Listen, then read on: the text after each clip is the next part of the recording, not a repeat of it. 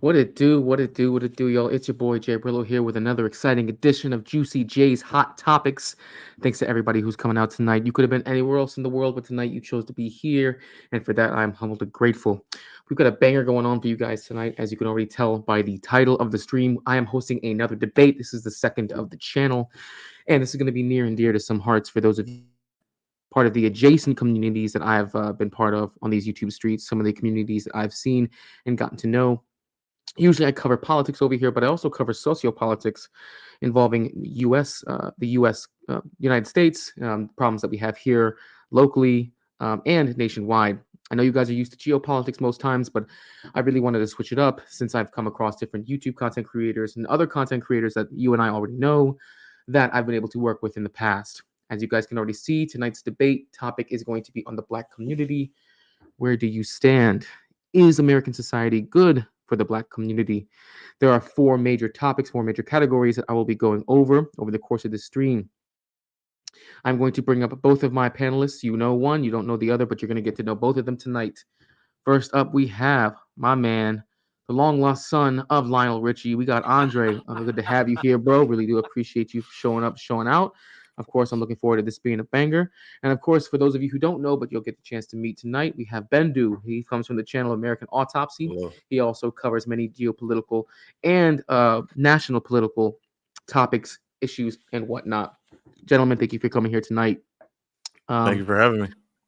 of course, I'm going to let everybody know in the audience. I'm going to let you guys know the format. I've already let these gentlemen know here in a conference call beforehand how things are going to be going. We want to keep this conversation and keep this debate as civil as possible. Of course, I know that debates can become heated. So naturally, I want to make sure I lay down the ground. Oh, Jesus, talking too fast for my own good tonight. I'm going to lay down the ground rules for everybody so that we're all on the same page, both audience and panelists alike. Okay. So what will happen is I have about 15 to 20 questions that I will be going over with each panelist. I will go and alternate from one to the other. One will be asked the question, the other will have the opportunity to either answer the question themselves or, if they so choose, to give feedback or pushback to the other panelist who chose to answer said question.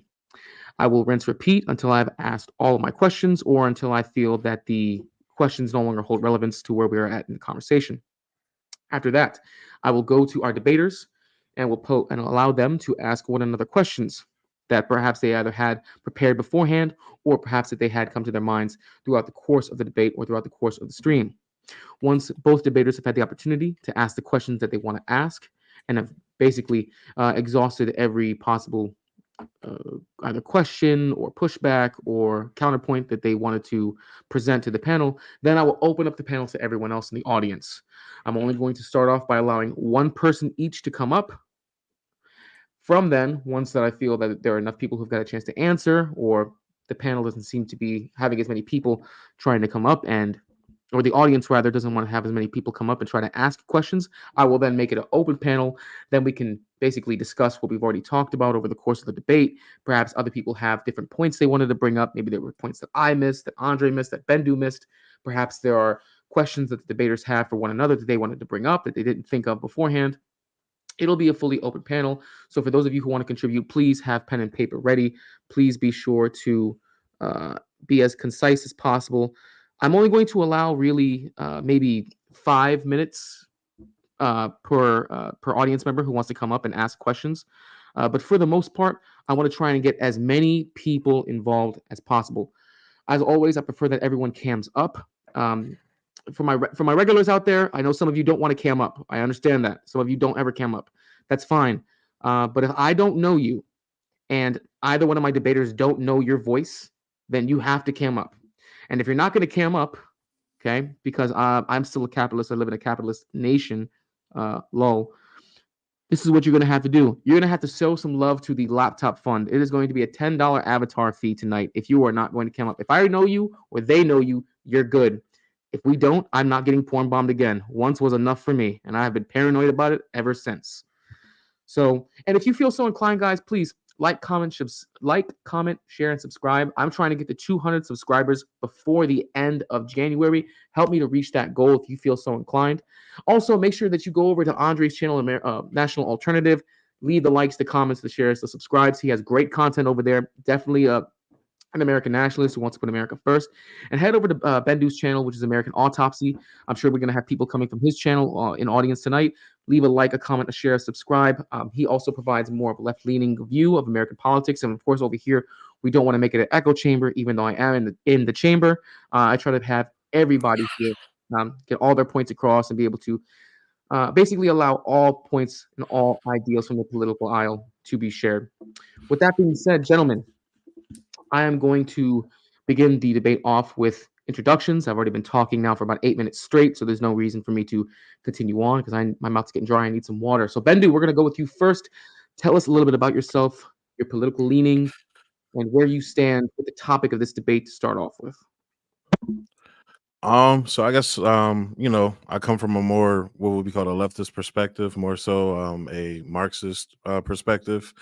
Like I told you guys previously, I actually got into Marxism through Malcolm X. He's a figure that I've read about and read about his life throughout my entire childhood and growing up and everything. And just seeing like a different side of him, like not seeing what I have been told about him, but actually like just going out blind and reading about him and finding these little tidbits, about his ideology. I was surprised to find out that, he leaned more into, the socialist, communist Marxist camp. And then, continuing that, learn about people like Fred Hampton and Martin Luther, so some of Martin Luther King's stances, being an anti-capitalist and things like that. It changed my perspective on a lot of things. But I will like to say I'm not like, your purple haired college, Marxist that likes to scream at people who have different beliefs than me. I like interacting with people who have different beliefs. That was actually the whole point of me starting American Autopsy. Like if you watch my first video to where my last stream is, like I've, had some changes within my view, but as I've learned from other people that I've interacted and encountered and just, open myself up to different viewpoints and everything. So while this is a debate, it's also hopefully a learning experience for me to learn, you guys' perspective, seeing where you're coming from as well. And to speak on the topic at hand, I will say that where do I stand on, the Black community and whether American society is good for the Black community or not?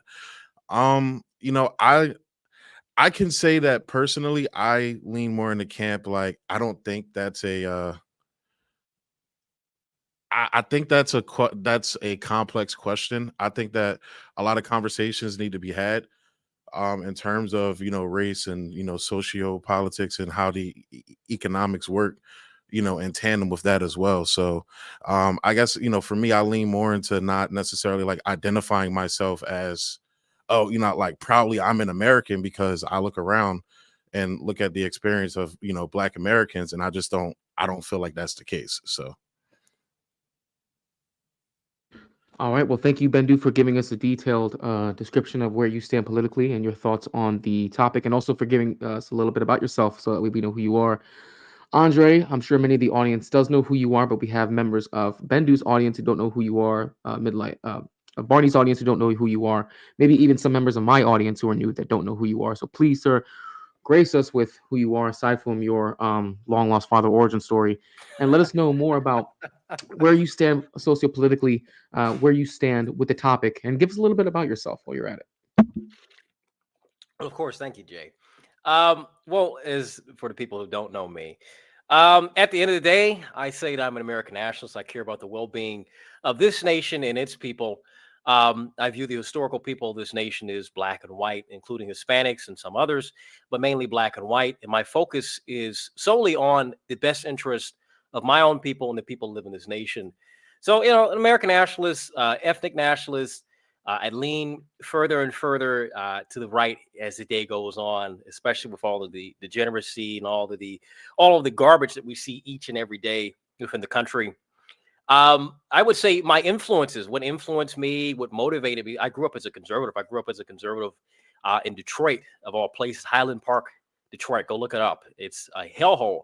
I grew up in that, and I got to see the best of both worlds. I didn't grow up in a privileged household. I didn't grow up in a household in the suburbs. I grew up like most other blacks. The only great thing is that I had parents that worked hard and made something of themselves. so they can still have something for their children, and made something for their children that me and my other siblings they could look at and be proud of. So I got to see, terrible things out of the city of Detroit, death, crime everywhere, drugs. I got to see the whole shebang, and I was fortunate enough to have such a great upbringing. I was able to travel, and I was able to go and speak to other people. I was able to go and engage with some of the other people and get a different perspective that this isn't the world. This isn't the trenches as we know it. The Black community. That's more to it out there. America's a beautiful country. It's a beautiful nation filled with beautiful people. I feel that the times we live in, we've lost our identity, especially blacks and even whites. We've lost our identity. We lack a true identity. We've fallen into the cracks of hypermaterialism and individualism. We need to move past that and focus on something that is more solid, something that goes beyond just ourselves. We have a very self-centered and selfish people, and I'm not for that. So if you really want to put me down as an American nationalist, you do some digging and have some, more interpersonal conversation, you'll find out, how deep my political alignments go. And I'll express that a little bit further throughout the debate. But I mean, that's all I have to really say. That's it.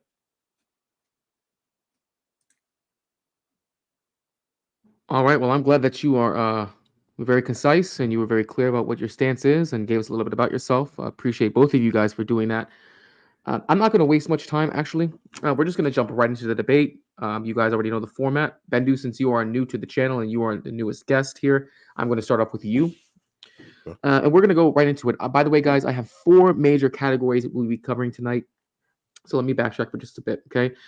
The 4 major categories I will be intertwining throughout the show, okay? They will result in race, history, politics, and culture. There'll be the 4 major categories that are touched on tonight. And the reason why I chose those 4, because after doing research and just seeing what I've seen throughout the course of my being on the YouTube streets, is that these seem to be the major 4 topics that are brought up the most in some way, shape, or form. It seems to boil down to these 4 branches. So these are going to be the 4 branches that we're going to be focusing on tonight. I already have questions lined up for each major category, each major topic. With that being said, we're going to jump right into it. And our first topic, actually, that we're going to start off with is going to be politics. It kind of goes into the intro that we just did between the two of you. So the first question is going to be for you, Bendu. Explain your socio-political stance. How is your stance beneficial to the Black community at large? You have 2 minutes, sir. All right, so like I said, I come from more of a Marxist, perspective on things, and I feel like that perspective is beneficial for Black Americans because, I'll go to like Fred Hampton and the Black Panthers, for example. When you look at the programs that they implemented, when the government was failing the Black community, the Panthers stepped in and filled that void with things like free lunch programs, healthcare clinics, and things like that. So I think that a collective nature, as opposed to a capitalist, self-serving nature and approach to the Black community, and especially like with us becoming self-sufficient on our own, because during Jim Crow we weren't able to interact with the regular means of economic livelihood within the country because we were blocked from that. So we had to build our own industries. We had our own doctors, our own car insurers, all of these things that we basically like are integrated into now. We had our own thing, had our own ways and means to do that now. And I'm not saying that I believe that we should go back to segregating each other from white people, but what I'm saying is I think Black people need to have a collectivist nature in terms of organizing and things like that. So I would say when it comes to healthcare, building our own clinics again, basically creating an infrastructure where Black people can go and Black people can feel like they're getting the service without having that creeping feeling of is this person actually going to look out for my well-being? Like, I've heard numerous times from the females in my family about how they go to a doctor like that and they feel like they're not getting the proper treatment, where when they talk to their white female counterparts and things like that, it's a completely different experience with them. So things like healthcare. Also, I guess this would be a little bit too early to touch on, but preserving the family unit, because regardless of how like a lot of leftists feel, that family unit is really what breeds a outlook on life for Black Americans that always had us, feeling hopeful and feeling like we can actually make something of ourselves. Like Andre talked about with his family, he had a very strong upbringing, even with all of the circumstances that was around him in terms of poverty, crime, and things like that, because he had that strong, solid familial base. He was able to have a different outlook on life than probably most people in those circumstances. Like, so I'm somebody that, comes from multiple different backgrounds. Like, my family was poor, we're now like a middle class, I guess a middle class, type of, family. But, I've just seen experiences where, when Black people become collective, whether that's through the family unit or through the community unit, I just see that as being a very good thing. So, and especially when it comes to the oversaturation of, material wealth in the Black community now that, rap music and hip hop has brought into, it's always this like concept of hustle culture. Like, oh, go out and get it, which is, I'm not saying, don't hustle and don't grind and, to get what you need. But at the same time, it's like, when you look at the history of Black people in America, has been a constant cycle of exploitation. At what point are we going to say enough is enough and come together, not just as Black people, but also as Black workers? So, yeah.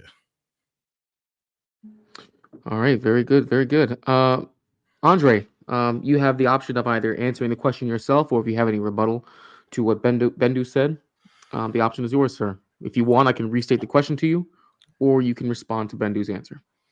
Go ahead and restate the question for me. We'll get a nice refresher. Go ahead. Explain your current sociopolitical stance and how your stance is beneficial to the Black community today. Well, that's fairly easy. I mean, when you look at the Black community today, when you look at the current state of Black people within America, when you look at the current state of anyone within the United States as a whole, I mean, we're in such a poor state. There's a lack of direction, there's a lack of purpose, there's a lack of a future. And it's all because of lack of order among people. We live, especially across the West, there's so much disorder. There's so much I just want to do whatever I want to do. I just want to go and live free. This hippie love, 1960s Woodstock bullshit that they love to, preach about. It's been a cancer for many people. And if you look at the 60s, you mentioned the 60s, look at that time period, you look at people that came out of that right there was the killer of America. You look at what happened with, sexual liberation. You look at what happened with the civil rights movement. You look what happened even with segregation and desegregation.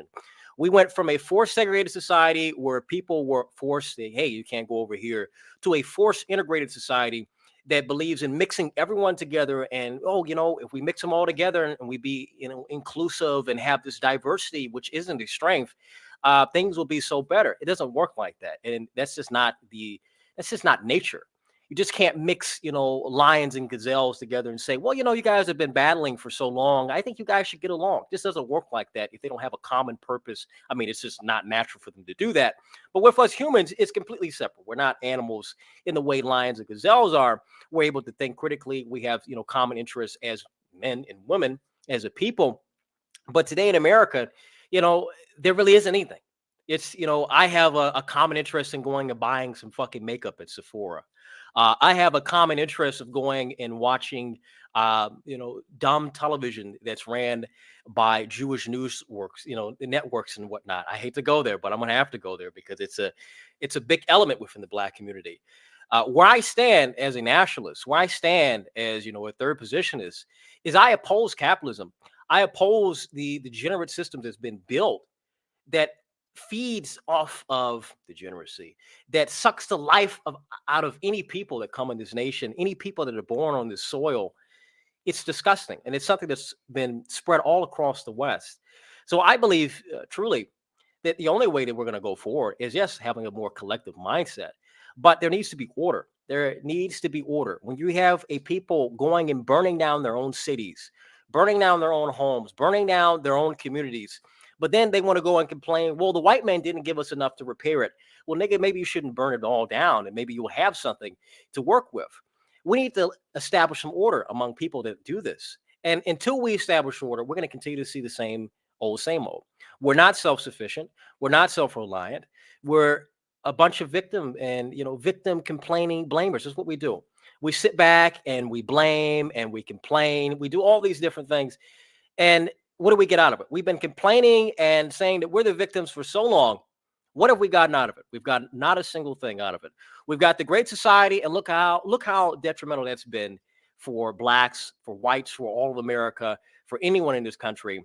We got to move past that. So I'm focused on a strong collective, a strong state, a strong people. That's what we need to go forward for the 21st century and for the 22nd. Very good, very good. Bendu, do you have any response to his answer before I move on to the next question? Or do you have anything else that you want to expound upon in regards to the question? No, you can continue with the next question. All right, sticking with politics, guys. This is my second question. Both of you are American, and both benefit from capitalism. In one way, shape, or form, you both do. How would you justify to Black people to reject capitalism and embrace your respective ideologies? How would this belief be more beneficial versus capitalism today? Andre, we're going to start with you. I mean, look at it. When you look around and you go in these communities, you look what capitalism has done. You look when you have all these different people who are able to come into the Black community. I looked at this. I looked at this coming out of Detroit. There's a large Arab population that has moved and migrated to Michigan, especially within Detroit. They have gone into these communities that are like wastelands. They've gone into these communities and they have sucked the economic life out of these places. They're already being sucked out because of the lack of, maintaining it from Black people, the failure we've done to maintain what is our own and build on what is our own. We've allowed a lot of people to come in and they've destroyed it. So rejection of capitalism, I mean, any third position, that's what third position is. We reject capitalism. We reject capitalism, communism, all of these materialistic, ideologies and systems. We don't believe in that. There has to be a focus on something more. The way you move people over to your ideology, the way you move people over to your truth is by showing them the reality that they're living in. If they can't see it, if they're too blind to see what's in front of them, then guess what? They deserve to perish in this world of eternal struggle. They deserve to die in that world if they want to live in that. So I focus on those who are willing to listen. I focus on those who are willing to work, because something I learned growing up, when the teacher is ready, when the student is ready, the teacher will appear. And if a lot of these niggas aren't ready to learn, if they're not going to sit down in their seat and learn that, hey, the path that we're taking as a people is so destructive. The path that we're taking as a people is not beneficial for our own well-being, for our own future. Well, we got to start talking about something else. If they're not going to realize that, if they're not going to sit back and think about that, well, I guess they don't need to have this conversation with me. They need to check out, go do something else, get out of my face. I do want to ask you a very side tangent question real quick. What do you mean ahead. We may need to do something else? We may need to do something else. Is like, you know what? I don't know. Maybe not get, you know what? I'll explain it. I am not for people who won't understand the direction we're going into. I separate myself from them. And I believe that Blacks need to make a big separation between the people who bring nothing but bad representation for us each and every day. And when you look at the Black community, you look at people like, what's that, Dumb Whore, Sexy Red. You look at these people like that. You look at these people like Cardi B. You look at these rappers. You look at all these gangbangers in Chicago. And a lot of them are just trying to survive, but they've taken on a lifestyle that is detrimental to them because they've watched people who've been only successful because somebody has tapped their hand into them. I think Blacks need to separate themselves. Blacks need to separate themselves from, the simple Negroes, from the niggas out here. That's what needs to do this. So that's what I'm saying. We need to do something else. We need to focus on something else. We need to go in a different direction, because if we don't, we're just going to continue to go down the same path, and we will be conquered. We'll be destroyed. That's what's going to happen. It's just nature. And I'd rather not have that for my own people. And I'd rather not have that for any people, but that's what we're seeing. And I believe it will be carried out within this century unless we do something. I don't believe that we in the West have a very long time to repair the damage that's been done. I think we have 50 years, both Blacks and whites, both all of the Western civilization have about 50 years to repair all this damage. Well, excuse me, not repair, but move and shift the course and direction of our people's of our respected homelands, everything. If we don't do that, then we're just going to simply perish and be conquered. And if that's what happens. That's what happened. Might makes right. I do agree with you. Actually, that might does make right. I think it's a principle that has been around for many thousands of years, and a lot of people have forgotten that in our day and age. We seem to want to divorce ourselves, not only not only socially but also politically. We want to divorce ourselves from that, and might makes right is the rule of the world. Has been since the dawn of civilization. Bendu, would you like to either respond to what he said to his answer to the question, or would you like me to restate the question? It's up to you, sir. You're muted. Tripping. I was saying, could you restate the question, please? Both of you are American, and you both benefit from capitalism. How would you justify to black people to reject capitalism and embrace your ideological beliefs? How would this belief be more beneficial than capitalism? So, myself as a Marxist and, just the research I've done leading up to this point, I have never been one while I point out the hypocrisies and the failures of capitalism. I'm not one to, sit here and pretend like capitalism hasn't achieved, great things for the people. But my point of view on it is that, like, multiple different economic formats that came, platforms that came before, I feel like, at a certain point, capitalism has to step aside for something new. So, and I do believe that that is, socialism, which will eventually lead to communism. So, and I think that will be beneficial for black people specifically, is because I look at the examples of where, it's been applied in black spaces, whether it was here in America with the Panthers, or somebody else that I figured that I really look up to is Thomas Sankara as well. When you look at the work he was doing in Burkina Faso, not just, economically, but just a cultural shift in that country with a lot of the policies that he was implementing, just from everything from economic policies to social policies to changing the country's name, from what it was previously to Burkina Faso, which is, land of upright men, give people a sense of pride and unity within their country and nation. So that's why I don't reject nationalism either outright. People look at nationalism and think of the worst elements of everything, where I'm like, well, no, that's not necessarily the case. It's, about how it's, presenting itself and what exactly, the means of going about that is.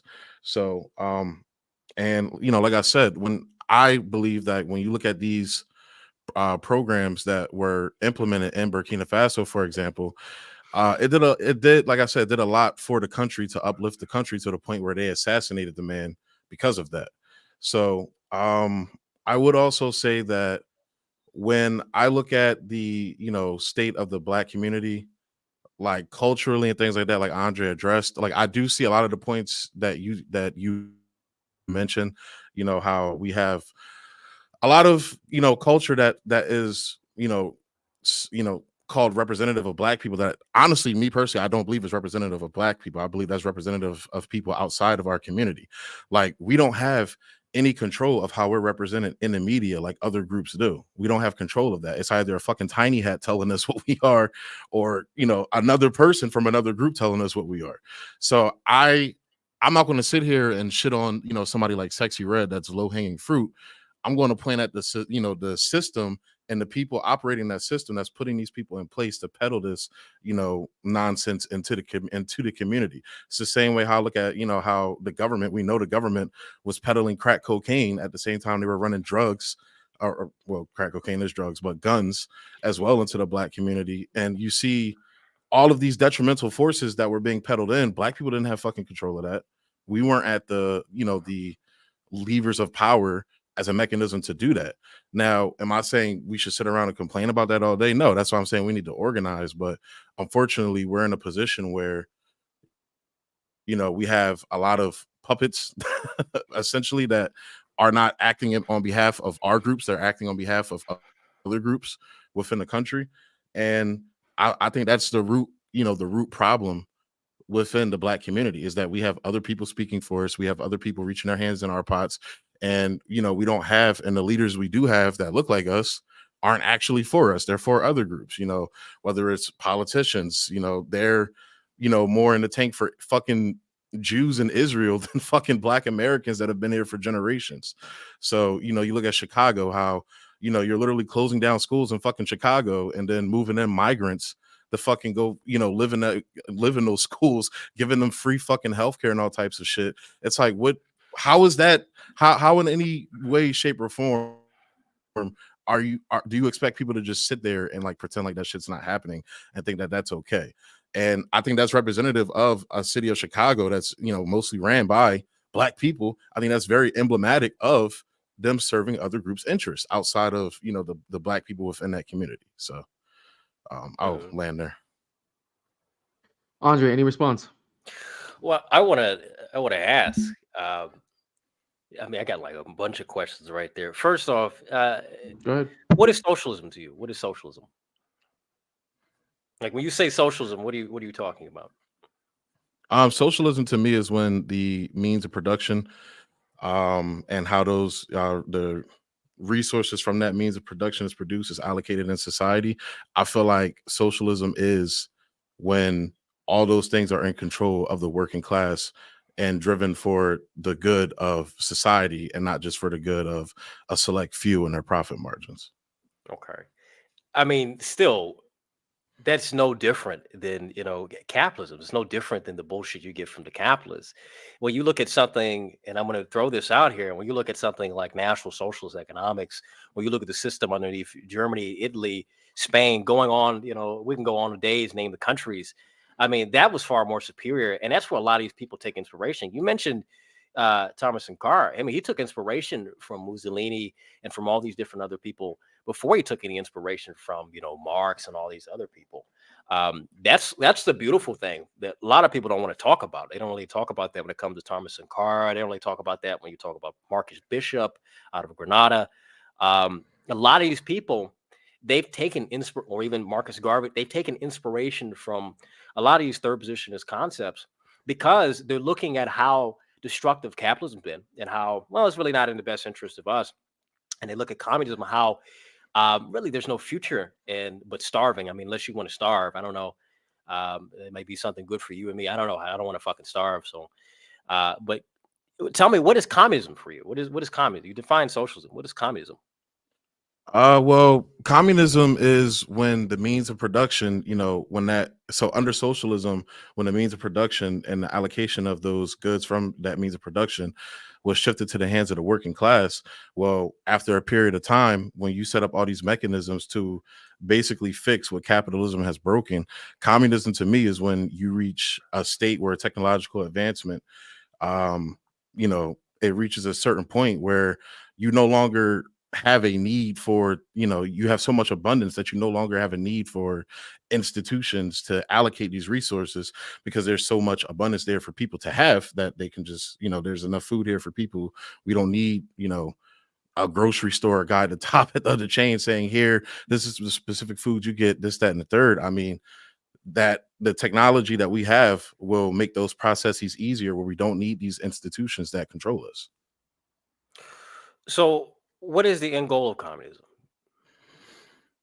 I believe that the end goal of communism is, creating, I mean, in all honesty, creating a society that's, more technologically advanced in terms of humanity, where, rather than worrying about the issues we're worrying about today, the issues we're worrying about is, you know, how can we improve X technological advancement to get us to this next step? So, if we're building, fusion cities and things like that, how can we improve upon that? Like, I believe that communism is a constant like mechanism of improving our technology to a point where it's just making things easier and easier for people as time goes on.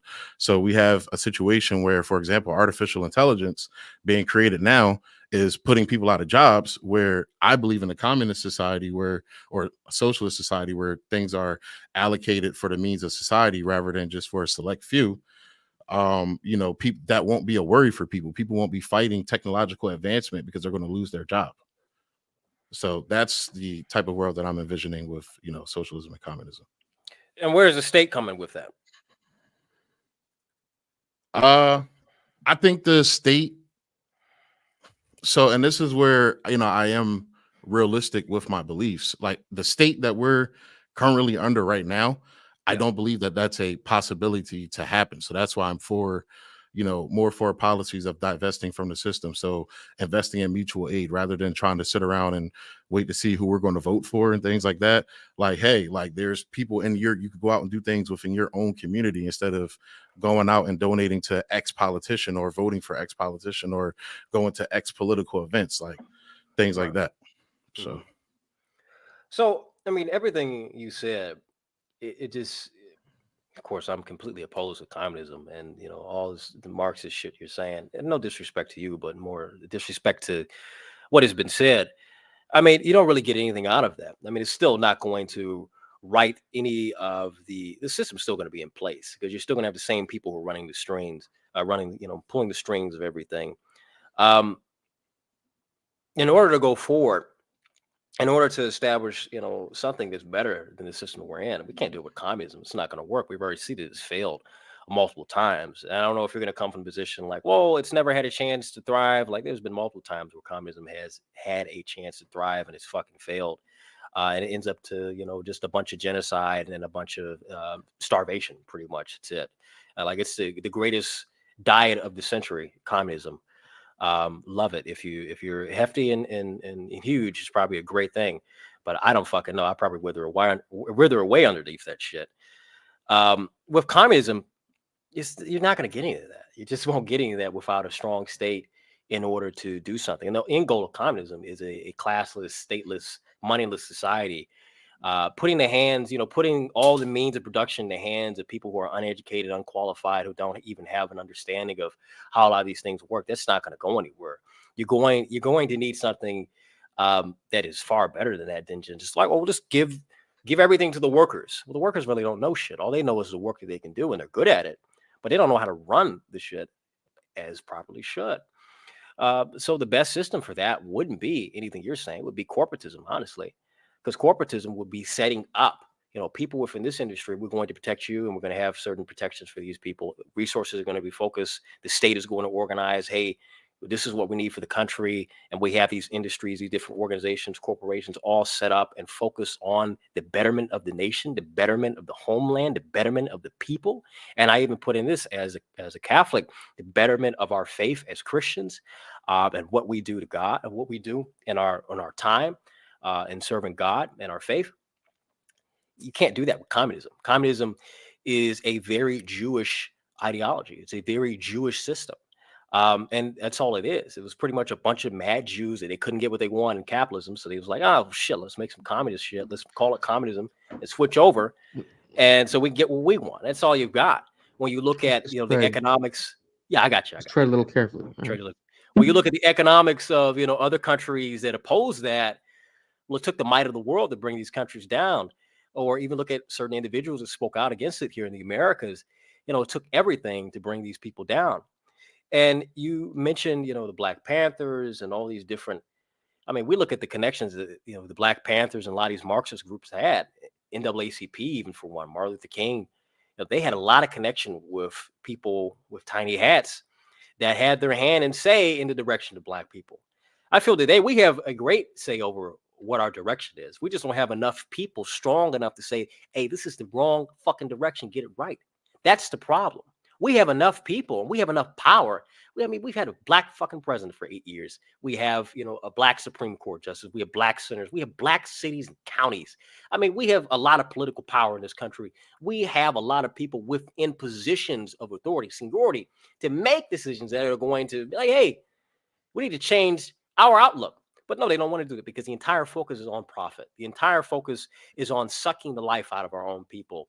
And that's what they do. And that's what these traders do. It's what black and white traders do in this nation. So, where my mindset I come from, I'm all for the betterment of, Black people. I love Black people. I hate our direction. I hate how we represent ourselves because it's no longer, somebody on the television that's representing me. I go to the liquor store. I go to the gas station. You can name anywhere. Go anywhere in the hood. These people are representing themselves. They're representing the cultures they've taken up. They're rapping and making all this music. It's the easiest thing that you can get into, as Dr. Dre said a few years ago. It's the easiest thing you get into is, hip hop, rap. And you've got a lot of these people who are pushing out this poison to our people.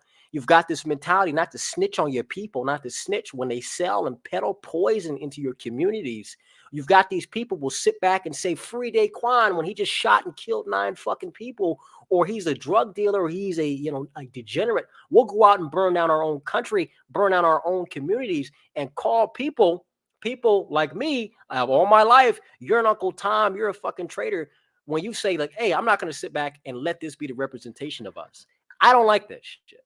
So, I mean, at the end of the day, going back to the main point, I mean, communism it's just not going to work. It won't work here in America because it's so alien. This is like if I said I argue with people who think National Socialism, and they think that they just go around, doing SS salutes and Roman salutes and swastikas. They think that's going to work here. Just won't work here. It's completely alien. There's so much propaganda that's fought it.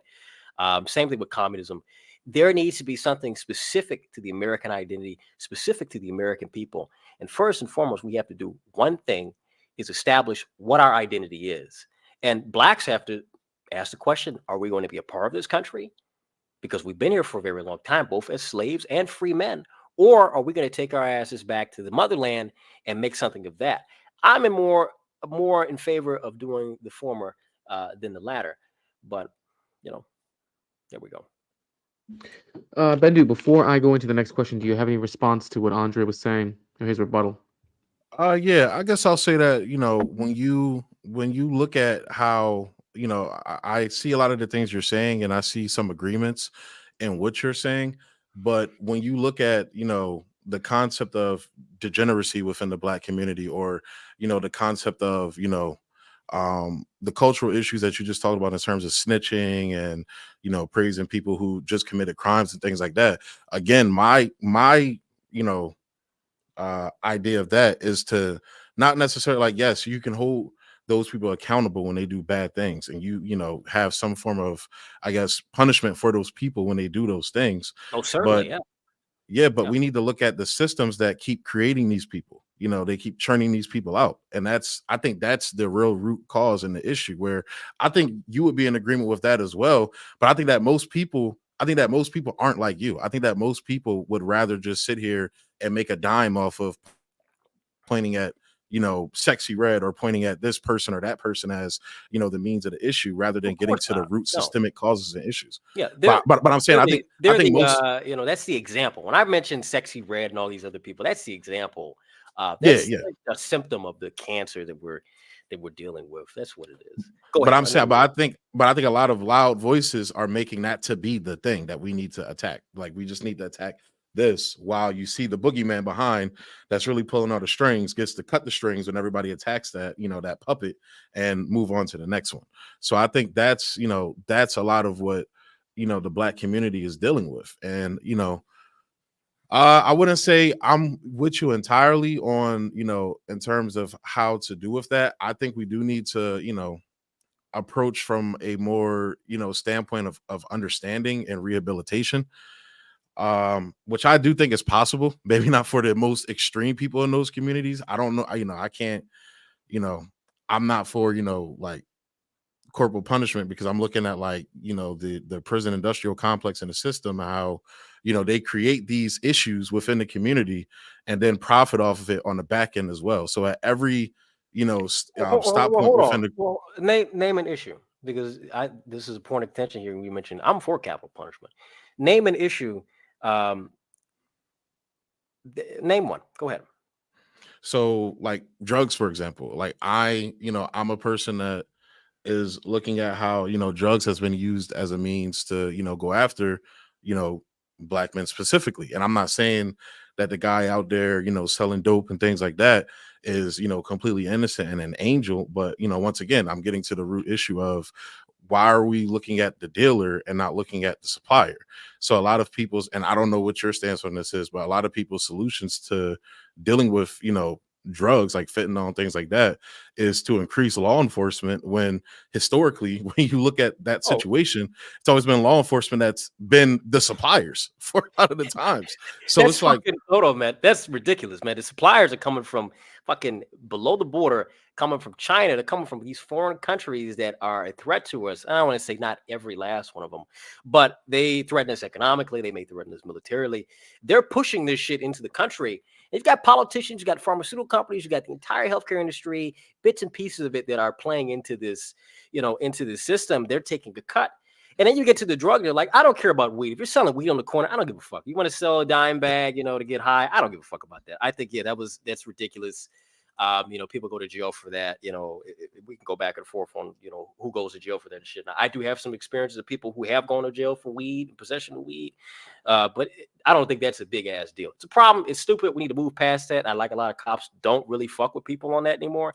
But no, you're selling fentanyl and crack cocaine and black tar heroin. No, I don't believe that we should be trying to rehabilitate those kind of people, because those people are doing the worst. They're selling poison to their own people. It's an understanding if the enemy is trying to poison me. We're in a war. Okay, the enemy is going to poison me.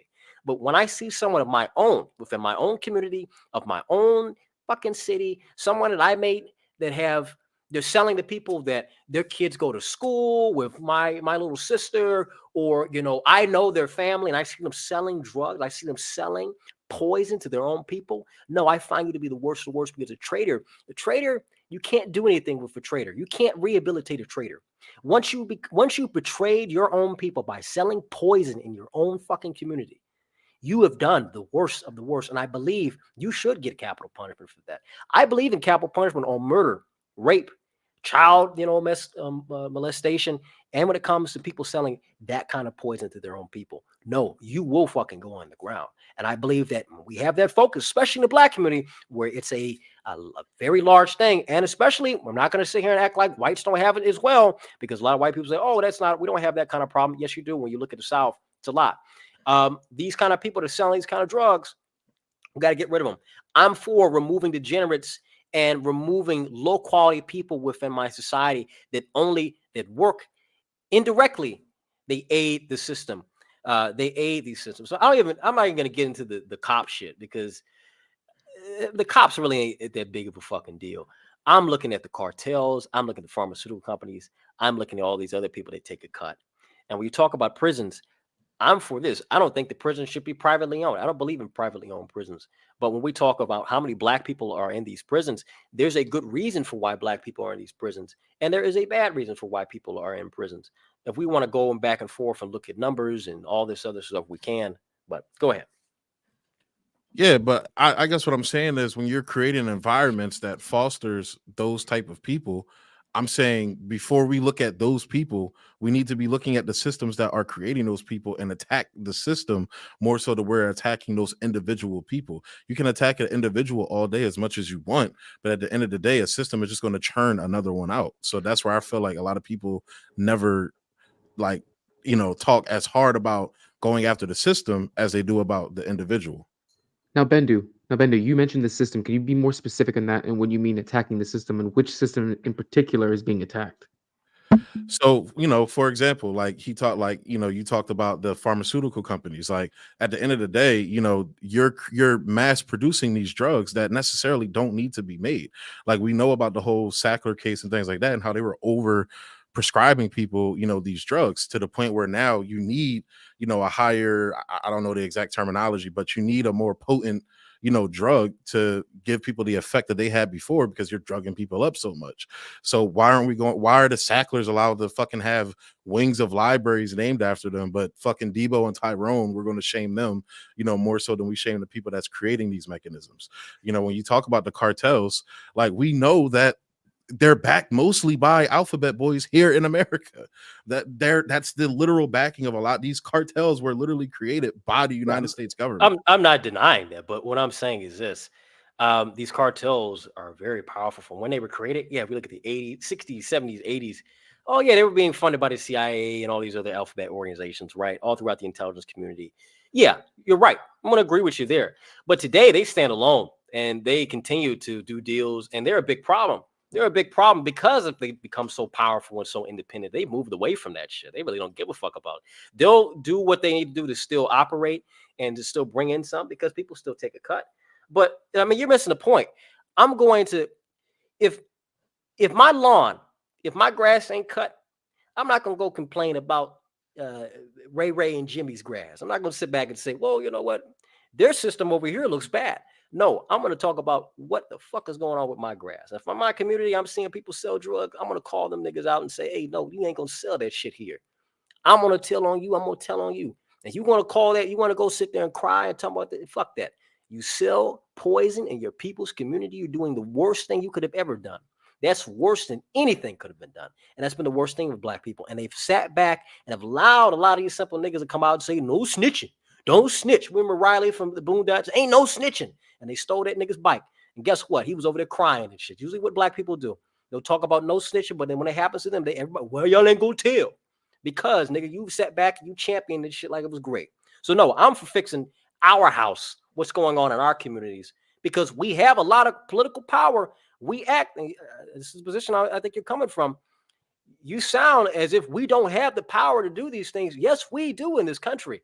This isn't 1953. If it was, okay, nigga, we may have to ask other questions and then focus on other things. But no, today we have a lot of power to make change in your community. Black people don't want to do that.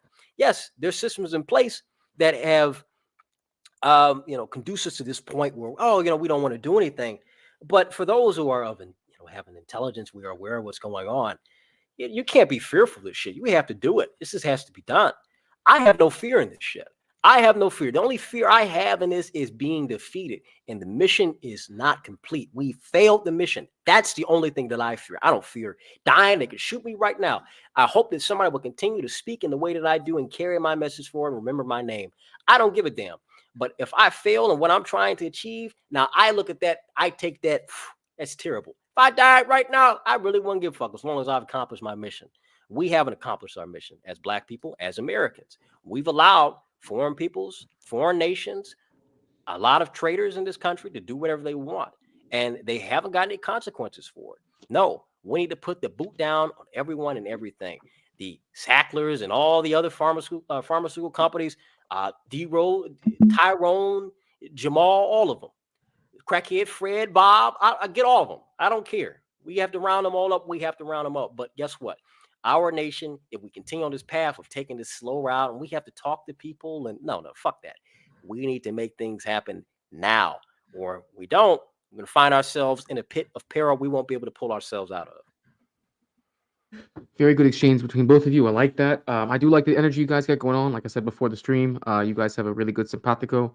But I do want to keep on moving so that we can get through the rest of these questions, and you guys can have the questions or ask the questions that you want to ask as well.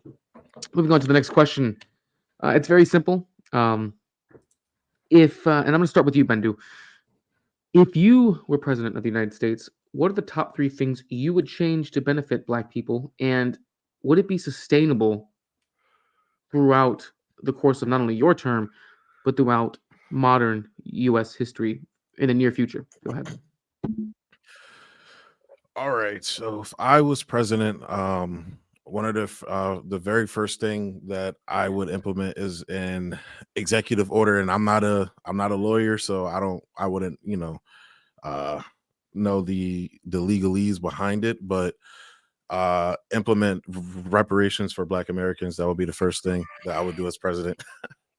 I know, I already know, bro. I already know, but that would be the first thing I would do as president. The second thing I would do is that might be the last thing you do. I won't be real with you. If you do that, that might be the last thing you actually putting off. The first and last thing you put in. But go ahead. The second thing I would do is close all military bases overseas and withdraw our troops back home. And the third thing I would do is abolish all alphabet boys, every single one of them, scatter them to the wind. Damn, you gonna take Google away like that? Damn. Well, I meant more so like law enforcement agencies like FBI, CIA, things like that. But fuck, I'll go to Google too. Fuck it. Okay, maybe I can get with you on that last part, but everything else. Was there anything else you wanted to add on, Bendu, before I pass the mic? I think that was 3. So I think I named 3. Andre, reparations. Any rebuttal? Or how would you like to answer it yourself? I want to answer, but I want to go back, and I got it. Well, how about this? Okay, how about this? I know what you want to go back on, but that literally is part of the history topic. All right, so that literally is, and I know, and I already know because I've been on I've been on the YouTube streets quite a bit, and I'm more on Black YouTube than you are. I'm Oh probably yeah, I more than know. both of you actually. So I know. I've been through many of these conversations multiple times, and I know how much of a rabbit hole it becomes. So I want to hold off on that, and I know you're champing at the bit, but let's save that for a little bit later. So how about instead, if you do want to rebuttal, maybe not against that point, you can rebuttal if you want, or just answer and give us your own three, if that works instead. As much as I want to, I mean, with the alphabet boys, yeah, I don't know. I guess I'm going to need them in the system I would create. I wouldn't allow them to have the much autonomy that they do. They wouldn't have the autonomy and the freedom that they do now to run rampant and do what the fuck they want. That would be for certain.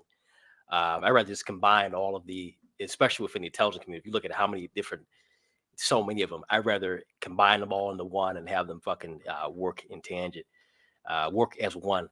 But if I was president, first thing I'm going to do is I'm going to completely have a complete 50-year moratorium on any and all immigration from every country, legal, legal, all that. No immigration to the nation. Um, I would second, we'll focus on improving. I don't even want to just put oh, I'm going to just be, because if I'm president of the United States, I'm president for everybody of the nation. Um, I want to look at the birth rates in education, making sure that we make an economy that is affordable for anyone to have a child in this country, and making sure those children get the proper education to learn exactly who they are, and what the purpose of them being here is for. Not just to be another consumer, another life and soul, like conservatives fucking think and like liberals fucking think. No, not that shit. No, you are here for a purpose. God put you on this earth for a reason. Make something of it, because we have a very limited time given the technological conditions we're under. We have a limited time until we can have 300-year lives. That ain't our lifetime. So nigga, make most of what you got in these 80 years. Third and final, I would say that I would promote policies, more freedom of association. Of course, I'm opposed to forced segregation. I'm opposed to the forced integrated society that we're living in. I'm more for freedom of association. Excuse me. Where I would allow blacks to make their own community and assign certain states, certain areas of the country to be black and white homelands for those people. You can't live in these states, but you can come and shop and you can work and do business, but you cannot live in them. These are going to be ethnic homelands for these people. That's a little controversial. I kind of want to mix it up, and I would say I would change. We wouldn't have 50 states. We have maybe 10, 13 different states. I think 50 states is too much for this nation as big as it is. But that's all I have. That's all I have. Bendu, do you have any response or any rebuttal to what his answer was for his three options or his three actions as president? Not necessarily a rebuttal, but just like I found that last part interesting. Like just literally when you said this, I never thought about that. Like the concept of taking the country from 50 states to 10 states, having autonomous regions. Like like you said, you could go there and shop, but this is specifically for this this group of people. How you delineate that? So Yeah. that would be something I would like definitely want to hear more of you talk about, because I've never thought of that before. So. Okay. I just found it interesting. So, all right. Thank you. All right. With that being said, I'm going to move on to the next question. We're going to stick with politics. That is the first topic of the night. And politically speaking, this next one, and this next one is going to be for. Actually, I asked you first, Bendu. So this next one's actually going to be for you, Andre. All right. And plus, and by the way, as host and moderator, it is implied that I'm already neutral. So therefore, I'm not going to be wearing any gloves with the questions that I have for either person. So Andre, I love you, bro. Of course, man. Don't feel any type of way, of course. Come on. I must be impartial no matter what. I know. Go ahead, man. Far right ideology is considered violent and extremely racist within the confines of the United States.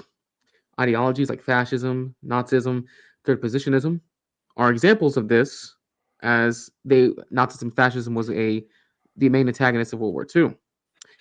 How can Black people accept to have a higher quality of life and prosperity of ideologies that have far right leaning beliefs, given their past? How can you convince them to buy in? Well, I don't speak for ideologies of the last century. I speak for what we need today in this century. My entire focus on is what we can get out of the era we live in. So, although I may subscribe and I may, read and, have a converse with people who may subscribe to these ideologies, and I may have a favorable look on these ideologies. I'm not trying to get you to, buy into it and rep these things. I believe in something new. I believe in something greater. I believe that people should progress it in a different direction. I'm not going to sit back and say that you should go goose stepping or you should do Roman salutes. I'm not going to do that because that's not for everybody. And given the propaganda that's been so deeply embedded in the minds of so many people across the Western world, given the events that happened in the last 80 years, there's no way of trying to revive that or bring that forward. But looking at the concepts and stuff that is deeply entrenched with it, looking and tearing it apart, there are things that we can incorporate and bring forward. But like I said, we have to focus on what's in this nation, the nation we live in, the time period that we live in today. We can't cling on to ideologies of the past and think that they're going to work. If they failed in the past, if they are of the past, why are they not here now? And what are the conditions of it?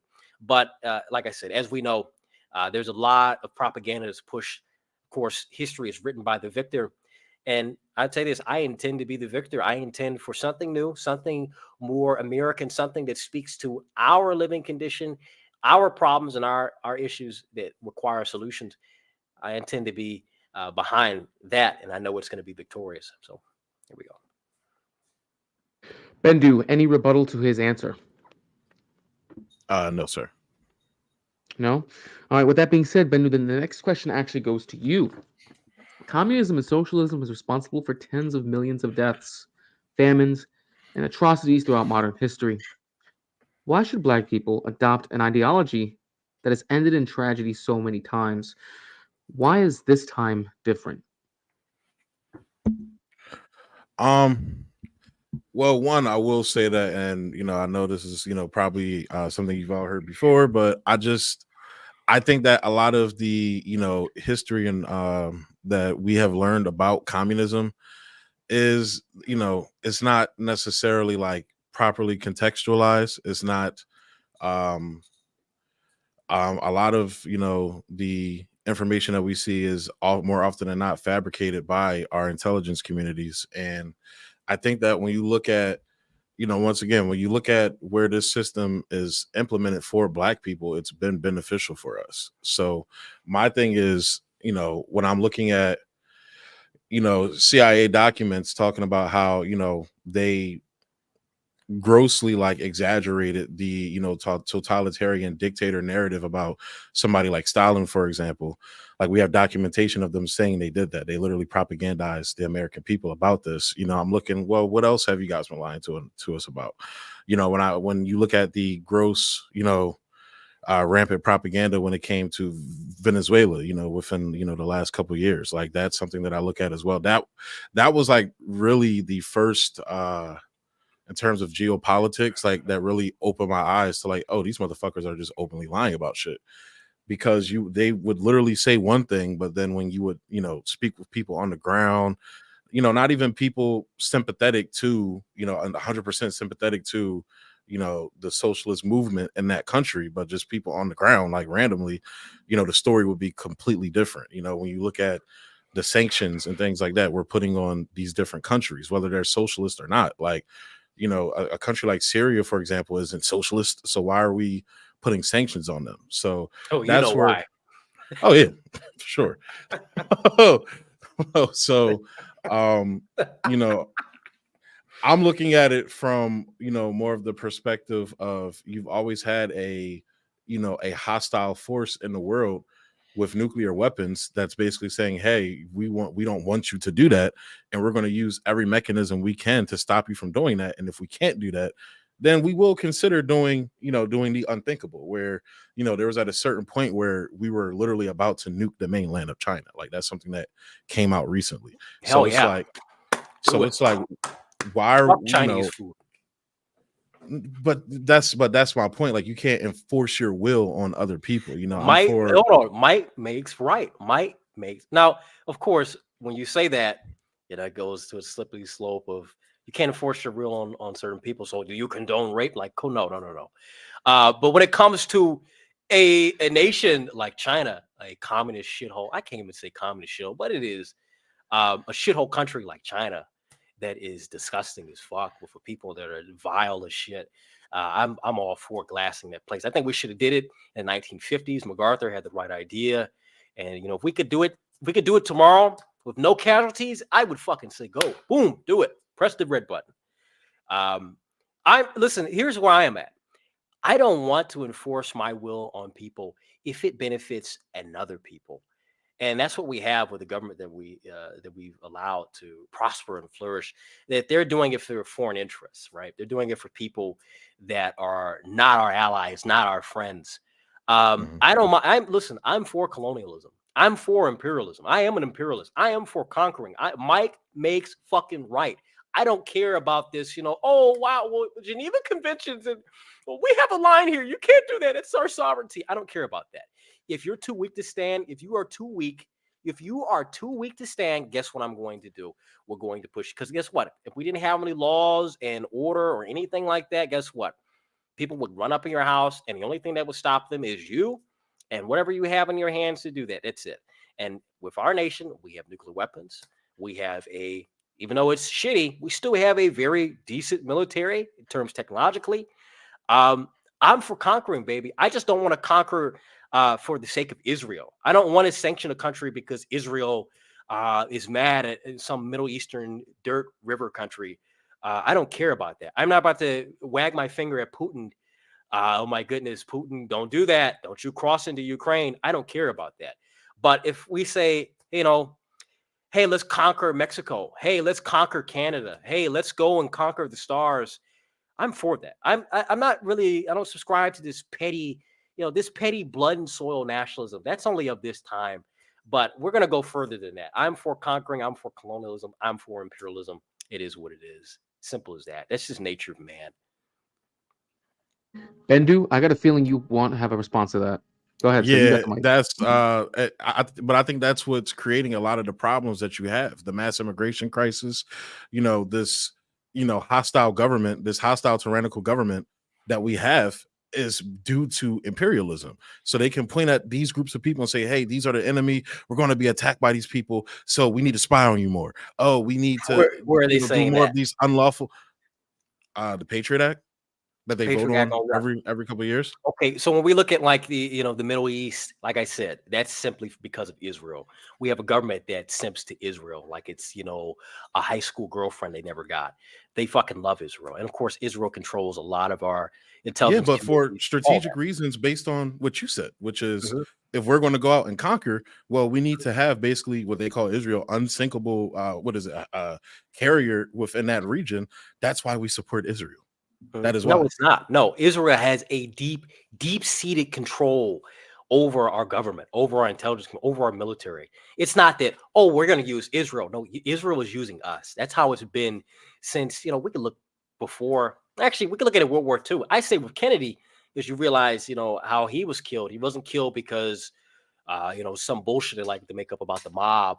No, simply because he didn't really like the direction Israel was making nuclear weapons at the Dimona plant. He didn't like the connection that the CIA had with Mossad and all these different intelligence organizations, especially with Mossad. Didn't like that, and they didn't find it to be too favorable. So that's why they killed him. We can go on all day with that. But yes, Israel is responsible for the military-industrial complex. That's what they're responsible for. They want us. It's not we want them and we want the Middle East. We want the oil. No, Israel wants the land. Israel wants dominance. That's why they bitched and moaned when Iran was getting a nuclear weapon, but Israel has nuclear weapons. No one says anything about it. They've had nuclear weapons all the fucking time. No one says anything about it. But the moment, this fucking Muslim hut country is like, I want a nuclear weapon too. It's such a big problem. If a goat decided to make a bomb that Israel didn't have, Israel would start to be like, they can't have that. You can't let them have that. We have to get it first. No, we can't. No, don't let the goat get it. Don't let it. No. It's the other way around. You're missing the entire point. It's not because the United States is evil and we want to conquer. We have been conquered. We've been conquered with our government and with the propaganda machine that they have that's so strong in this nation. They've conquered our people into believing that we should go fight and die in the desert for 20 years like we fucking did in Afghanistan and Iraq for nothing. Entirety of 9/11 was focused on getting America involved in the Middle East. That's why you got everything you got from out of the 2000s, from the Obama administration, from the Bush administration. You got all of that because Israel knew that this is a century, this is a time to do it. Everything's falling into place, and it's exactly what they got. It's exactly what they got. They got us to get involved, and we spent 20 fucking years in the desert. What, 5,000 fucking American lives lost for what? Nothing. For the interests of Israel, for their own empowerment, for their own betterment, not for the American people. Yeah, but I also think that, the American people are always going to be losers in these scenarios regardless. So when that's any time with imperialism. So the point that it is. The point that I'm making is that when you look at the interest of the United States and the interest of Israel, the interest of the power, the elite within the United States and Israel, those interests align. Like I said, Israel is a foothold in that region for the United States, along with other countries that were in that region as well. And also Israel has an opportunity to forward their interest as well. It's people that have simpatico interests, like, hey, I have this interest that it doesn't contradict and aligns with your interests. Let's get together and boom, boom, boom. Like the United States has been the United States has been doing this since before Israel was even thought of. Okay, name one. Name one time. Name it. What were we doing before the creation of Israel? What were we doing? Well, World War II. What was that all about? Why did we get involved in World War II? Why do we get involved in World War II? Yeah, tell me right now. Why did we get involved in World War II? We got involved with World War II because of the encroachment of the Nazis in Europe. Bullshit. We had bullshit. That's not the reason why. The reason why we got involved into World War II is simply because they needed a nation like us that was not touched, not bombed, like England was being decimated by the Luftwaffe. England was being decimated and destroyed throughout North Africa. I'm going to be real. I don't think that Germany could have survived really economically in that war. I go back and forth with that because I kind of do think they could, depending on how successful they would have been going into Russia. But I don't think they could have won. With us getting involved, there was no winning. With us getting involved, there was no winning. With England just being involved, being the last bastion of democracy in Europe, yeah, maybe they would be able to fucking take out and bond. You would have saw Faustmajägers in London. But no, the reason for us getting involved in World War II is simply because of the amount of kvetching that a lot of these people from banks and people from your credit unions and your insurance companies that work in there with these hats and go to temple, they bitch and complain and moan about how Germany was this evil nation. They did this before the war kicked off. They talked about how Germany needed to die. It talked about so much how Germany needs to go away because of its economic policy, because of the economic freedom that existed throughout the 1930s, throughout all of that time period that Germany was alive, even with Italy. I'll go to something even less extreme, even with Italy. Same thing with that. Same thing with Romania. Same thing with Spain. Same reason why they opposed Mosley in London. Same reason why they opposed so many different movements. You look at the America First, the actual America First, not these queers on Twitter with Nick Fuentes, this LARPing little fag. No, when you look at the real America First movement with Charles Lindbergh and Gerald L.K. Smith and Father Cogley, look at all these people. What they pushed and what they talked about was anti-war. We don't want to get involved in another war that doesn't bring us anything at all. The only thing we got out of that war is that the entire world was decimated and we thrived off it because a lot of these people had invested in this country. They invested in the military-industrial complex. They built up this nation so well so they could profit off of us, and that's exactly what we saw. They started it was to build up a new nation. England was dying. Europe was going in a different direction. They had nothing left, so they focused all solely on the United States. Go to World War I, same shit. They wanted to get involved because the economic direction of Germany and all of the central powers, it was leaning in a different direction where England and France were going to be losing. They were going to be the short end of the stick. They didn't want that shit. They didn't want it at all. So they wanted to get somebody else into this rising power in the West. America, we got involved in that. Every other war has been for our own benefit. The war, Mexican-American War, the Spanish-American War, all of that has been to our interest. We gained a lot from that. World War I didn't really gain shit. World War II, we gained a lot of shit because everyone else was fucking destroyed. That was it, because the entire world was decimated and they invested a lot into us. Beyond that is when the interests of Israel and other foreign countries came into play. So don't give me that shit like, oh, no, this shit doesn't work like that, man. Yeah, the Rothschilds, all of them. They wanted, they saw that gold, they saw all that shit, that Germany has its own bank. It's a good book. I encourage you to go read this, Bindu. The History of Capitalism. I think it's The History of Capitalism by Stephen Goodson. Go read that. And explains everything from Julius Caesar all the way up to Saddam, everything to Gaddafi. Explains it. The reason for why these people, or you can even read, I'm going to try to say it in German. And my German is going to be fucking bullshit. Damn it. How do you say it? It's by, what is his name? Werner Sambad.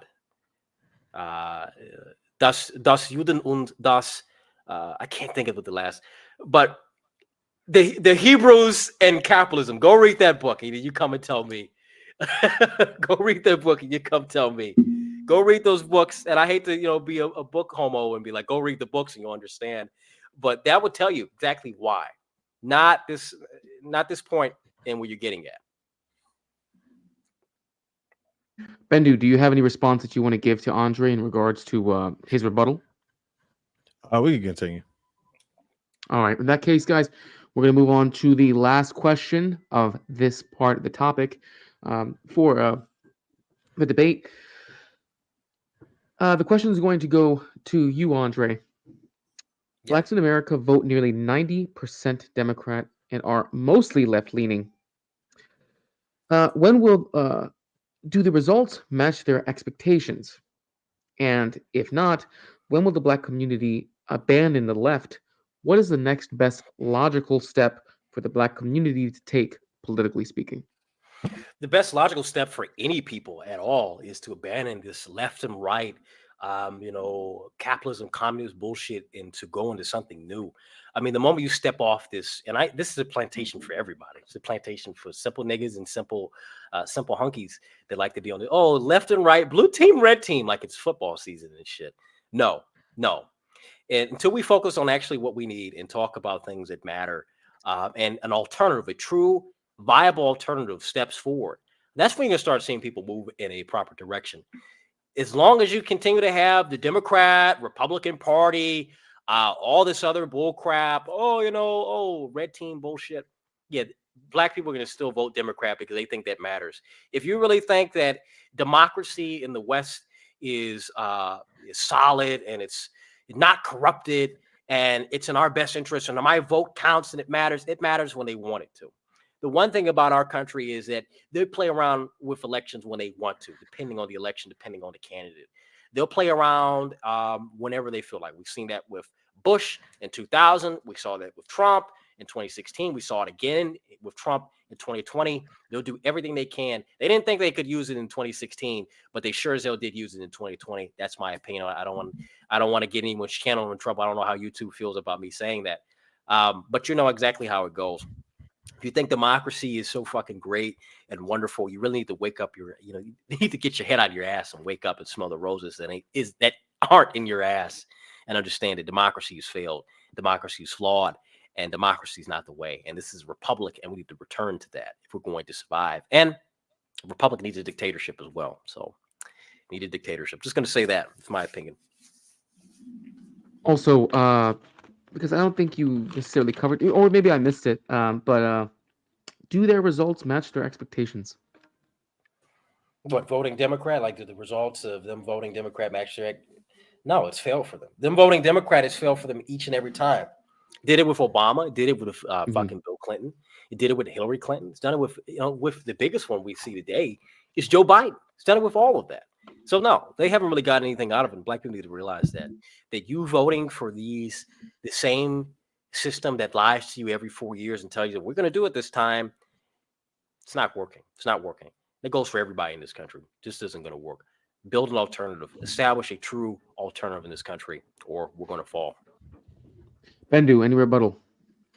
No, I actually agree with him 100% on his sentiments there. So, I guess just to piggyback off what he was saying, if that's cool. I didn't know if it was just a Floor is yours. rebuttal thing. All right. Yeah, I guess like when you look at the the clip on how Black Americans vote and vote for Democrats, it's atrocious. Like my family, no matter what I try to tell them, I'm not even telling they. So automatically, when you talk to Black people and say, "Why are you voting for Democrats?" You go through the whole list and pointing out all the atrocious shit. Then immediately following, the next thing you get is, so you're telling me to go vote Republican, or you're telling me to go vote for Trump. I'm like, no, that's not what I'm saying. I'm telling you that you're literally in a casino where the dice are loaded. Why are you playing? Why are you gambling on this? Why are you investing in this? Now, I think Andre's solutions may be different than mine, but maybe kind of similar for what I'm about to say. But I think we need to be looking at third alternatives. So I don't know if by third alternatives you meant like third parties or anything like that. I'm personally not even for that, because I think the entire electoral system is a game. It's a show. It's wrestling. Like they're all paid by the same guy. Like they know who's going to win at the end of this. So it's like there's no like again, why are you going to gamble in a casino with rigged dice? Like it's Yeah, it's pointless. I agree. So Yeah, yeah, I agree. so like for me, like I've just been focusing on trying to find orgs that I can get, and not even just like socialist and communist orgs. Like I'm not a religious person, but I'm looking into trying to get involved with different church groups, to do food drives and all types of just different things to actually help my community, my immediate community. And mutual aid as well, something that I've looked into as well, and I have donated to a couple of orgs and just help people out around me as much as I can. So that's Exactly. my perspective on it. Yeah, I'm not for third parties. I don't give a fuck about third parties. I'm talking about Yeah. the only way anything is going to change in this country politically for people to get off, this boat, and change its course is you have to start at the ground. You have to start in these communities. And that's exactly what New Frontier is going to do. We're going to start at the ground, work in these communities, build a solid relationship with these people, and expand from there. And then you start focusing on the local level. You start focusing on these local offices. You start focusing on these positions that are up for grabs, that are easy to get because there's a low population, or because, the asshole that's been in there hasn't been doing everything they should, representing those people for years. That's where you got to focus at. And then we can talk about the Senate and the House and, we'll get into the presidency. We can talk about that shit later. But the main focus is building up pretty much a new nation within this nation that's dying. That's what you have to do. If you don't, well, we're just going to fall with the carcass, fall with the corpse. Excuse me. Bendu, did you have? Well, actually, you said you didn't have any rebuttal. Would you like me to go over the question so you can answer it in your own way, sir? Oh yeah, sure. Okay, so the question that I posed to Andre was: Blacks in America vote nearly 90% Democrat and are mostly left-leaning. Do their results match their expectations?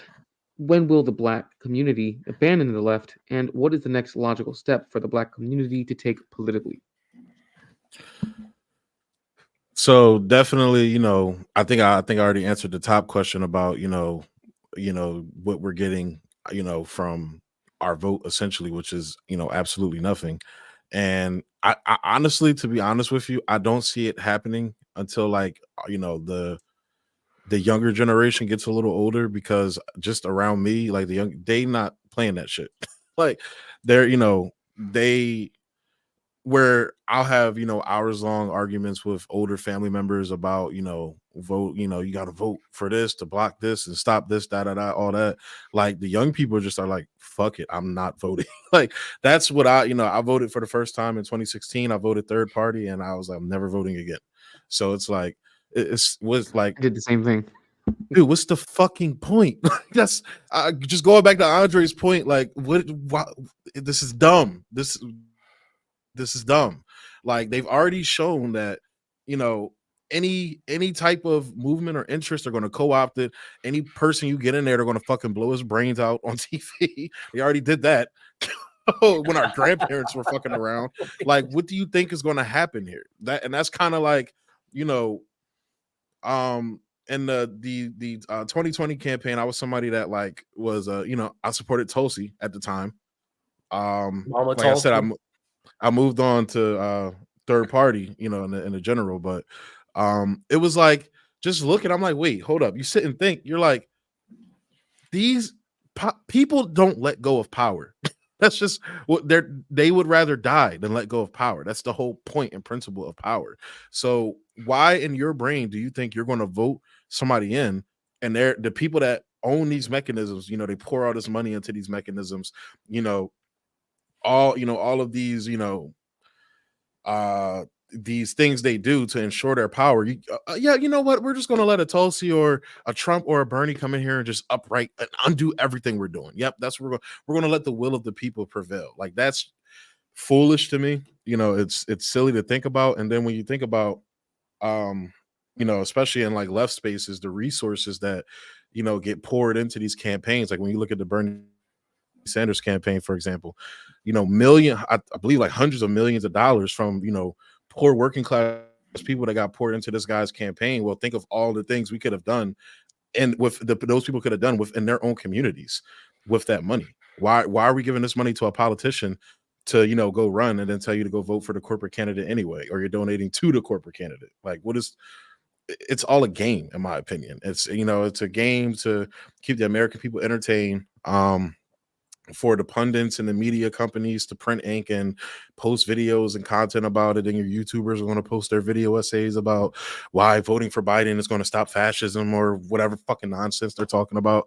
So it's like it's dumb. It's just it's stupid, in my opinion. So could you repeat like the last portion of that question too? I kind of like brain farted on that last part.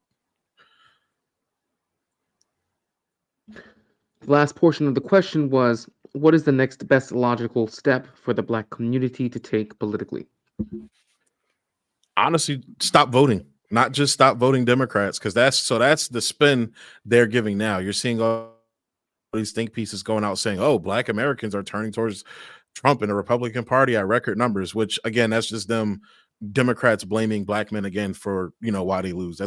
They do this every time. They blame like fucking leftist social democrats and shit and Black men. That's literally their go-to punching bag every time, or sexism, whatever.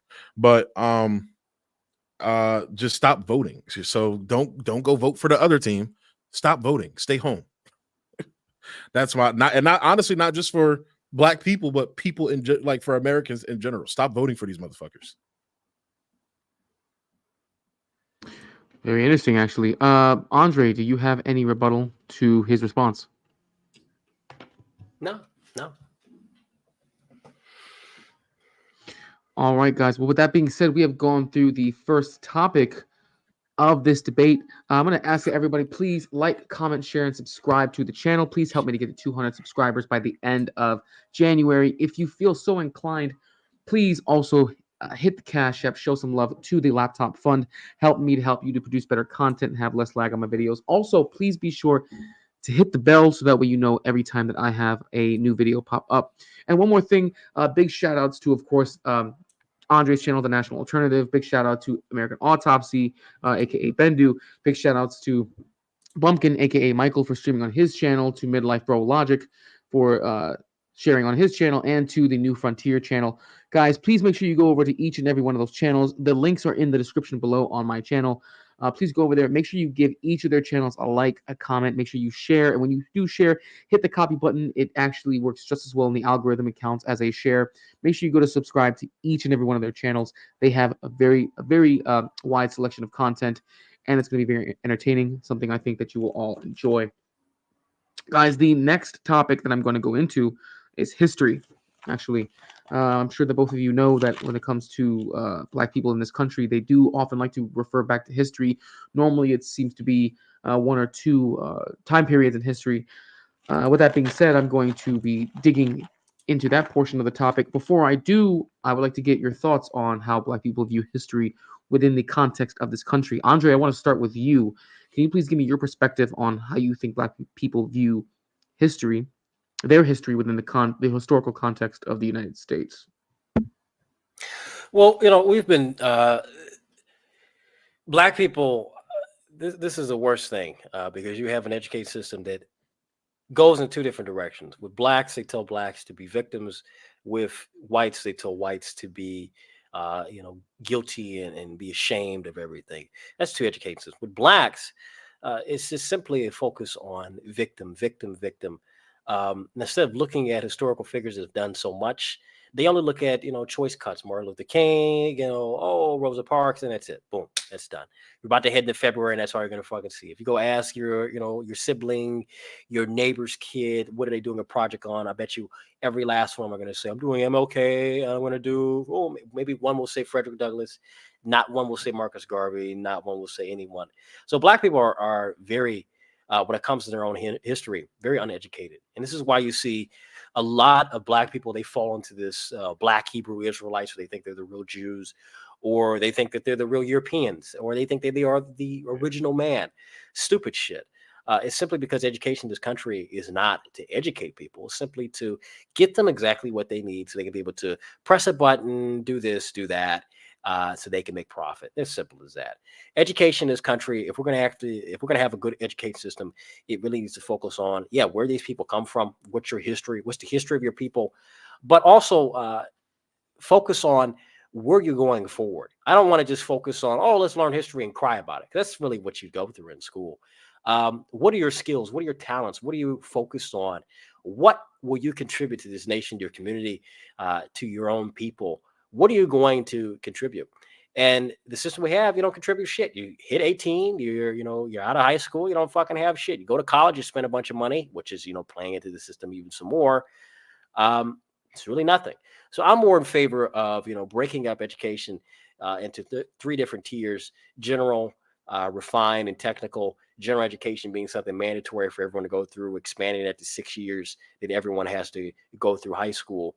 Then, of course, those few years of, technical or refined are going to be based on what you're good at, based on the profession you want to go into.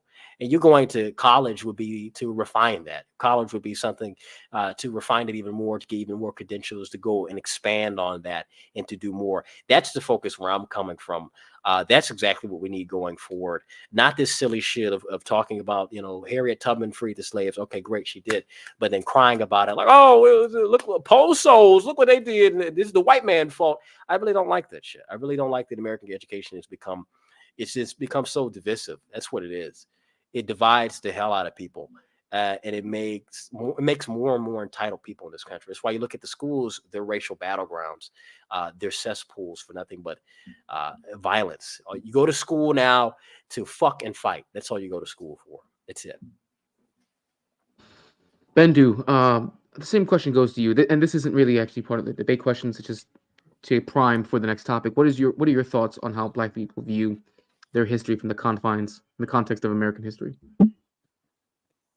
So I do think, a lot of Black people are very, ignorant to their history, or just, not willing to, delve into that. I've encountered people who just like, don't even want to know about it. So, and of course, like, Dre mentioned, there's also these contingents that want to claim other people's, cultures and identities as a means of, empowerment and things like that.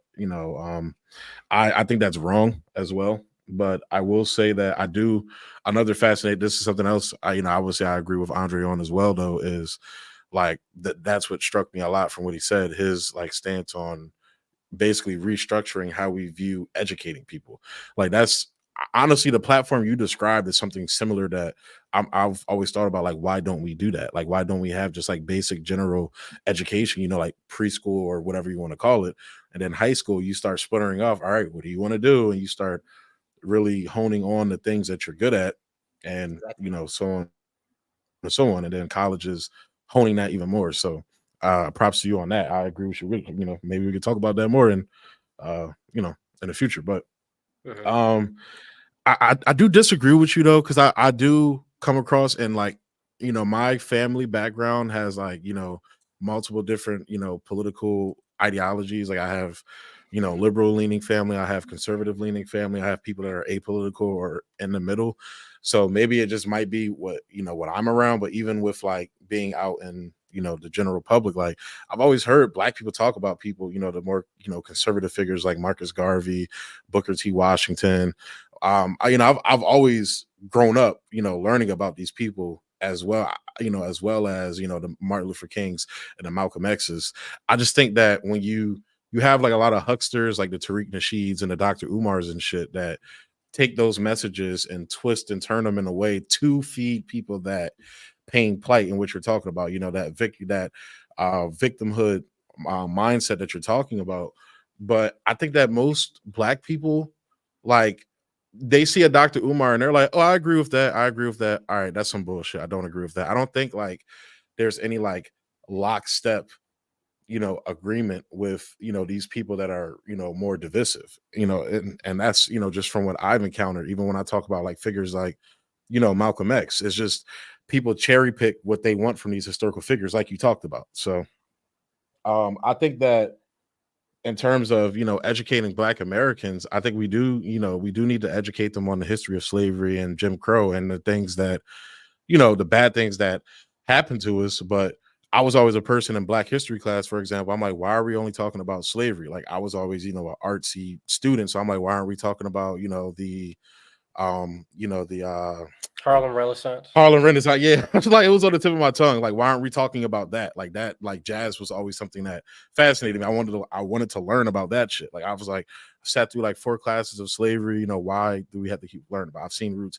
Why do we have to keep revisiting our pain and things like that over and over again? So, but I do look at that as a mechanism though, that you do have, and like, look, I think it's just acknowledging the reality that when you're not from a certain group or a background, the histories of that group, you're just not going to have a connection to. So when it's presented to you in a way that's combative, you're automatically just going to be like, I don't want to hear this. And I think that's the intention of the media, because as bad as and awful as slavery is, that's not just Black history, that's American history. That's as bad world as history. Everybody was a slave. There's tons of people, and I've met, white, yellow, fucking the Simpsons yellow. Oh, yeah, I was, my great grandfather was a slave during his time. It was like, oh, wow, fascinating. Like, this is the problem with Black people when it comes to slavery. We think that slavery was the only thing that happened to us. And slavery, something that's still going on today. And slavery was going on even after we were freed. And we don't look at it like, you know what, damn, the slavery was going on in other places, shit. They was just whipping us and calling us niggas. Shit, look, they was over here cutting off toes and tongues and cutting off heads whenever they wanted. I'm not saying that this shit was, slavery was better in some places, and slavery, of course, was horrible, period. But I'm not about to sit here and cry about it for the next 400 years. And, we're going to get into the reparation shit, but I do want to talk about, I'm not about to cry about that. And with Jim Crow, I mean, there's an understanding, and it goes back into the economics and who runs shit. And you look at the politics back then. I mean, Jim Crow, is unfortunate as it is, that shit was implemented simply because of the amount of wealth, the amount of power they gave these now freed Blacks, and how much they put down Southern whites as if they weren't even a part of the nation. They abandoned the South. The South is still being abandoned. They've neglected to shut the South. I say if the North is 50 years ahead, the South is 50 years back. They neglected to shut out the South. And even with Blacks that they gave that were freed in the South, and they abandoned them. They neglected them and let them go. Completely forgot about them. So that's why you got Jim Crow and all, the horrible things that came from that, because it was such animosity between both people that, hey, why did y'all get enough? We didn't get anything.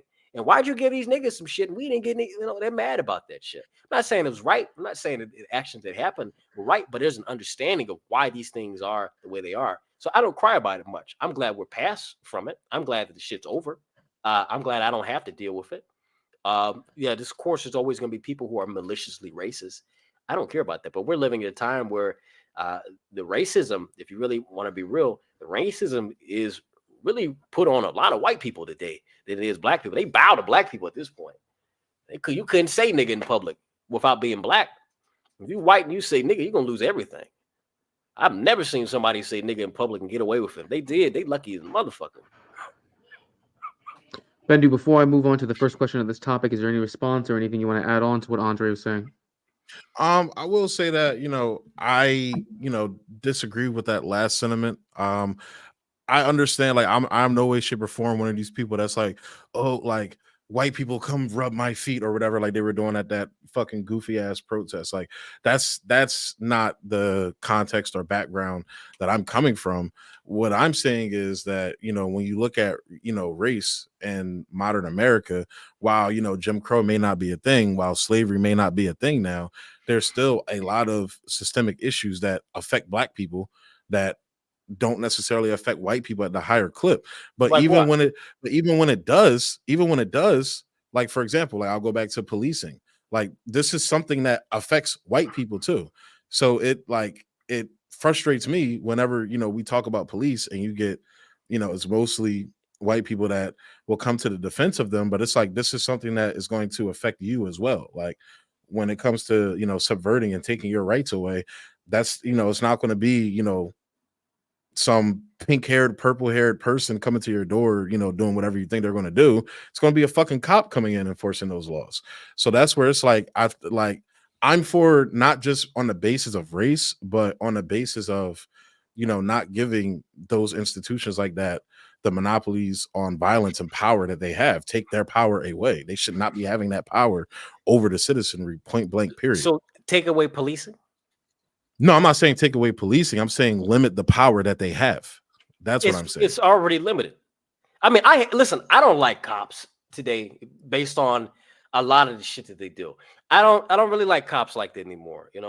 There's a lot of cops that I know, they're pretty good fucking people, but a lot of cops, yeah, they're pawns of the state, especially being politically active. Like, I already know that it's not even that, they're just pawns of this. No, I'm sorry. Especially after fucking January 6th, and today's the anniversary. Oh my God.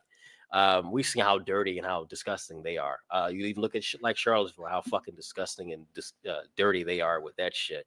Ruby Ridge, Waco, we can go down the fucking list. Cops are fucking, they're dirty as shit. But I don't blame policing. It's like, oh well, police are only out to get the black man. Like, it's not like that. Police are simply doing exactly what they told for a fucking paycheck, and they don't give a fuck. They'll sit back and sell out their own people. That's how we have policing today. I'm for community policing. I'm for community policing. I'd rather know the cop in my community than to like, oh, what fucking district are you? Let me see your badge number. I don't know who this asshole is. I want to say like, oh, I know you, Officer B. Dixon Egg Hole. I went to school with you, not, badge number 492 and badge number 396. I don't give a fuck about that.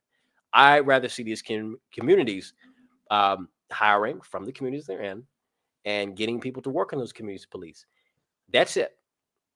I don't think that they have enough power to deal with what they should be dealing with. They're not focused on what they need to be dealing with because we have so much crime in this country. Crime is going the fuck up in the country.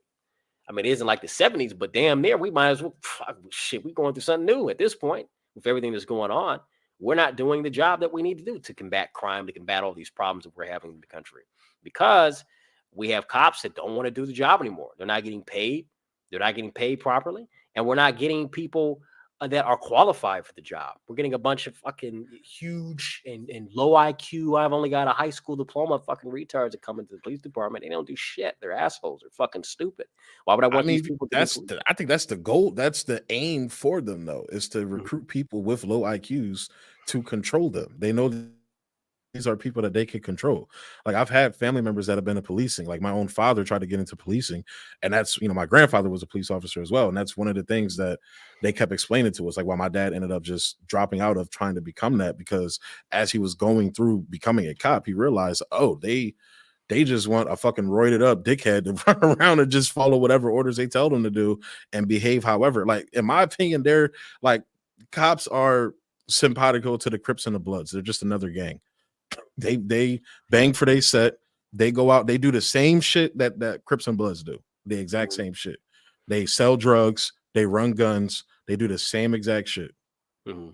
Yeah, cops are dirty. I think policing in the country is really hit. And they've always been, and not just in America. This is I feel like it's a world problem. This is what they always do, because when you give people that much power, that is what they do. I mean, if you're going to say that, then you would say something about the military as well, right? You got a lot of power with that. I would. I mean, look, I think we spend way too much on the military. The fact that we spend more than the next 12 countries combined, that's fucking insane. I mean, why do we? Nonsense. Why do we spend so much on the military? I couldn't tell you why. All I know is the outcome is that we're spending all this money on the military. It's not benefiting the American people. It's not like a country, like none of these countries want war with us. That's the issue.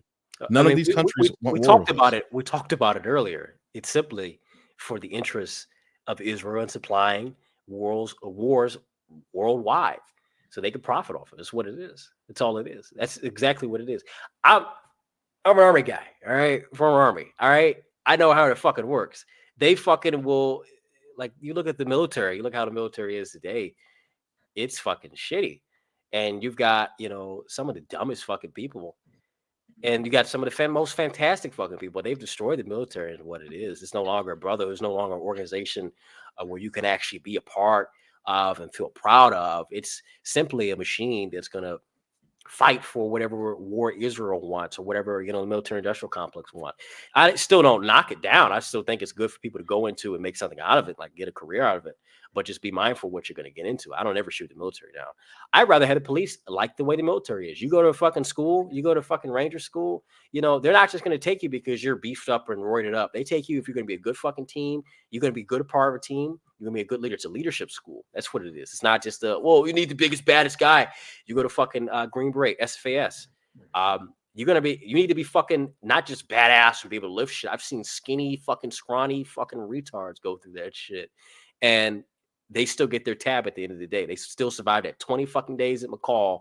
Their feet are worn the fuck out. It's about their drive. It's about the determination. It's about their duty. It's about what you can add and contribute to the team, and they get selected. Not the guys that are fucking roided up and they've came and they fucking stuck their arm with 20 fucking needles and shit before they got off the bus. They've got, all these different everything in their fucking rucksack. Guess what? They fucking fail. But the guy that can speak, communicate, they can add and contribute to the team and get the mission done. That's what the fuck we want. And we have to have a police force that's going to do that. The mission in this country that we have a lot of high crime. We have a mass amount of immigration that is affecting so many different communities. I just heard a story today. And I'm sorry to cut you off. Just to add in, like I said, like I'm more leaning towards you when it comes to the immigration thing, especially like if you talked to me like 2 years ago, I would have been one of these people. Oh, these people are fleeing this, but I understand the circumstances that it creates in these communities now. So I would like to say that I'm leaning more towards you on that point now. And that's a point where I'm in most agreement. Most I agree with most of what you're saying on that. So I say you can't be for black people. You can't be for white people. You can't be for anybody. When you're looking at a mass amount of people flooding a nation and they're changing the demographics of areas. And I always say the black people, they're going to hit your community first because it's cheaper to go into. And they go get a business. They instantly do what, hunkies and niggas won't go do. They'll go sit there and spend the money at the club and the casino. Muhammad, he's going to go get the nightclub. I got the liquor store, and they got like 20 gas stations the next week. They just got here on Monday. Them niggas got 20 gas stations on Tuesday. It's unbelievable. Niggas been here 400 years, and they ain't got not one gas station. They don't even have a box or a pot to piss in or a window to throw it out of. So that's a problem that we have in this country. You have mass amounts of people flowing into the country. You're giving them every damn thing in the world. It's a big problem. And it does take the best and brightest. It does take a lot of the manpower, the workforce from these other countries. I'd rather go, if we're going to spend 20 years in the desert for Israel fighting ISIS and Al Qaeda, fuck that. How about we spend 20 fucking seconds focusing on the cartels and all the problems that we have in these South and Central American countries that affect our nation directly. I don't care about Muhammad's bomb he's making in a fucking hill in Kabul. I really don't care about that. I don't care about what's going on in Afghanistan. I care about what's going on. If it was Afghanistan, Texas, I give a fuck about that. But I care less about what's going on over there. So yeah. All right. With that being said, guys, let's get to the first question of this topic. And actually, you know what? We're gonna start off with you, Andre. Because I asked you the first question. Yeah, I asked you. Let's go with Bendu first. Bendu, do Black people today deserve reparations? How is it being determined who gets what? Will that resolve the past of slavery? So I will say that when you use the term deserve, I feel like it creates it stirs emotions in people. where I like to use the term it's a debt that's owed. So when you look at, the labor value that the slaves provided to America and specifically the South, to the point where like most a lot of the Confederate countries that seceded out, literally mentioned slavery as, the economic driving force, and how taking that away, would essentially topple their economy. Well, I think that's clearly stated right there, the value of the labor that blacks, brought to the country. So that's where I look at that and I say that, with slavery, that's where the debt is owed there. But then, when you look at post slavery and you look at the gains that black people made, okay, the government's not going to give us anything, we're going to go build our own. And when we would build our own, it would get torn down by, violence, white mob violence. It would get torn down by legislation. Like, we're going to build a highway through your fucking neighborhood and community or your business or whatever.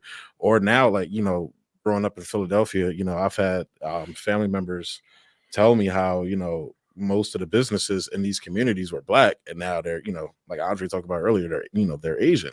And that's because of, the policies that's being, placed to, make it more advantageous and beneficial for foreigners that come here than, black Americans that have been here for generations. When you get into, cases of, mass incarceration, all of these legislative policies that have been detrimental to black Americans, it encompasses more than just slavery. And this is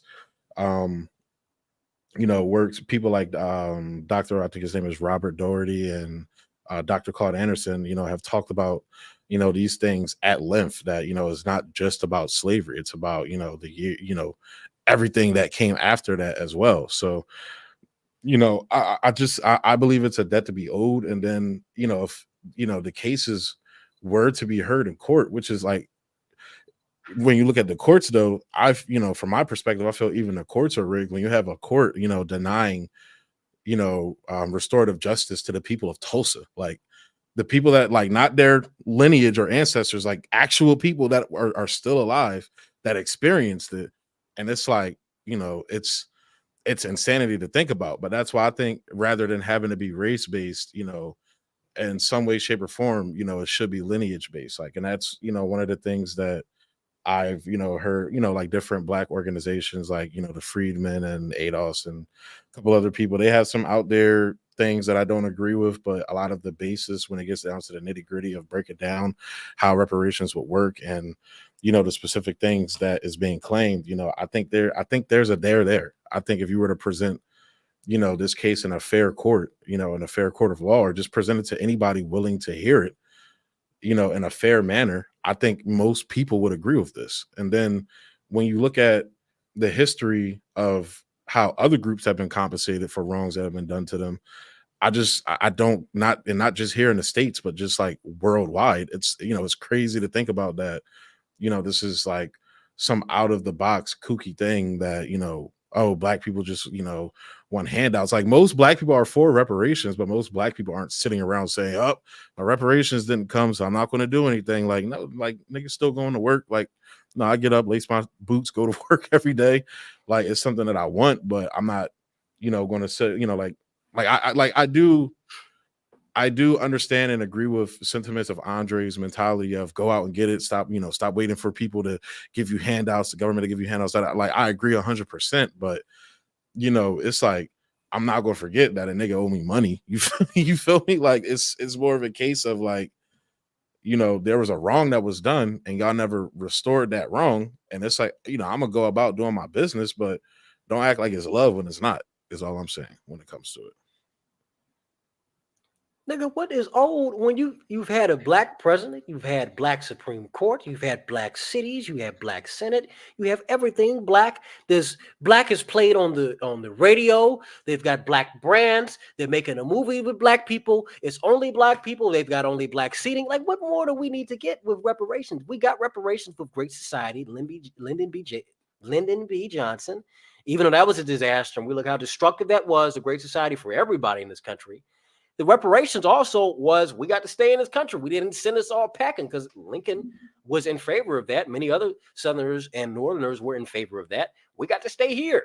So I don't even understand what's I this mean, talk of because those reparations. well, for one, those plans didn't work. Those plans didn't work How out. did they not work? That's part of the reason. Well, when there was a specific plan where Lincoln sent like 5,000 people to, it was like a little small island that was off the coast of Haiti, and Okay. they sent these people there without the proper supplies and hmm without any of the stuff they needed, and most of the people died and starved to the point where they had to Okay. come back to the United States. So these plans, just they weren't And feasible. they were plans, and they sent black people back to Africa. And guess what happened? Niggas started to go back to Africa. It was good. If they can send niggas to Australia as much of a shithole, I'm sorry, Jim, who's probably watching, as much as a shithole Australia is, they can send them niggas over there and they can survive. Nigga, why can't you? If you from the heat, you should be all right. You should be all right. But the point is that we're here in this country. Nobody owes us shit. That's why I want to get out of black people's mindset. Nobody owe you shit, nigga. Nobody owe you a fucking thing. You work for yours, and we've worked for ours. So guess what? We were over here, slaves, both as free men. Remember, it was only 50,000 of us that came over here as slaves. I think 50,000, 500,000. Someone correct me if I'm wrong. A lot of them went to South Central America. A lot of them went to South Central America, and they got fucked over. And they got fucked over worse than what niggas was over here. Like I said, I'm not saying that we're better over here than over there. I'm not trying to be like what Black Conservatives try to do. Well, we were the better slaves and shit. I'm not trying to do that. But still, nigga, nobody owes us anything. The beautiful thing is that we get to be in this country because I don't want to go back to Africa and deal with that's completely different. Africans don't like us. They come over here, they don't like nigga. I don't like you. They don't like us. I don't fuck with them niggas. I experienced that even in the military. Africans, they like, I like you because you good one. You good nigga. The rest of these niggas, they stupid, they slow. They talk to people like that. They love that. They do it with my entire family. We all speak the same way. We all speak, if I was on radio, you probably think I was white. I was white. They do. Every one of my family speaks like that. So they tell us. I heard my mother. She was telling me about this a few weeks ago. My grandfather was telling me about this a few weeks. It's starting to do with my little sister. So it's generational at this point, and we get to hear this shit. Nobody owes us anything. Nobody owes us anything. And then thinking about that, I watched your video. I think this was the last video you did. You did a video on reparations, MLK on reparations. And somebody in your comment section, they commented and about how, they're poor. They don't have shit. They work day to day. I wish I could find the comment, but, they're poor or whatnot. They don't have anything.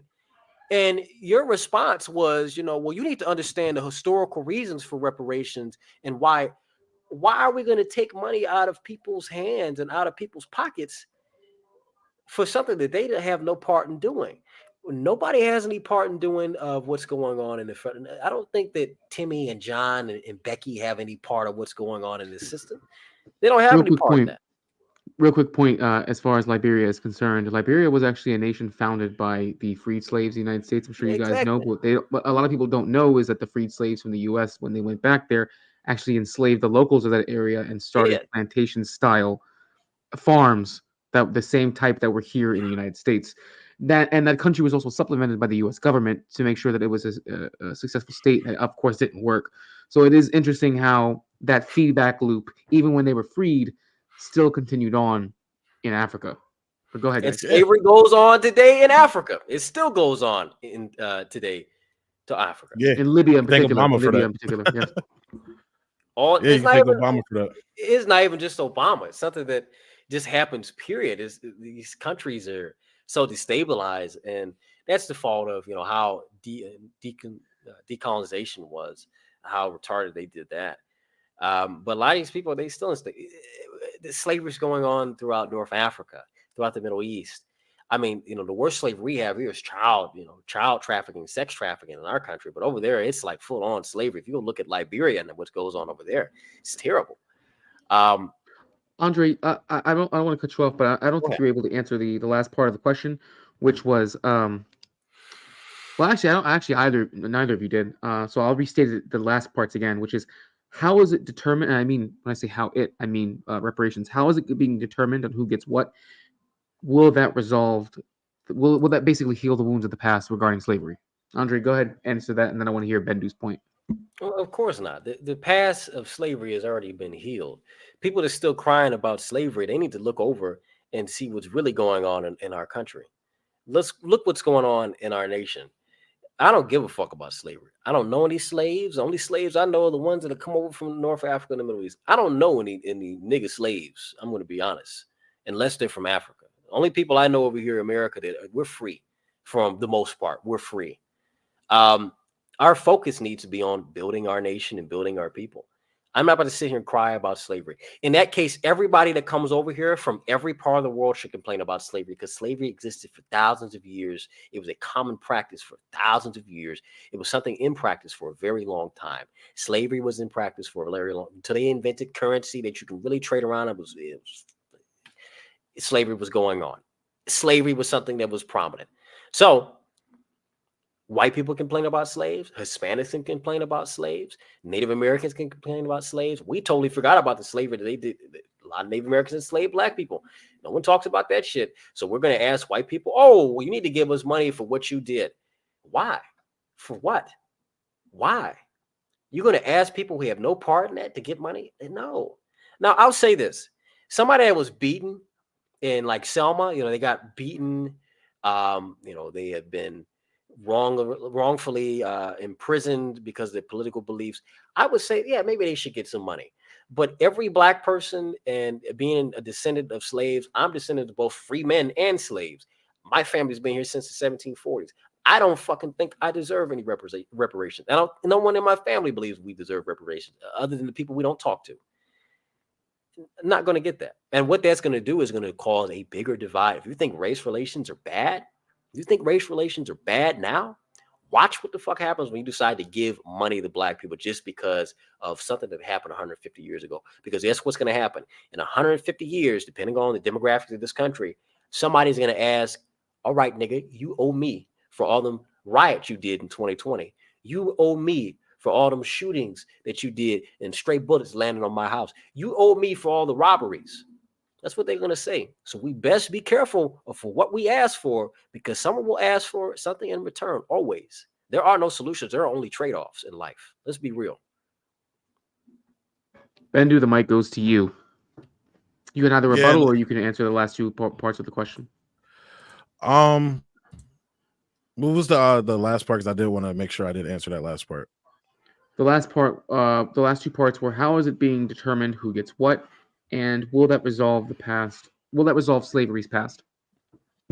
Like I said, that very last part, I think that's too big of a question for just one person to answer. I'm not saying that, once you give reparations is more owed after that. I'm not saying that, but I'm saying, like, in terms of, like,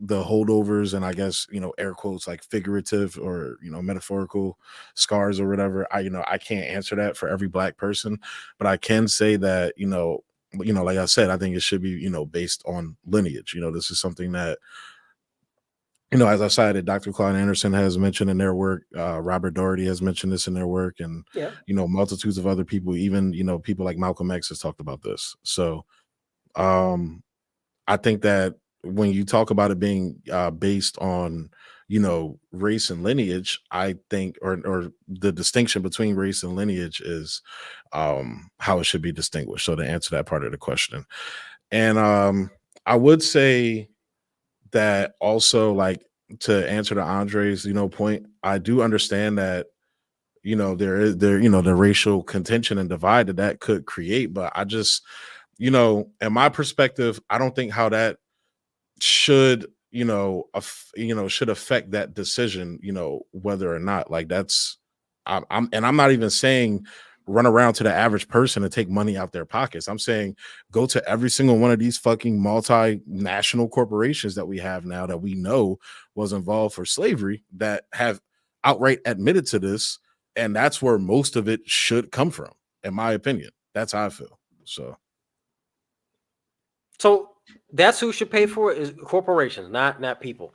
So I think the focus, I think the focus should be on corporations, but in instances when we're talking about outside of slavery, like, for example, the Tulsa massacre, where the United States government was actively involved with that, there needs to be some government recompense for that, because you guys played a hand in that. Just like I feel like when you had a lot of the labor protest and labor strikes, and I think it's a place called like Blair Mountain in like West Virginia somewhere, where you had the United States government literally dropping bombs on black and white workers. This was the United States government collaborating with private entities. It's Commies like, get what commies get. I'm just going to say that, no respect to, dead Marxists. I'm just going to be honest with you. I'm for it, Hey, I'll drop bombs on commies all damn day. I don't even think commies are people. I'm going to be honest with you. I'm just playing. But yeah, for Tulsa, okay, I get that. Yeah, in certain instances, yeah, I get that. But I'm saying, but there's been multiple. There's been Tulsa, multiple beyond that. Yes, I understand that. I was using that because that's the most. We can get into so if people are still living from that and they're still here, oh yeah, we can give you something for that. I don't mind that. But making reparations lineage based, it's still a large chunk of the population. It still is I don't like when black people are like, oh, we're minorities. You're not a minority when you have the fucking president and the Senate. You're not a minority. Yeah, but who was that president acting on behalf of? He's not acting on behalf of us. Who? Obama? You're talking about black. Well, you said when you have a black. What I'm saying we have is a black president. You have black. You're missing the you have point. blacks.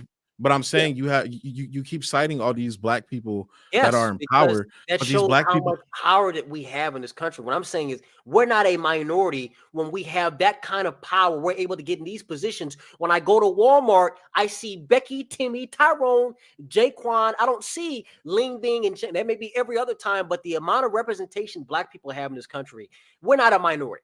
We need to stop acting like we're That's the problem that I have with black people. We have this victim fucking, lonesome, shit. They owe us. They don't owe us anything. We need to work for ours, and we have. And so many black people have worked for theirs. So for niggas to get up and want to beg today, that pisses me off because everybody, your grandfather, my grandfather, great-grandfather got their ass whooped, and they didn't beg never a dime. They worked for what they had, and now we got people today begging for something that they never experienced. Slavery goes on today throughout Africa, throughout the Middle East, throughout everywhere, throughout the Western world with little girls and little children. We don't ever hear anything about that or reparations being going to families of rape victims or any of that shit, but we have to give money to black people for slavery. A lot of black people haven't even experienced slavery at all. That's fucking ridiculous, and that shows the entitlement of Westerners. That shows the hyper-materialism that Westerners have. I need my money. What fucking money do you need? You don't need any money. I'm not about to sit here and pay for Black and Miles and Hennessy. I'm not paying for your fucking meal at Golden Corral. I'm not doing that. I'm not going to do it because still, guess what? We give reparations. It's still coming out of your pocket as well. It's going to come out of your pocket because guess what? It may come up that you're not getting any. So now you're not getting nothing. And you're going to have a bunch of entitled niggas. I got my money. I got my reparations money.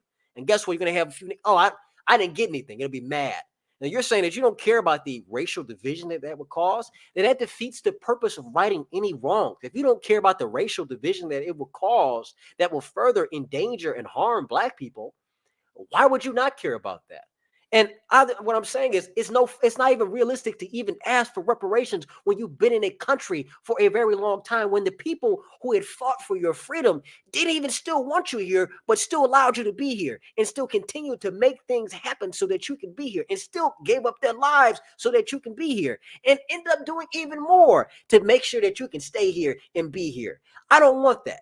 I really hate the effect that LBJ's fucking Great Society has had on niggas, because all it's done is we have to beg for more food stamps and beg for all this. I'm tired of that. I hate that. I hate the current state of black and white people in this country, because all we become is a bunch of entitled and begging assholes. We buy what we want and we beg for what we need, and we get nowhere with that. So no, we're not getting reparations. It's not going to be lineage based, because guess what? None of these niggas went through slavery. When you can find me somebody that's still living that was on the plantation and was there with Leonardo DiCaprio and Samuel Jackson, then guess what? Maybe we can give you some money. But until then, you're not getting any money. And if they gave me some money, I give it away. I give all that shit away. I give it away. I'll put it into my community. I'll give it to the church. I'm not going to spend it. I'm not one of that damn dime, because it would be stolen. It would be worthless. If slavery happened tomorrow and ended on next Tuesday, then guess what? Then maybe niggas can get some money. But no, after 100, no, it's ridiculous. It's ridiculous. Go ahead. And do any rebuttal before I go to the next question?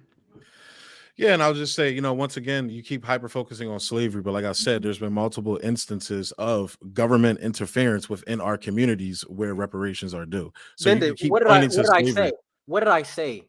I said that those people that went through that and they're still living, because that's a very low number of people. Guess what? I don't mind giving them some money. I'm not going to give them an exuberant amount. I don't mind giving them some money. But when we talk of anything else like that, if you're going to mention police brutality or some stupid shit that really doesn't correlate to you getting reparations, no. Black people are not deserving of reparations. It's something they happened to when the government actually went out and did some shit. Yeah, I think they should give a lot of money for other people that have gone through a lot of shit. I don't think that you should just get it just because black people went through this. And no, there's a lot of people that went through shit that should get some money. But guess what? We don't live in a world where we can just get handouts for free. It ain't going to happen. And I'm not going to advocate for it to happen. I want to make ours because guess what? Any money we get from anybody else, we have not earned. Things that are not earned aren't respected. And that's the problem with black people. We've been given every fucking thing and we don't respect anything.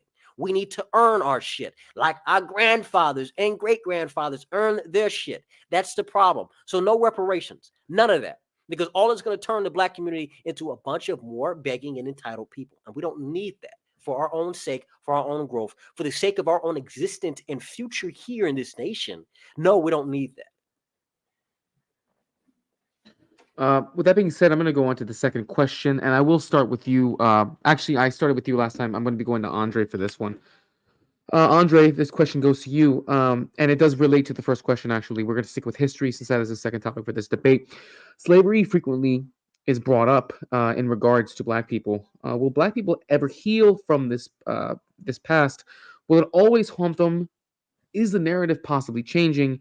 And why don't Black people hold the other Black people who were involved in slavery accountable? Because of lack of education. I don't hold that they're accountable because of lack of education. That's simple as that. Yes, we have healed from slavery. I mean, we sit here. You can go and do any damn thing if you're black. You can go do anything if you're black. If you think you can't, I don't know what's wrong with you. I don't understand what's wrong with you. If you think you can't do anything, you're black. That's a you problem and not a black problem. There's nothing in this country that you can't do. Is fucked up the country is now. It's still you can go do a lot of things if you're black. I would say you have more power to do shit being black than you do anything else. And if you don't think that, you really need to really evaluate where you're coming from because I've seen a lot of this shit, and especially in my time being in the military, the way they treat blacks and whites, they treat whites like niggas and they treat niggas like dogs. They let us out when they want to, and that's a problem. So if we really want to get into that, we can. But no, we've healed from slavery. And black people, they don't hold each other accountable like the Africans that sold us over here or like other people that sold us over here because they don't understand their education. They've been told to hate, hate, hate, and hate.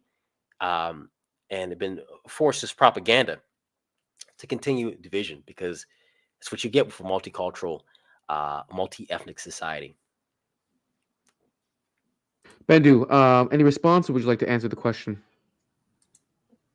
Could you just repeat the question one more time? I'm sorry about that. You're fine. Slavery is frequently brought up in regards to Black people. Will Black people ever heal from the past? Will it always haunt them? Is the narrative possibly changing? And why don't Black people hold other Black people who were involved in slavery accountable? Well, just once again, maybe it might be the circles that I'm around and the different types of people I'm around, but most of the Black people I interact with do hold Black slavers accountable, especially when it goes to Africa. That's one of the main principles of when you speak to like Friedman and Adolf's people, they talk about that all the time. So and I hold that I hold that belief as well. I hold that belief when it comes to Liberia as well. Like me for me, I don't I wasn't I didn't have a say then, but I wouldn't have been a Black person that would have agreed with that. I don't believe in going to other people. I don't believe in colonialism, essentially, and imperialism. So I don't believe that was the way to go for Black Americans. I believe, and this is where I guess I kind of agree with Andre as well, that, we had to fight for, what we had here, and we did. I'm not saying that we didn't. So that's one thing I would like to clarify as well. I'm not sitting here saying that, once again, I think I've said this before, but I don't think black people should sit around crying about being victims all day. Like, that's not how I was raised. Like I said, I get up and go to work every day. I may be pro reparations, but I don't sit here and, oh, I'm not going to work. I'm going to wait for my reparations or this, that, and the third. I don't even sit around and wait for other governmental things. I go out and, try to get involved with my community and with politics IRL as much as I can. So, but so will slavery be something that always haunts black people? I don't believe so, because like like I said, I think a lot of black people agree with me. We tired of seeing slave shit. Like I said, can we get like a movie about any of the multitudes of jazz legends? Like there's so many other things within the black experience that I would like to see. I would like to see, like, and that's honestly why I do try to speak with and not write off and call coons black people that have a disagreement with me on how to go about, because at the end of the day, like, I do believe while we on certain things we do need to coalesce and come together as a group, I do believe we need to recognize and respect each other's differences and experiences within being black in America as well. So I'm not going to shame somebody for having a a different view of the world than me, and and being black as well. So I don't think slavery will always be a haunting thing, because like I said, I think the narrative is people are tired of seeing that depiction of us in media, period. So I think hell will freeze over before that happens with that one question just popped up. But I tend to agree with you, actually. Shout out to Jim. There's a better chance of us paying reparations to blacks in this country than that ever yeah, happened. and that shit happening. But yeah, so that's I think that and like, look, black people are turning towards different things, especially the younger population. Like, just as much as I hear young black people talking about Malcolm X and all of these leaders that we know, Fred Hampton, I hear people talking about Booker T. Washington and Marcus Garvey as well. So I do think that where there was a lot of ignorance that me and Andre have both pointed out, I do think, especially with the youth, with the younger generation, there is a lot of people exploring different perspectives and things like that, and historical analysis as well. So Andre, do you have any response or rebuttal to what he said, to him answering the question, or his answer rather? No, I agree with that 100%. Yeah, the youth is moving in a different direction. As retarded as the youth is, we're looking at a lot of these kids are coming up. They're like 10, 15 and shit, and they're turning 18. But they are taking a wild shift. And we've seen that even with the whole Israel. We speak of Israel, the whole backing of that. They're not following the boomer line of love Israel. Oh yeah, they're not fucking with that shit. They're not fucking with that. I love that. I love it. I can say what I want openly now, and people are like, yeah, right on. 5 years ago, I couldn't do it. I had to do it in hiding, but now I can do it out in the open. Like, yeah, you know what? Let's talk about Israel in the way we should. And people are like, you know what? That's what's up. I feel that. Yeah, that's for real. But that's all I got. That's all I got. With that being said, I'm going to move on to the next question. And we're going to start off with you, Bendu. During the Jim Crow era, black people en masse were married. They had lower divorce rates. They were having children inside of marriage. They had better rates as far as marriage, and less divorce than even whites did at the time. They had affluence amongst their people. They had self-sustaining businesses. Why has the black community not made a concerted effort en masse to restore that level of society? And are they even incentivized to do so within their own communities? Once again, I think you're seeing that shift with the youth as well too. I believe that when you look at how relationships and things like that are being viewed now, I think that people are recognizing, the benefits of having, the family unit in place. However, I would like to, highlight that, there's always been, different familial structures, within the black community, like always. So when you look at, like I just look at my family, for example, like my father was in my life and my mother was in my life. My father, they weren't married, but he was in my life. So, and that's just the whole, like, I'm not a person that I typically, don't buy into like the fatherless homes narrative, because I believe that when you look at, like, for example, like just going off of anecdotal evidence, I have multiple friends that are fathers that are very involved in their kids' lives. Some are with the, still with the mother, whether married or that's their girlfriend, or some are not. Like, I have a family member who's not, and very much involved in his children's lives. So I just think that, when we look at, those concepts from back in that day, um, I think that there's still shades of that can be, reinvigorated, but I still think it's just going to look different just with the passage of time, period, regardless of whether there's, nefarious forces or not. Just things change over time, and the way things look change over time. So, but yeah, so I do think that getting back, or taking, some nuggets of that and combining it with today is applicable. And I think a lot of Black people are, talking about that just across the political, ideological spectrum. Like, a lot of Black people are talking about that. So I think that's an issue. I think we'll see positive reinforcement on, going forward in the future. I do think we'll see that. So I mean, just because we're having a conversation about it doesn't mean that we're not that we're promoting it. That's the problem.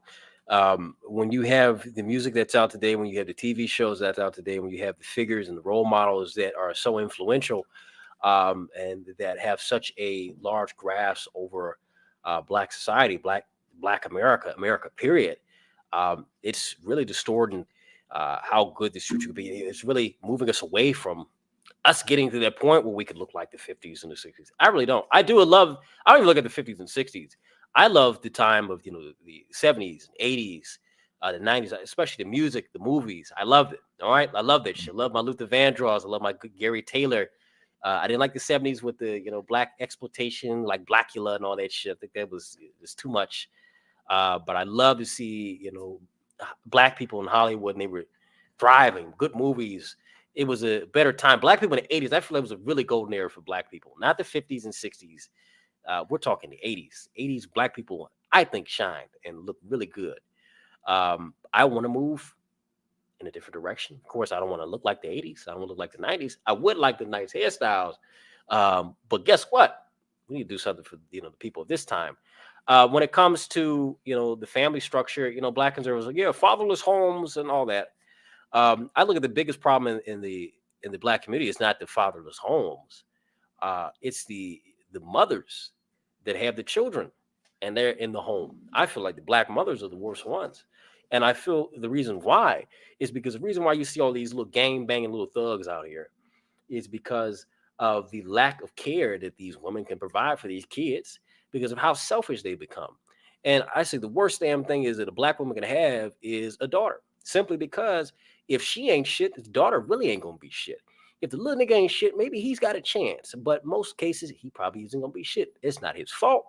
I'm sorry. I feel bad for him, but he's just gonna turn into another product of his environment. Simple as that. But Black women, they have a big problem. So when I see Black men that have daughters, I'm like, you really need to be hard on your daughter, because either she's going to be another Black woman as we know her now, or she's going to be a Black woman as we need her.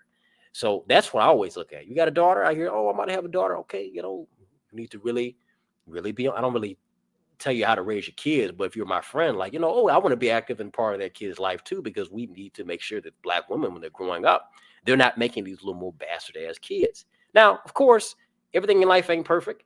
Bad homes are going to exist, period. But the conditions that we are in now, and the likeliness of that being the case, as we see today with Black homes, that is something very common. You go and look at a good majority. If you took a whole block from Detroit or Philadelphia or Baton Rouge, whatever, Black people, 10 houses, I bet you 9 of them 10 houses, they all going to look the same. It's going to be one mom in there, auntie, Graham, baby Ray, and whomever. And Shaniqua going to have 50 niggas coming in out of there. And that's not a good society for kids. And even if you don't have that, you turn on the radio. Even if you have a Black family with mom and dad and little daughter and son, you turn the radio, you turn on the TV, you go to the school.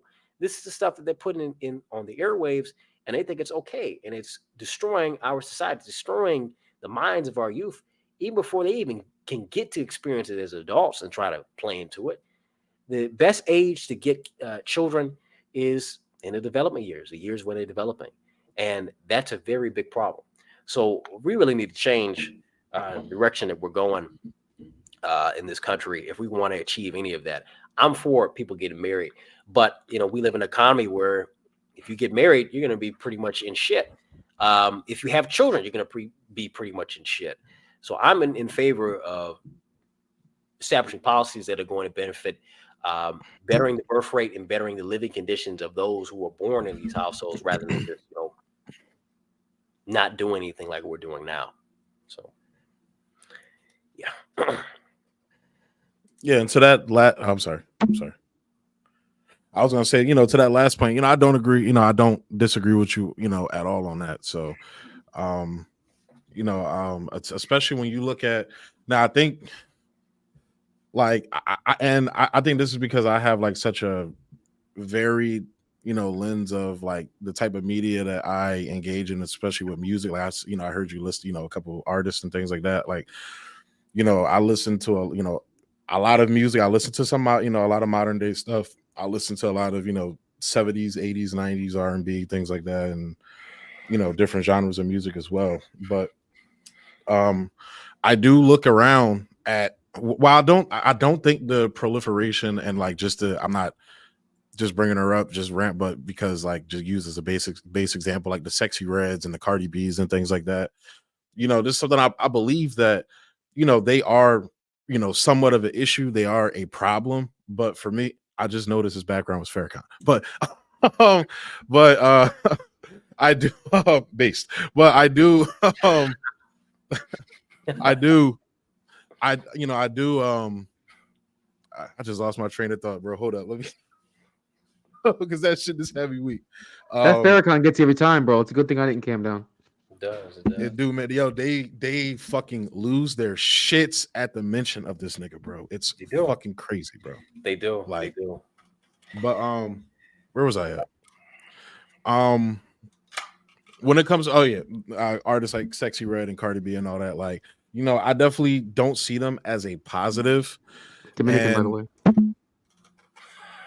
Yeah. So I don't see them as as necessarily a positive, but I don't view them as like, the greater evil that most people make them out to be. And mostly because, I feel like there's so much with the internet, there's so much variation out there. So like while everybody's busy shitting on Cardi B, there's like five other, Little Sims, No Name, there's so many Black female artists that conduct themselves not in that way that nobody ever checks out. Same thing with male hip hop artists. Like there's a lot of dope male artists that aren't talking about the fuckery. I mean, even when you look at the streaming numbers, the top streaming artists are conscious artists, which is Kendrick and J. Cole. And, you go down the list, there's a couple other ones on there as well. So I just find it weird that everybody points to rap and hip hop and things like that, especially modern day, when it's like, and me coming from a music background as well, like I could tell these niggas streams are not real. Nobody's listening to Meg Thee Stallion like that outside of white girls. Nobody, like, especially niggas, nobody's really listening to them like that and sitting down listening. That's not what I'm talking about. You already know what I'm talking about. I'm talking about the jigaboo jams, the fucking mumble rap shit. I'm talking about, kill a nigga at his funeral, fuck him up. I'm gonna shoot his kids, shit like that. I'm selling drugs. I'm at the club with the hoes. That's the kind of music I'm talking about. That is. But I'm saying, but those niggas aren't who people are listening to. That's the point I'm making. I would say yes, they are. You got not when you look at this shit. You got Black people listening to this shit all up and down. Every car I see, every Camaro I see, is these niggas playing this shit. It's infuriating how far Black music has gone. Because yes, I listen to some newer Black artists that are very fucking good. I'm like, why don't they get enough attention? But you know what happens? It's like the good old politician that we see get in office, right? They sound good, they're really, they come from a good background. You think they're going to be the one that makes the change. But you know what happens? And there was a midpoint from, election day when they get elected in all the way up to the next election year, they get corrupted in the middle. And that's what you'll see. You have a lot of good artists that have good music at the beginning, and you watch how they progress. And as their money flows in, as their popularity flows in, given the system that we have and given how they like to subvert shit and how they like to change shit, you start to get what you got now. It really depends, honestly, because when you're looking at certain artists, yes, you have artists that make decisions on like changing, like the sound and style and I'm talking about the content artist. of their music. No, that's what I'm saying. Artists, you have artists that make that choice, you know, midway through in their career to appeal to a wider base. But sometimes you have artists that make that change solely based on creative reasonings. I feel like that's something that people also don't take into effect as well. You have a lot of artists that, like Kanye, for example, like there's not one, like the first 3 Kanye albums sound the fucking same. Then after that, like you can't say every project after that sounds the same. They sound completely different. This man went from doing, chipmunk sampled 90s basically, hip hop R&B tracks to doing, stadium Daft Punk sounding shit with Graduation. Then he's doing this more like orchestral type of thing with My Beautiful Dark Twisted Fantasy. Then you move into shit like Yeezus sounds like a fucking like MIDI synth just farted, farted. Like it's amazing because I like the way he breaks the rules of typical musical arrangements and things like that with Yeezus, but it sounds completely different. You're missing Yeah, the but point then of what I'm saying. and I'm gonna let you rock out, Andre. But then you also get songs like "Poopity Scoop, Doopity Poopity Doopity Scoop, I think Poop." you should like that. He was trolling the fucking lead Jew in hip hop. You should like that shit. That was the troll Drake. Yo, have you never heard that story on why he did that? I know. Actually, I never did. No, no, no. But I would like to hear So it though. I would like to hear it. And then Andre, you yeah, can rock out. so Drake was like, yeah, like I showed up, da da da. I was helping him work on this album, and he was like, yo, you like this? I want to play this beat for you. I think it sounds good. Da da da. He's like, he played me the beat, and it was, it was a Scooby Poop, and I was like, oh, I like that. Send it to me. Da da da. Like I had a verse written to it already. I go back. I'm waiting for him to send the beat. He never sent the beat. Then like a week later, he drops the Scoopity Poop, and Drake was like, oh, this guy's fucking with me. So it's like, that shit like that, like he does a lot of trolling shit. You feel me? Like that's one of the reasons why, I fuck with, I like a lot of, the things he's been saying and doing, and I've always been a, been a Ye fan. So it's Hmm. like a lot, that's what I'm saying. A lot of things, like a lot of choices when it comes to artists, like Hmm. there is a lot of money in trying to appeal to a wider audience, a wider mainstream audience that's there for sure. But I think a lot of people like just ignore and discount a lot of the creative choices that artists make as well in terms of changing their sound and shit like that. Real quick, I do want to give a quick shout out for the 2 ball from Tracy Jones. Thank you so much, bro, for contributing to the laptop fund, guys. For those of you who feel gracious enough to contribute to the laptop fund, please make a small donation to the Cash App down below. Andre, you were gonna make a point beforehand. Go rock out, bro. So I was saying, like, you're missing the point of what I'm saying. I'm not even talking about the creative shit, because yeah, I'm talking about the record companies that they're a part of. I'm talking about who runs the record companies. I'm talking about, and I'm not even just going with the typical, I'm just going to blame one group. I'm talking about all the traders that fall into the pot. This stuff is produced for profit. They sell this sexual shit. They sell this drug and shooting shit. They sell that for profit because they think it's hot and it's flavorful and it's telling a story. And black people from the trenches, they justify it like, yeah, this is the stuff we want to listen to. This is the way. Of course, as blacks like me and you, we probably we don't listen to that shit. We don't fly with that because, we have a brain. We have our brains work. We can think for ourselves. Nigga, we can read now. Unlike the rest of these that just sit back and listen to this shit and consume it all day. But no, it's not just creative choice. It's the choice. Some of these songs from a lot of these artists are No, written no, I'm not by saying the just. I'm saying that's a factor. That's what I'm That's a saying. That plays a eh, factor into it. it's a factor because they'll make I'm gonna add this into my song because this is what the record company's like, this would be a better sound. And they've spent years like, you know what, if you go in this direction, it can make you a lot of money. And they're driven by the money, they're driven by the success of that. And that's a motivation for them to continue to go with whatever sound, whatever But how many aesthetic. artists have we seen do that? Crash and burn because the people just. What I'm saying is, the popularity you think these people have is fake. That's what I'm saying. That's what I'm saying. Most of these artists are like the record companies are faking their stream numbers. They're doing all this shit. Like you got people like Lil Baby that can't even pack out a small venue. Nobody's listening to these niggas. That's the point I'm making and saying. What I'm So it's saying like, is, I don't give a fuck about the artist. I'm talking about what's in the music. and what's coming from music like it. I don't give a fuck about artists, this little baby, But I'm that saying baby, that's not what boom. people are gravitating to. That's what I'm People saying. are gravitating to it. When you look at the amount of attention, how this stuff is being marketed, what people are looking at, yes, these people, they're not listening to let's throw something like, Kevin Ross, or listening to fucking, what's this other person I like to listen to? They're not listening to any of these, well, I would say indie neo soul artists. Yeah, some people are. They listen to that shit. Okay, Alex Isley, one of the Isley brothers' daughters. They're not listening to all that shit. They listen to little hood, AK, and NBA young boy, and whatever the fuck these other niggas are. I can't stand the music. They love that shit. And they played it every day. And it's not about the artist. It's about what's behind the music, what's the driving force behind the music, and what's in the music. I don't care about the artist. I don't care about their backstory. I don't care what their mom No, looks I'm like. not. I'm not making it about the artist. I I'm don't care saying about their streaming numbers. I care I'm. about what is the push, and what, when I sit here every But I'm day, saying people aren't listening to them. They're rejecting them. They're not listening to them. That's who's the rejecting them? point I'm making. How are they rejecting them? How are they? Because they're not streaming. They're literally faking their streams to make it not look like streaming? they're. You said what? So they're not streaming? They're not pulling the streaming numbers that a lot of people think they are. So the popularity and the overall Okay, attention give me and somebody. engagement. Give me somebody that's faking the streaming number. And what's the record company? What's all that? NBA YoungBoy. Okay, niggas When aren't you look listening at, to that. you said what? You said niggas aren't listening to that kind of music? No, I'm not saying niggas aren't. There are people that listen to that music, but the proliferation and the overall popularity of that music that you think there is, I'm saying I don't think it's there, You because don't once think again, it's there. I don't think it's there, because when you look at the artists that people revere and talk about the most, it's not those artists. The people that still are around and here So are not those artists. give me an artist they talk about the most. Artists that they talk about the most.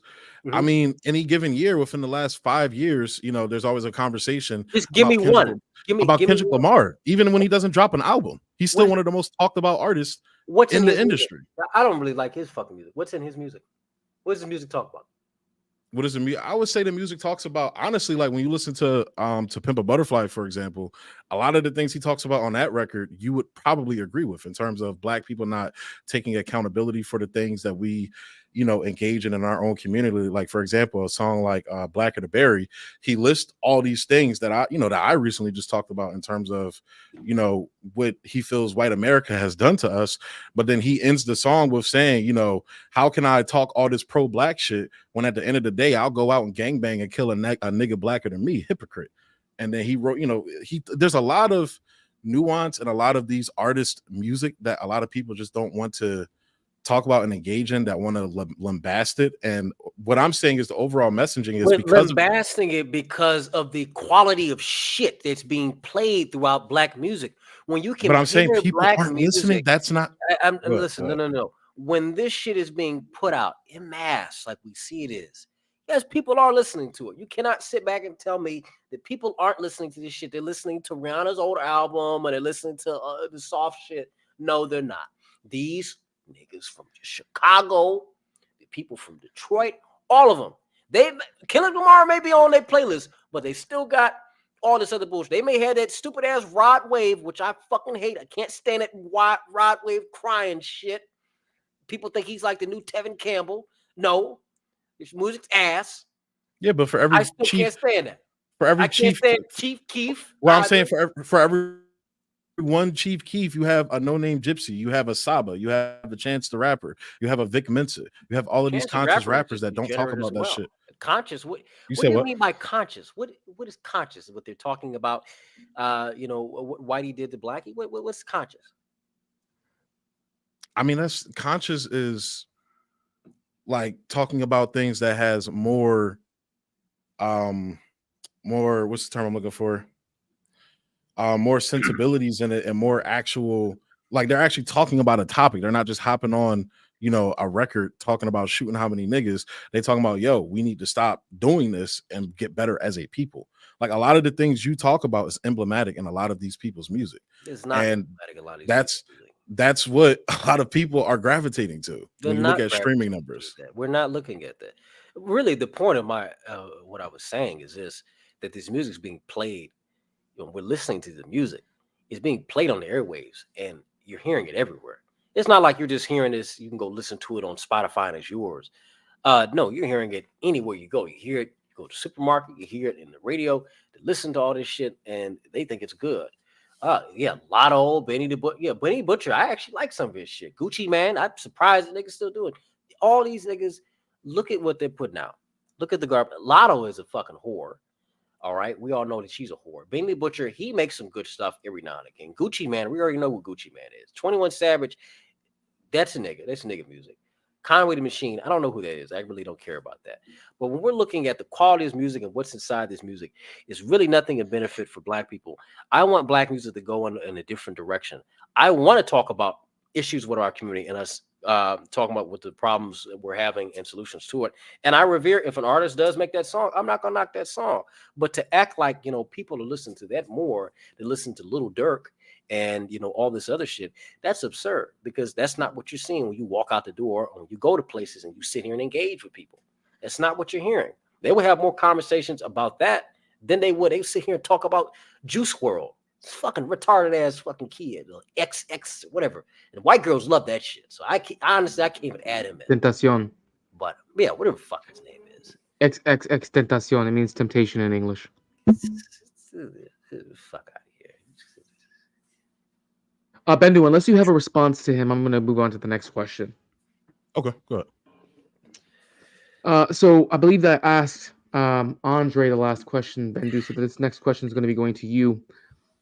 Throughout recent history, the Black community has been in a really negative light. They've had a lot of negative representation and have been mired in it, rather, be it in media, movies, music, what have you.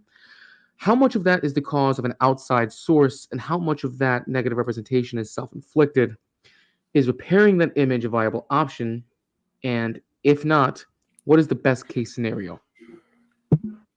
I would, answer that by saying, like, look at who, has the power to make these, productions, and who doesn't. Like, you don't have, Black people that, own these companies and, are able to determine, what films are made and which ones aren't. So, it's like when you get a Woman King, for example, and they, leave out the fact that, all these bitches were slavers. It's like, that's not surprising, because a liberal white, I think, Jewish woman is writing this movie. It's the same thing, same thing with Black Panther. Even when you get like, when you get a Black writer and a Black director, and, Ryan Coogler is somebody that, I like as a director, but it's like when you get into Black Panther and you see the images, that they're painting, I'm not saying, they paint the bad guy, the person that, they paint the person they say is the villain. Most Black people came out of the theater saying, I think that guy was, I agree with some of the things most of the shit he was saying. I may not have this, that, and the third. So that's where you get into, you have other groups that parrot, you have other groups that get these puppets to come out and parrot, whatever narratives they want to spread about Black people, or whatever messaging that they want to put out there, whether we agree with it or not. It's not, that's nothing, we don't have the power to control that. So I did listen when you did say that. I had to laugh because Jewish and white are two different things. There's no connection with that at all. I had to laugh when you said that. With the Black Panther shit, I really didn't like the movie. I really didn't care for it. I really don't like watching a lot of these modern films or modern TV. So I really don't have really too much say on that. Do you need me to restate the question for you, Andre? Go ahead, yeah. All right. So the Black community has been mired in negative representation, be it in media, movies, and music. How much of that is self-inflicted, and how much of that is the cause of an outside source? Is it worth repairing that image? Is that a viable option? If not, what is the best case scenario? Like I said, with the music industry, we have a strong amount of influence in the music industry. But the companies, the corporations, not the companies, but the record companies, of course, we already know they're run by, Jews, and even if they are run by all blacks, their investors are Jews, and that's really who's behind the curtain at the end of the day. Even if you have something that's all white or all black, you really have to look at the investors. If they're not all white or all black, then guess what? It's fucked. So you look at BET, for example. Yeah, it could be black people in it, motherfucker, all day. It could be black shows all over the heifer, but people who's investing into it, they are not. They're not black. They're not white. They're Jewish. Simple as that. With film cinema, it's always going to be ran by Jews. It's always going to be. Hollywood liberals are going to run it. Liberal blacks are going to run it, and they are the puppets and pawns that like to write this bullshit because they've been indoctrinated and to believe in that. And it's easy for them to go out and say it than for someone being Jewish. They've already learned that mistake. They learned that mistake in the 1930s. Jews learned that mistake in the 1950s. That they can't go out and actually film and direct a movie without being called out. They've learned this. They limit their appearance and how many movies they direct and put out and shit. They like to fund it. They'll write it. They'll do all that. But they let liberal whites and liberal blacks put out this garbage. That's all I got. I'm getting tired. Bendu, do you have any response to that, sir? No, sir. All right, we're going to move on to the last question for this topic. And we're going to start with you, Andre. Go ahead. Has the black community as a whole, or the black American as an individual, truly learned from the mistakes of their fathers and forefathers? Is the family unit, or lack thereof, the cause for this lack of taking the lessons from the past? What does the outlook for the black community look like to you in the near future? As I said earlier, if we keep on this path of not establishing order among our own people and setting out a proper direction for our people, given the way America is today, no one. We have a generation that doesn't have a purpose. It doesn't have direction. It's disconnected. That's only connected to materialism. That's not where we need to be. So in order for black people to go forward, we have to, of course, establish order, find out what our purpose is, establish our own identity within this nation, and work towards bettering ourselves and bettering the nation that we're part of, and work in tangent with whites as well. We can't sit back and, like I said, complain. We can't sit back and beg. We got to craft ours, and we've been doing that for a very long time. We've been very good, but ever since 1965, Great Society, and all this, they've given you every damn thing to sit on your ass with. We've gotten lazy, and we've gotten very, very laid back and complacent with shit. We need to get out of that mindset. So I say that if something doesn't change in the next 50 years, I even say within the next 50 years, something didn't change in this country. It's gone. I'm going to say this: if we don't really turn shit around in 20 years, this country is not going to survive the century. It's not going to survive it. It's going to be broken up. I'd rather blacks and whites not come to blows, but there's so much racial tension and there's so much propaganda being pushed to divide both peoples and to have both peoples be at each other's necks that I feel something's going to happen. I'd rather not. I don't want that to happen at all. I don't think that anyone benefits from that at all, and especially black people. We don't benefit. So we need to establish ourselves. We need to be more strict on our people. We need to call shit out. That's what I'm doing. I'm going to be here until they shoot me. So whenever y'all decide to do that, you come on through. My door's always unlocked. All right. And I was always sitting waiting for you on the other side. But yeah, that's it. That's all I got. Bendu, response, rebuttal? No. No? Guess, yeah. I agree with most of what he said. Yeah.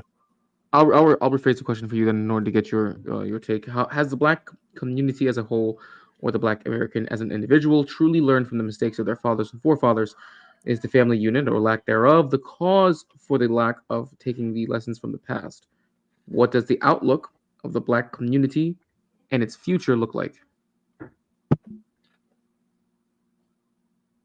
That's a interesting question because like I said, I look at a lot of the black people around me, and the varied ideologies and the varied beliefs, both religiously, whatever it is. But I see a lot of black people, realizing that, we do need to do better. There's a lot of accountability that we can have as a people. Um, there's a lot of negative things uh, within our group that we do need to, address and root out, and ensure that, you have what's called, I forget the exact terminology for it, but, having solidarity with each other, essentially. I'll use that word because I'm drawing a blank on the exact term I was looking for. But, I think that overall, I think that there's hope for Black Americans within America. And like I said, I'm not a person that is, you know, saying fuck white people. Like, I'm not one of those people. But what I am saying is I think there needs to be conversations like how me and Andre had the debate and conversation tonight. I think the same conversations need to be happening across, racial lines as well.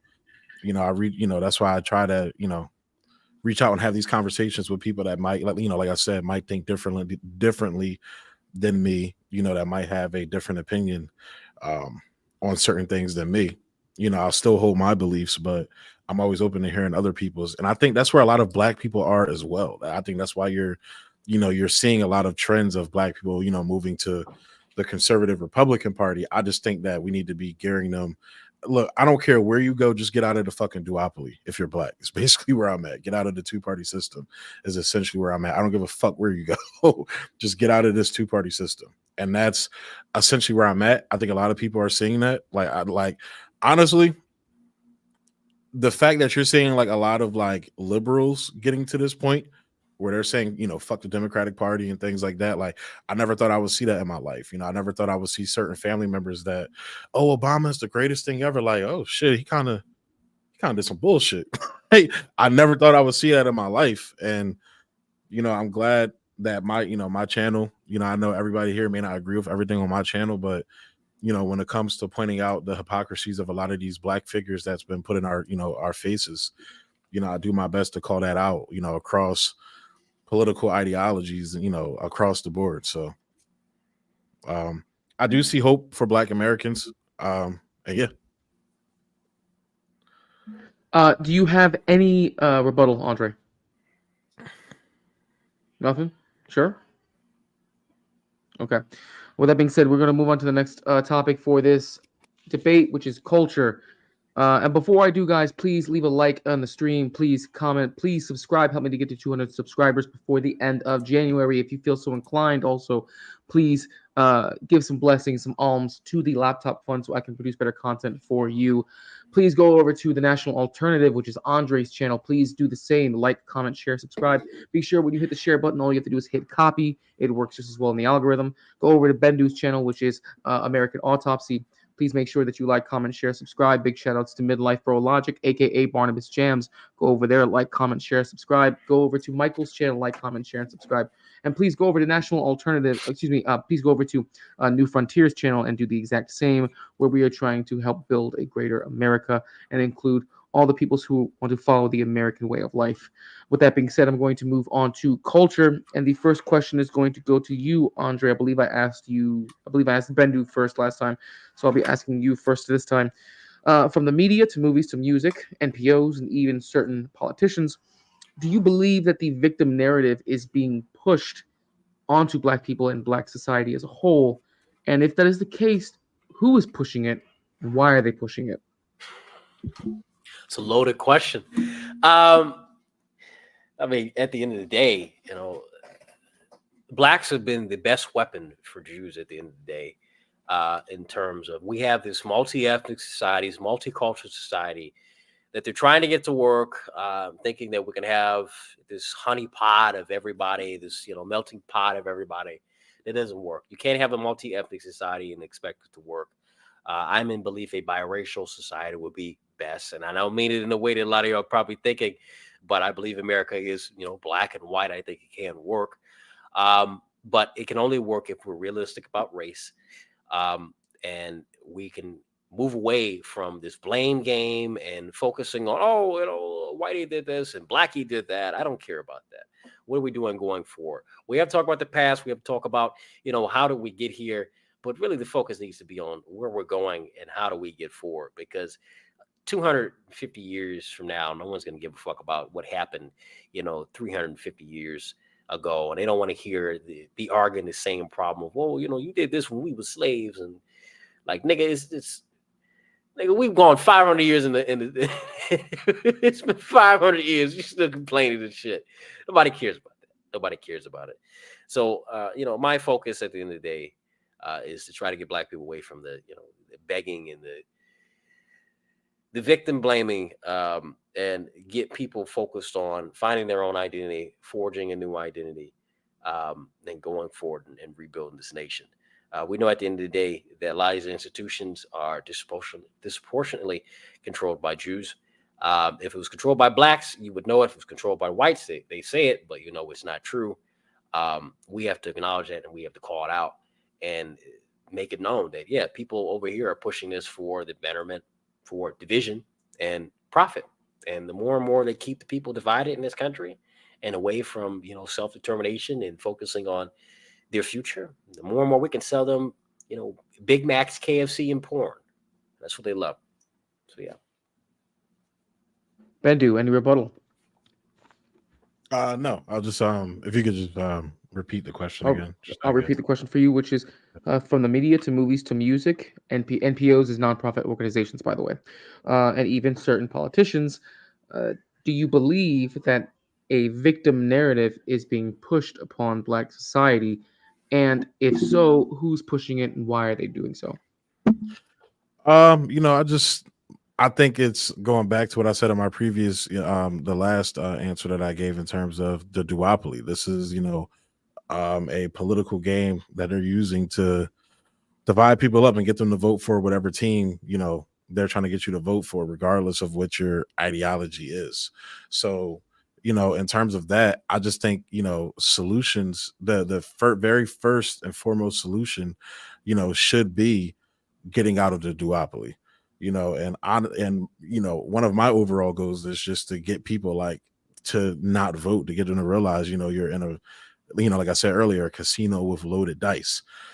So I think just that concept is letting people know that, the entire political game is rigged. And if you continue to engage with it, then you're just, you're going along with a charade. I think that's, the first solution. And then we could continue, after that, where people, where their ideological beliefs are and where their other beliefs are and things like that. We can figure all that out later. But I think first and foremost, that is the thing that needs to be addressed. And that's what I try. Excuse me. I'm sorry. I try to do with Black people, especially, is, just informing them of how neither one of these parties are doing anything for them. And take it a step further, that the system that props up these two parties are not doing anything for them. So I think that that's the where a lot of that, narrative and divide comes from. And I think that's something that, like I said, I think addressing, the duopoly, pushing that narrative is, will be a great benefit and will be a great alleviation to solving that problem. Very good. Go ahead, Andre. If you have any rebuttal, by all means. No, I don't have a rebuttal. No? All right. Maybe I just need some caffeine or something. I'm fucking same, bro. Same. With that being said, I forgot to go out and buy my Red Bull. No, I was just saying I forgot to go out and buy a Red Bull for we got. Do you guys need a caffeine break? Do you need a coffee break in the meantime? I'll keep going. If you guys want to grab some coffee, grab something to drink. We got a really good flow going on right now. I got shit right here. I'm chill. Listen, I'm good. I got my caffeine boost. I got myself full of sushi, so I'm also getting myself a nightcap, and I have some water just to make sure be on the safe side. By the way, shout out to the lovely ladies behind the scenes who are providing us our drinks. My girl came over and refilled my nightcap. Yes. I know that yours did the same, Andre. So, by the way, I just want to give a big shout out to the ladies. Right now, she's watching anime, so I'm gonna let her do her thing. But big shout out to the ladies who help us behind the scenes, so that way we can continue to stream our content and be able to keep the conversation flowing and going. Big shout out to them. With that being said, look, I got a caffeine pill right on cue. Hey, listen. You gotta do what you gotta do sometimes, right? I'm gonna move on to the next question then. And Andre, this one's gonna go to you. From your beliefs, your personal beliefs and standpoint, Where do you see the current state of the black community going? How does it fare now? I mean, as I said before, we're in the worst.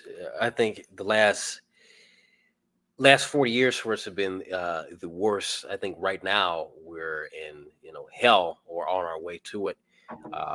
We need to pull ourselves out of that hell and go forward. Um, it's honestly disgusting. I really hate looking at the state of my own people and the state of the people of this nation, which is even still my own people, um, and just being either disgusted or embarrassed, disappointed.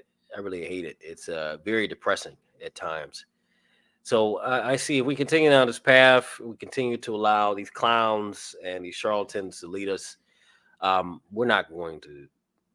I'm going to say black people in America are not going to exist and not going to be in the best state. I tell you that.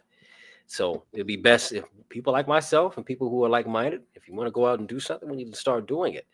And it takes you stepping out of that shell, communicating and banding together with people that are like-minded in order to achieve that. So, yeah. Agreed. Bendu, the same question goes to you, sir. Yeah, I second what Andre said. Like I said, like regardless of what your, political leanings are, ideologies, and things like that, especially with black people, we tend to let that divide us as well. I think back to a lot of the, the debates, people like Marcus Garvey, Du Bois, and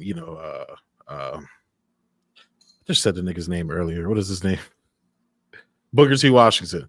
A lot of the debates, and critiques they had of each other, and same thing with Malcolm and Martin, and all of these political debates. I think that a lot of them realized that we were stronger together. I think that's why you did see Malcolm would at least sit down with these people and converse with these people. So I just think that once black people get to a space where I think we're getting to that, where they're realizing like like I said, the duopoly is not helping us at all. Like regardless of what end of the spectrum you are on, I think that, the sooner people realize that, the better. And like I said, with coming from the more liberal perspective, coming from a family with like, honestly, which is weird, they have conservative beliefs, but always voted liberal. I never understood that. But,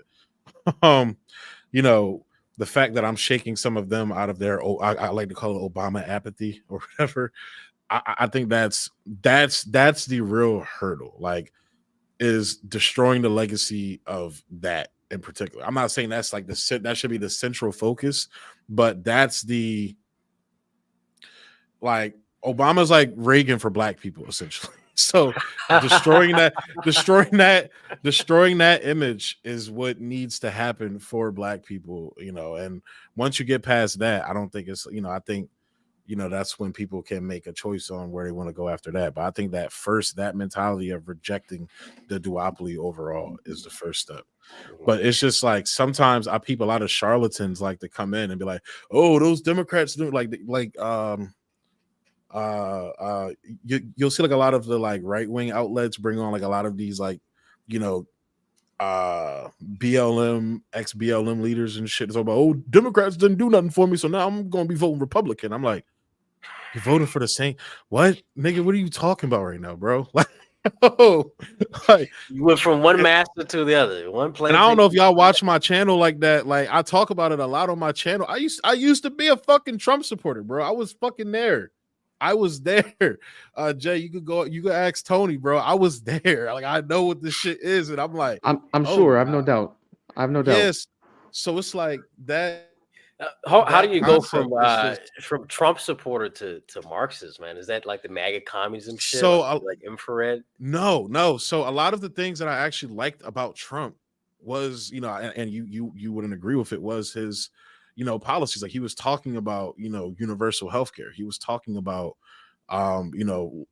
going after the colleges and stop making college so expensive, and even to the point of restructuring. That's not a Marxist thing, though. That's not even. That doesn't even come. No, I know that. But that's when I really started actually, because I used to be an anti-communist, I used to be anti-Marxist until I started reading in to a lot of the things, not just the history of Marxism, but what Black people specifically were saying about Marxism. I know you don't, and communism, I know you don't agree, but that's just when I hear Malcolm X say certain things, and I hear what Fred Hampton has to say about the certain things, like it's just like it changed my perspective on a lot of things. And it's like, and like I said, like I like to say I lean into Marxism because I feel like a lot of Marxists have this very like, I don't like rigid beliefs in anything. That weirds me out. Like if you have just this undying, unyielding fidelity to a certain ideology or belief, like I understand dying for what you believe in,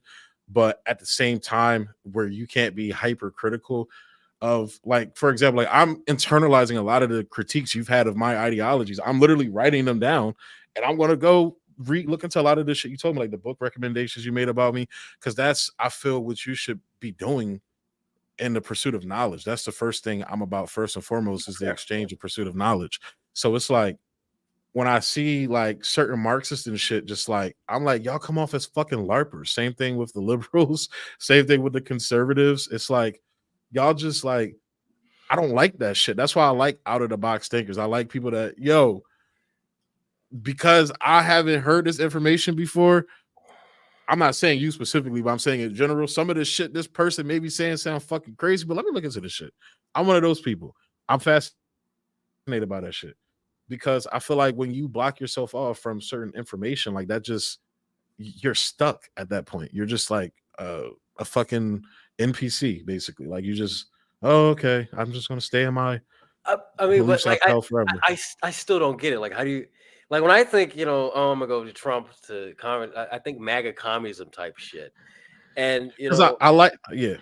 you say you like universal health care. I mean, buddy, when you learn about where this stuff come from, it came from the complete opposite. It came, and you say that you reject this, capitalism and all that. I mean, the biggest rejection of capitalism is third positionism. I don't know how you get out of that. You mentioned Marcus Garvey. You mentioned Thomas Sankara. I mean, they were third positionists, as Marcus Garvey said. I was the first fascist, even though he wasn't. But I was the first fascist. I mean, how have you not looked into this stuff and look, this side? But you've gone over here to. I don't know how you jump from Trump to Marx. I never heard anyone make that jump. I've heard Marxists like I jump over to Trump, and they jump over to something else. Because so I'll detail my political experience even more. Like I said, like growing up, being little and things like that, like Obama, that was it. And before that, like I would hear not my mom or like people around me like that, but like other Black people. Like you've probably heard this goofy shit before, that Bill Clinton was the first Black president. I'm like, fuck, I I say didn't that know all that the shit. time. He was the first Black. Only niggas Bruh. bring their holes to work. Come on now. Come on. All right. Telling you now. Telling you. But hey, but girl, that was like growing up. But like I said, I'm a creative as well. Like I do music. I'm in the film. I started working on a book like a couple of years ago that had to do with politics and shit like that, and just started researching. And it was like coming into it not knowing a lot about it. Like I would have friends that would talk about it, but I was like one of those, all right, they're talking about politics. Let's talk about well, I wasn't like a huge sports guy. Like I was a basketball guy, but I was like a huge I was a huge comic book guy. All right, I'm going to talk about whatever Marvel movie they're shoving down my throat now. Like I'm not going to talk about that stuff, but just started doing my own research, and I'm like, it's like one of those things when you're like, it's like you've known certain shit. Like I feel like this is something with most of the Black community. Like most of the Black community, like for example, when people were coming up with like COVID stuff and everything, like every single theory people had about COVID, I'm like, well, damn, this don't got shit on the stuff. My fucking parents was talking about at the dinner table.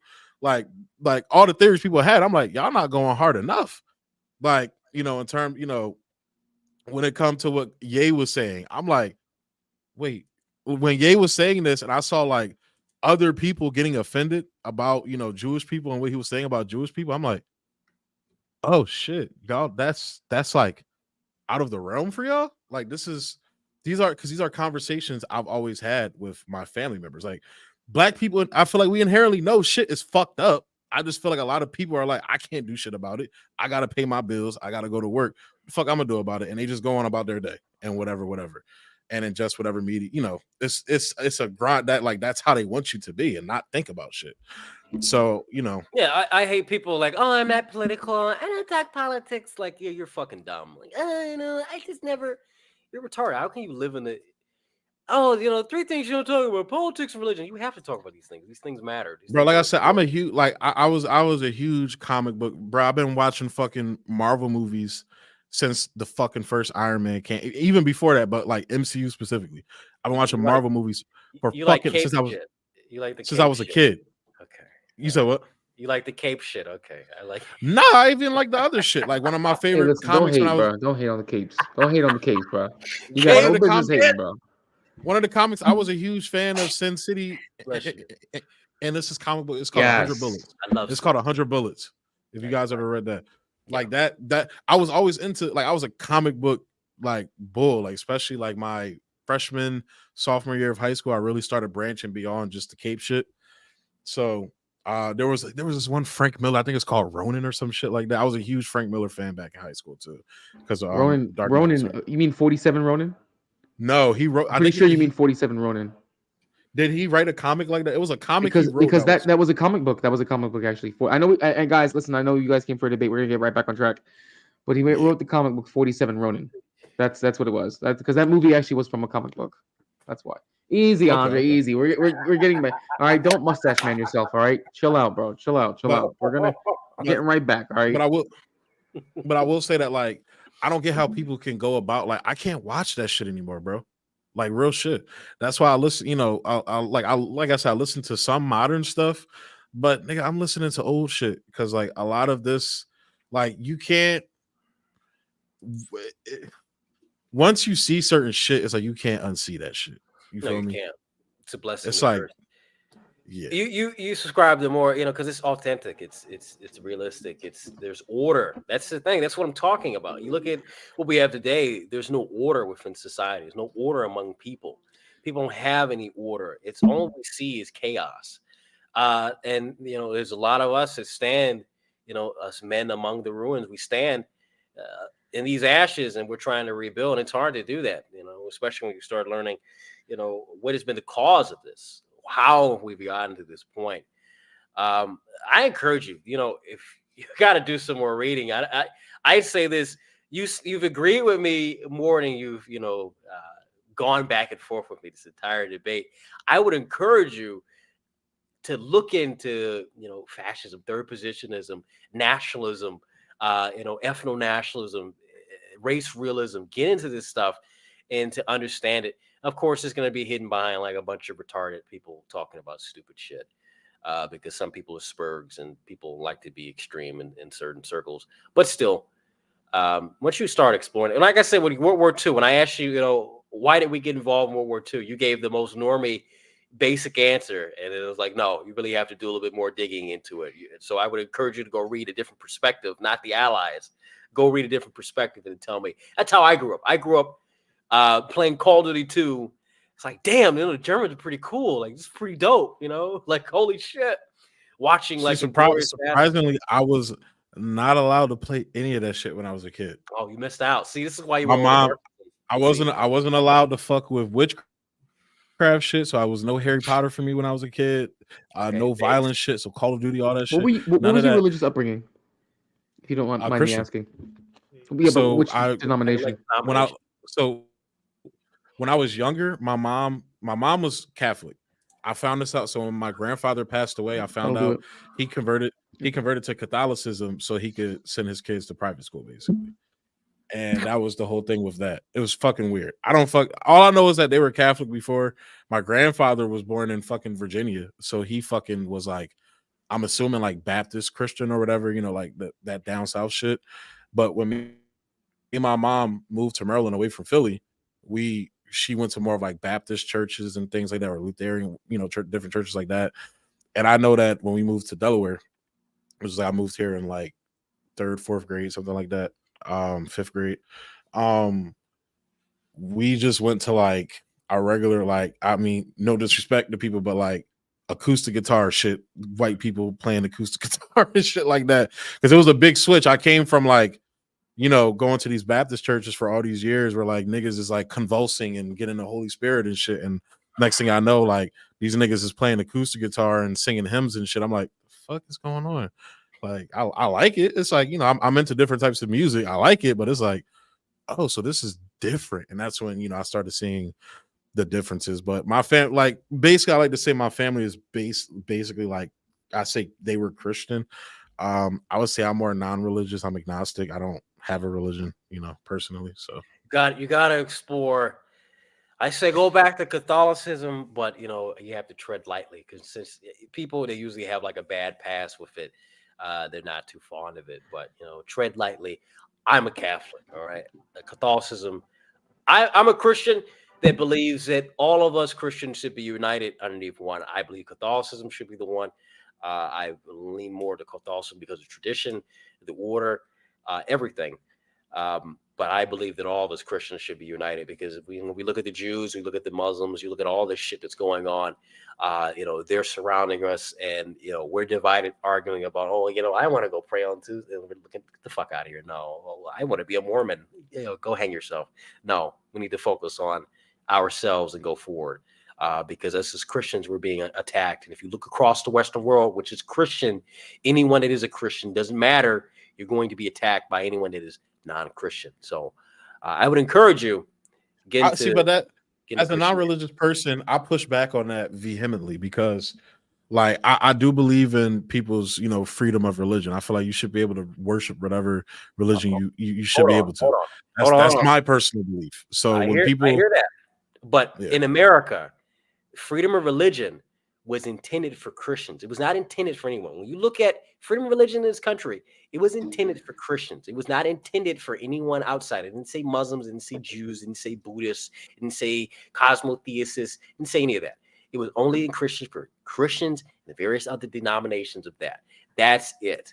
It's nothing else. So when you say that, I always push people back like you as an American should be opposed to that because honestly, America is a Christian nation.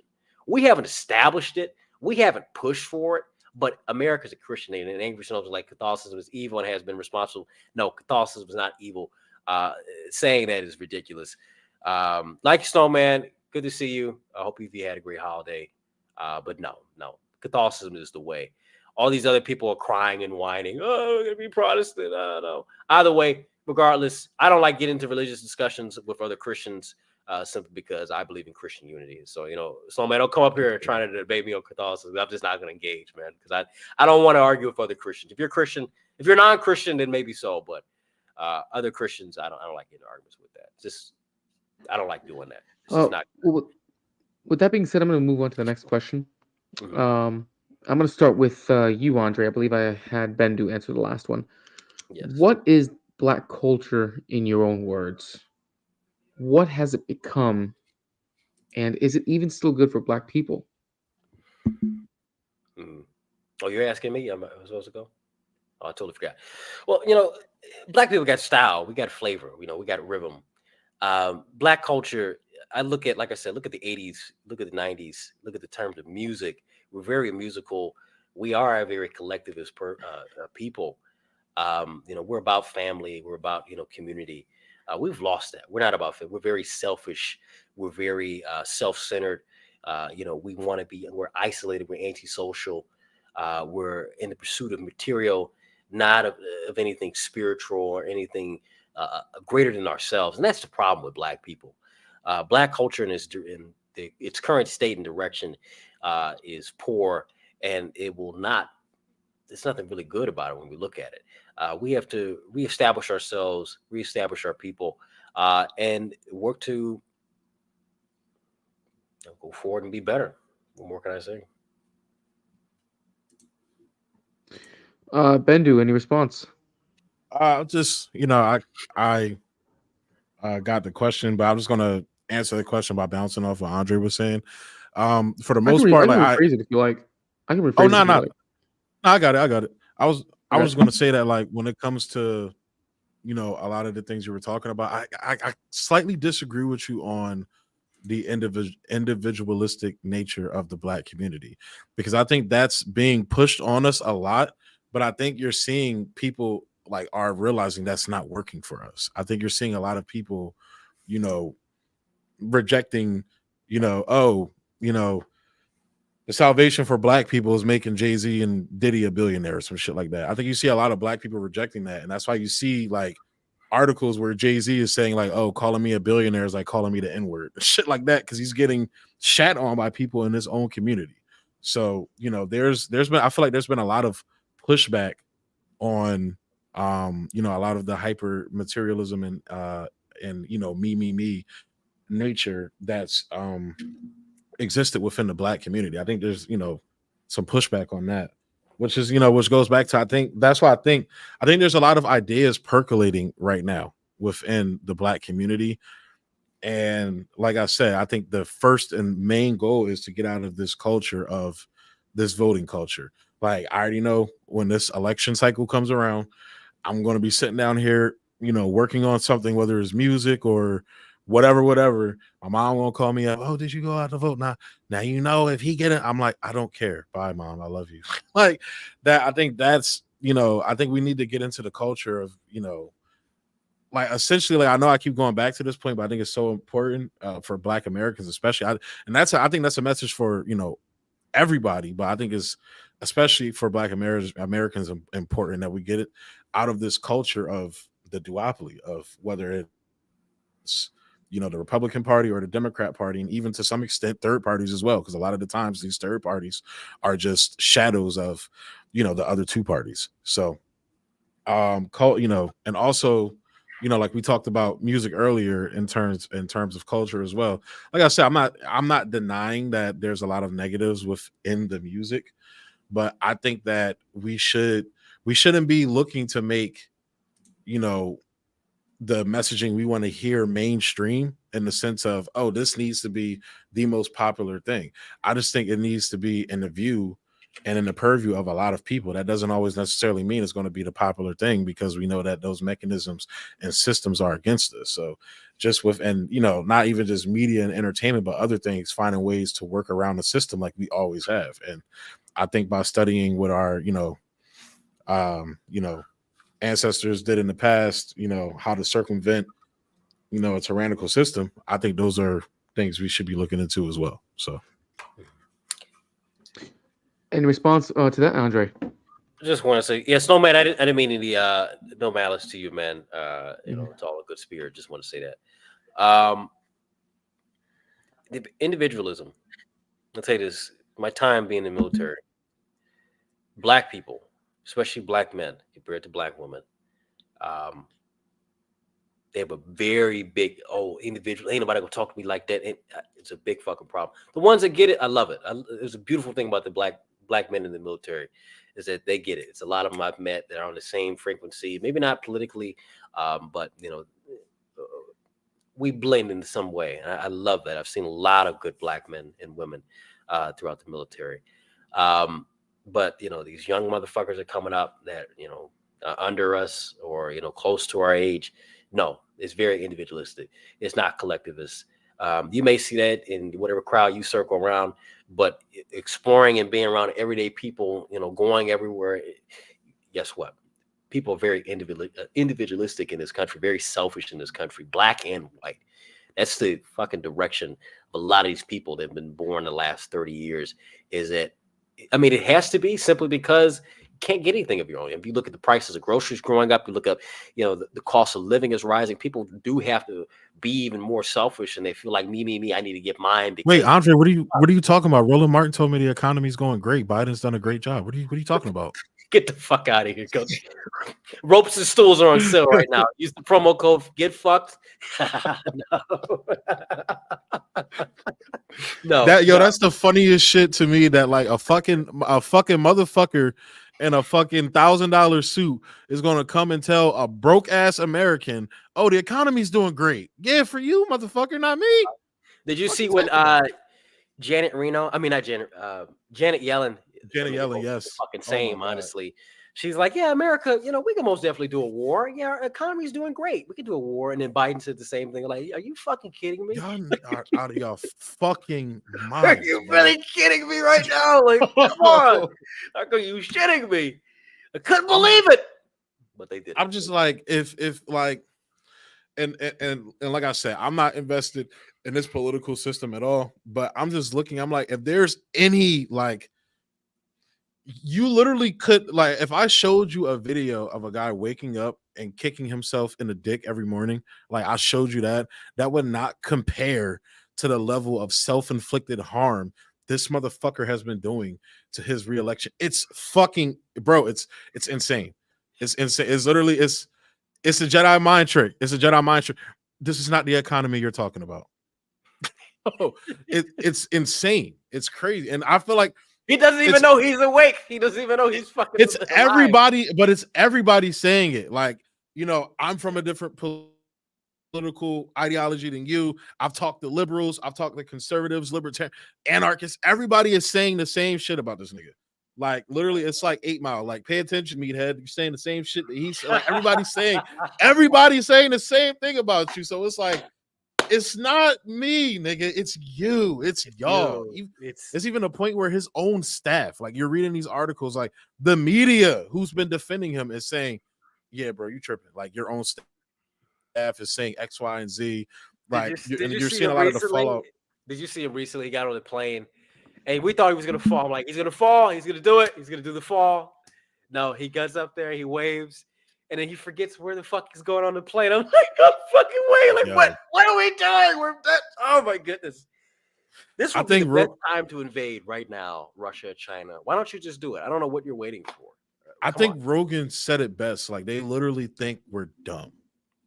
Like, the powers that be, they literally think we're dumb. We are. They feed you big KFC and pornography. Yes, we are dumb. We're very dumb. You go and you spend $10 fucking on coffee at Starbucks. Yes, we are dumb. We're very dumb. Extremely fucking dumb. So it's not even. I never understood. I'm a tea drinker. So I don't know if I have room to talk here, but I don't know how motherfuckers like, bro, make your own coffee in the morning. Why are you spending money at like? It's a laziness thing, honestly. It's just to be honest with you, and because every now and then, well, see now I feel insulted because I was gonna say every now and then I'll treat myself and treat my girl to us going to Starbucks, right?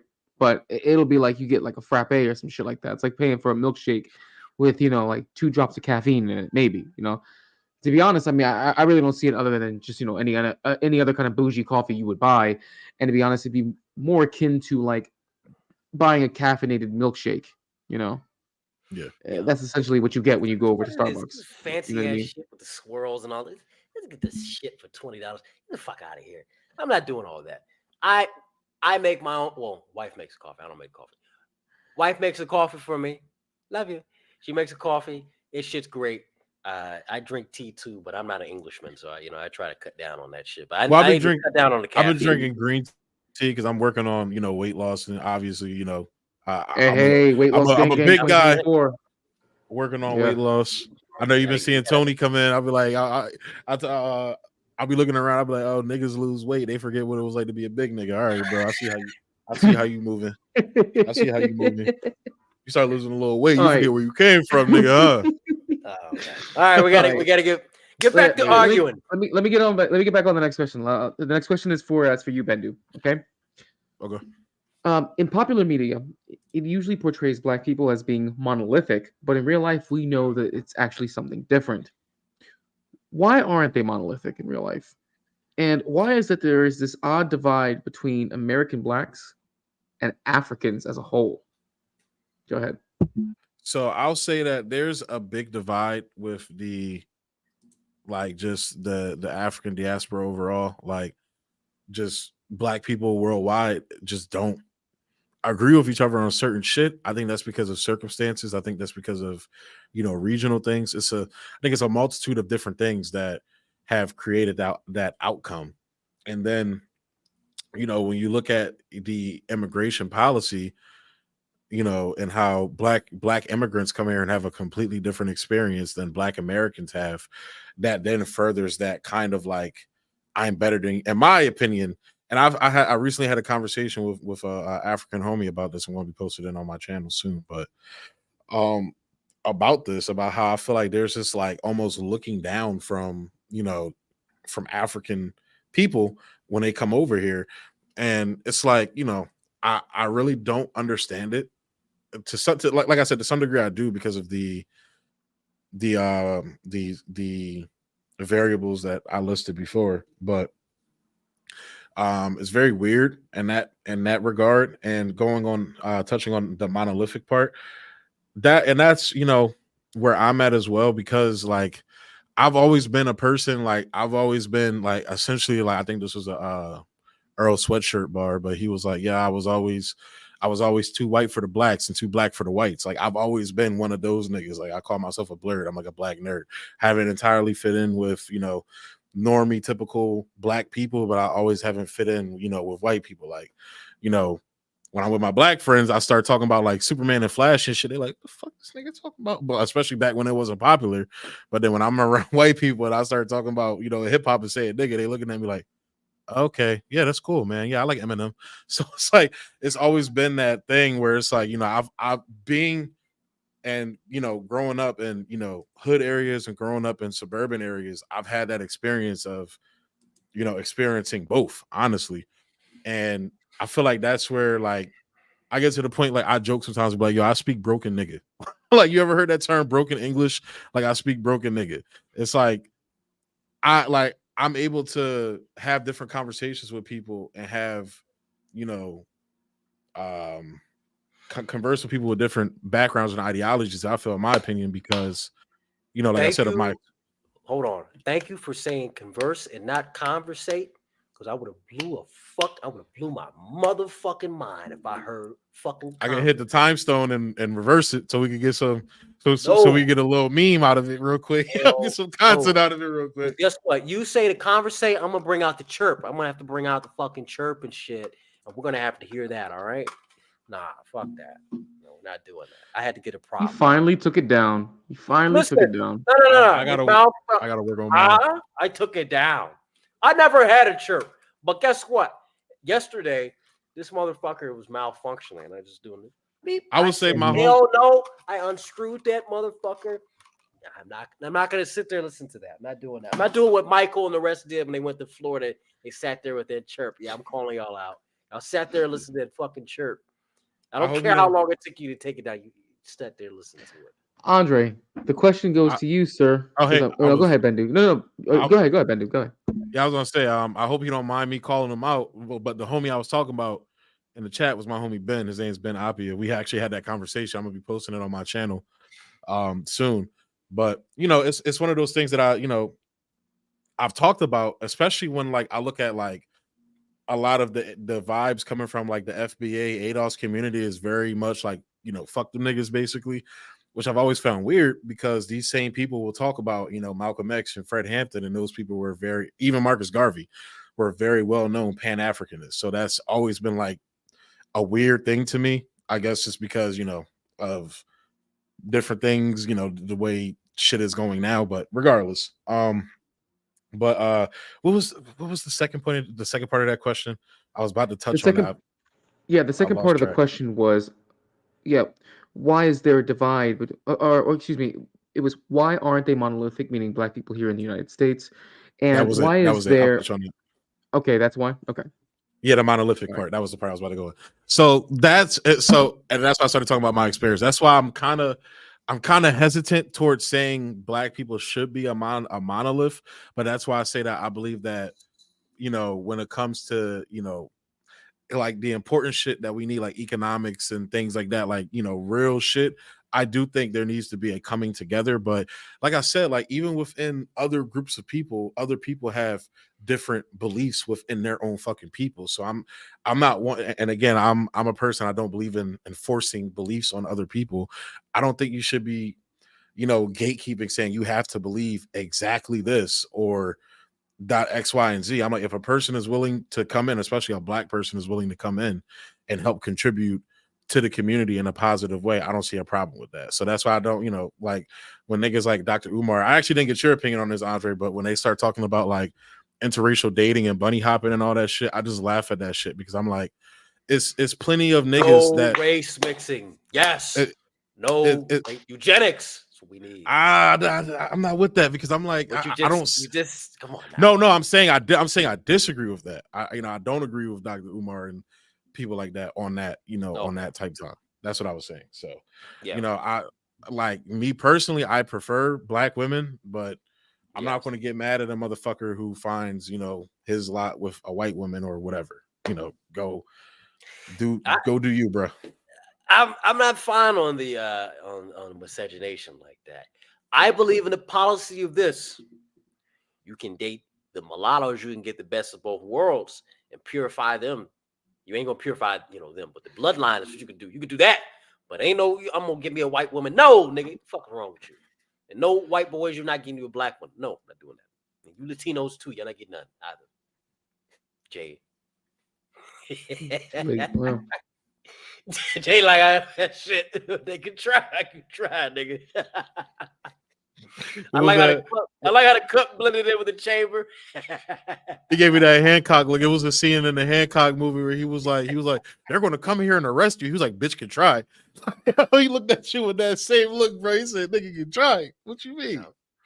But I don't like that shit. I don't condone that shit. Of course, yes. White nationalists, pro-white. And then they got like the black girlfriend on the side. They're hiding her. I'm so pro-white. Get down. I'm going to take this Asian over here. They love to do that. But anyway, I'm not calling anyone out. That's for me, like that. It's just, I don't know. Like I said, I disagree with you on that perspective, but I understand the sentiment. Like, at least when I hear Dr. Umar talk about it, I think part of his sentiment is stupid, but I think part of it I kind of get. So what is, like, if you don't mind, Jay, either, like what is your overall opposition to it? If that, if you could explain that. Like race mixing and everything? Like you Did you say, are you asking me or you're asking Andre? Andre. Did you say Jay? Sorry. Okay. No, I was saying, right, Jay, if you didn't mind if I like deviated a little bit off. Go ahead. Oh no, so there's a lot of problems when it comes to mixing of the races. A lot of genetic issues that comes into it in terms of health issues. Stuff Actually, that going on with the can children. Can I cut you off real quick? I'm sorry, I'm about to say I'm about to piss on myself. I gotta run to the bathroom real quick. All right, go ahead. If that's okay. I'll be right back. Oh shit. Well, with that being said, Andre, while he's going to go to the bathroom because I don't know if he can hear us or not. I think he has I don't think he has buds. I think he has headphones on. I want to ask you the question, actually, and that being the question I asked Bendu, which was popular media portrays black people as being monolithic, when in fact in real life we know that's actually different. Why aren't they monolithic in real life, and why is there this odd divide between black people and Africans? Well, Africans look at us as the niggas that got away, They mad that they didn't get on the boat. They thought we was going to our deaths, and they found out them niggas got gold and shit over there. Them niggas got apartments. Wait a minute. And they look jealous. They can stay over there by the river hut and be mad. But it's just a separation because of just the advancements and the disconnect for so long between blacks and Africans. There really isn't a strong connection because there's just two different lifestyles, two different living conditions, two different outlooks that have came out of that.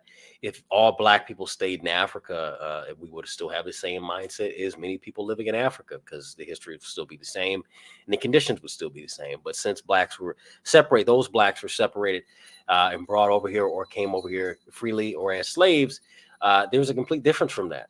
And I think that's unique. I love that black people in America are the way that they are. I don't give a fuck about what's going on in Africa. I will look over and study the motherland and look and try to get a connection ancestrally. I don't mind that. But I think blacks over here need to establish their own way and not worry about what's going over there. I think there should be some kind of connection in the same way Europeans say that, America is an extension of Europe and, European peoples over here. I don't mind that, but we do have to remember that blacks and whites here in this country, we are separate from our ancestral homelands in a large part.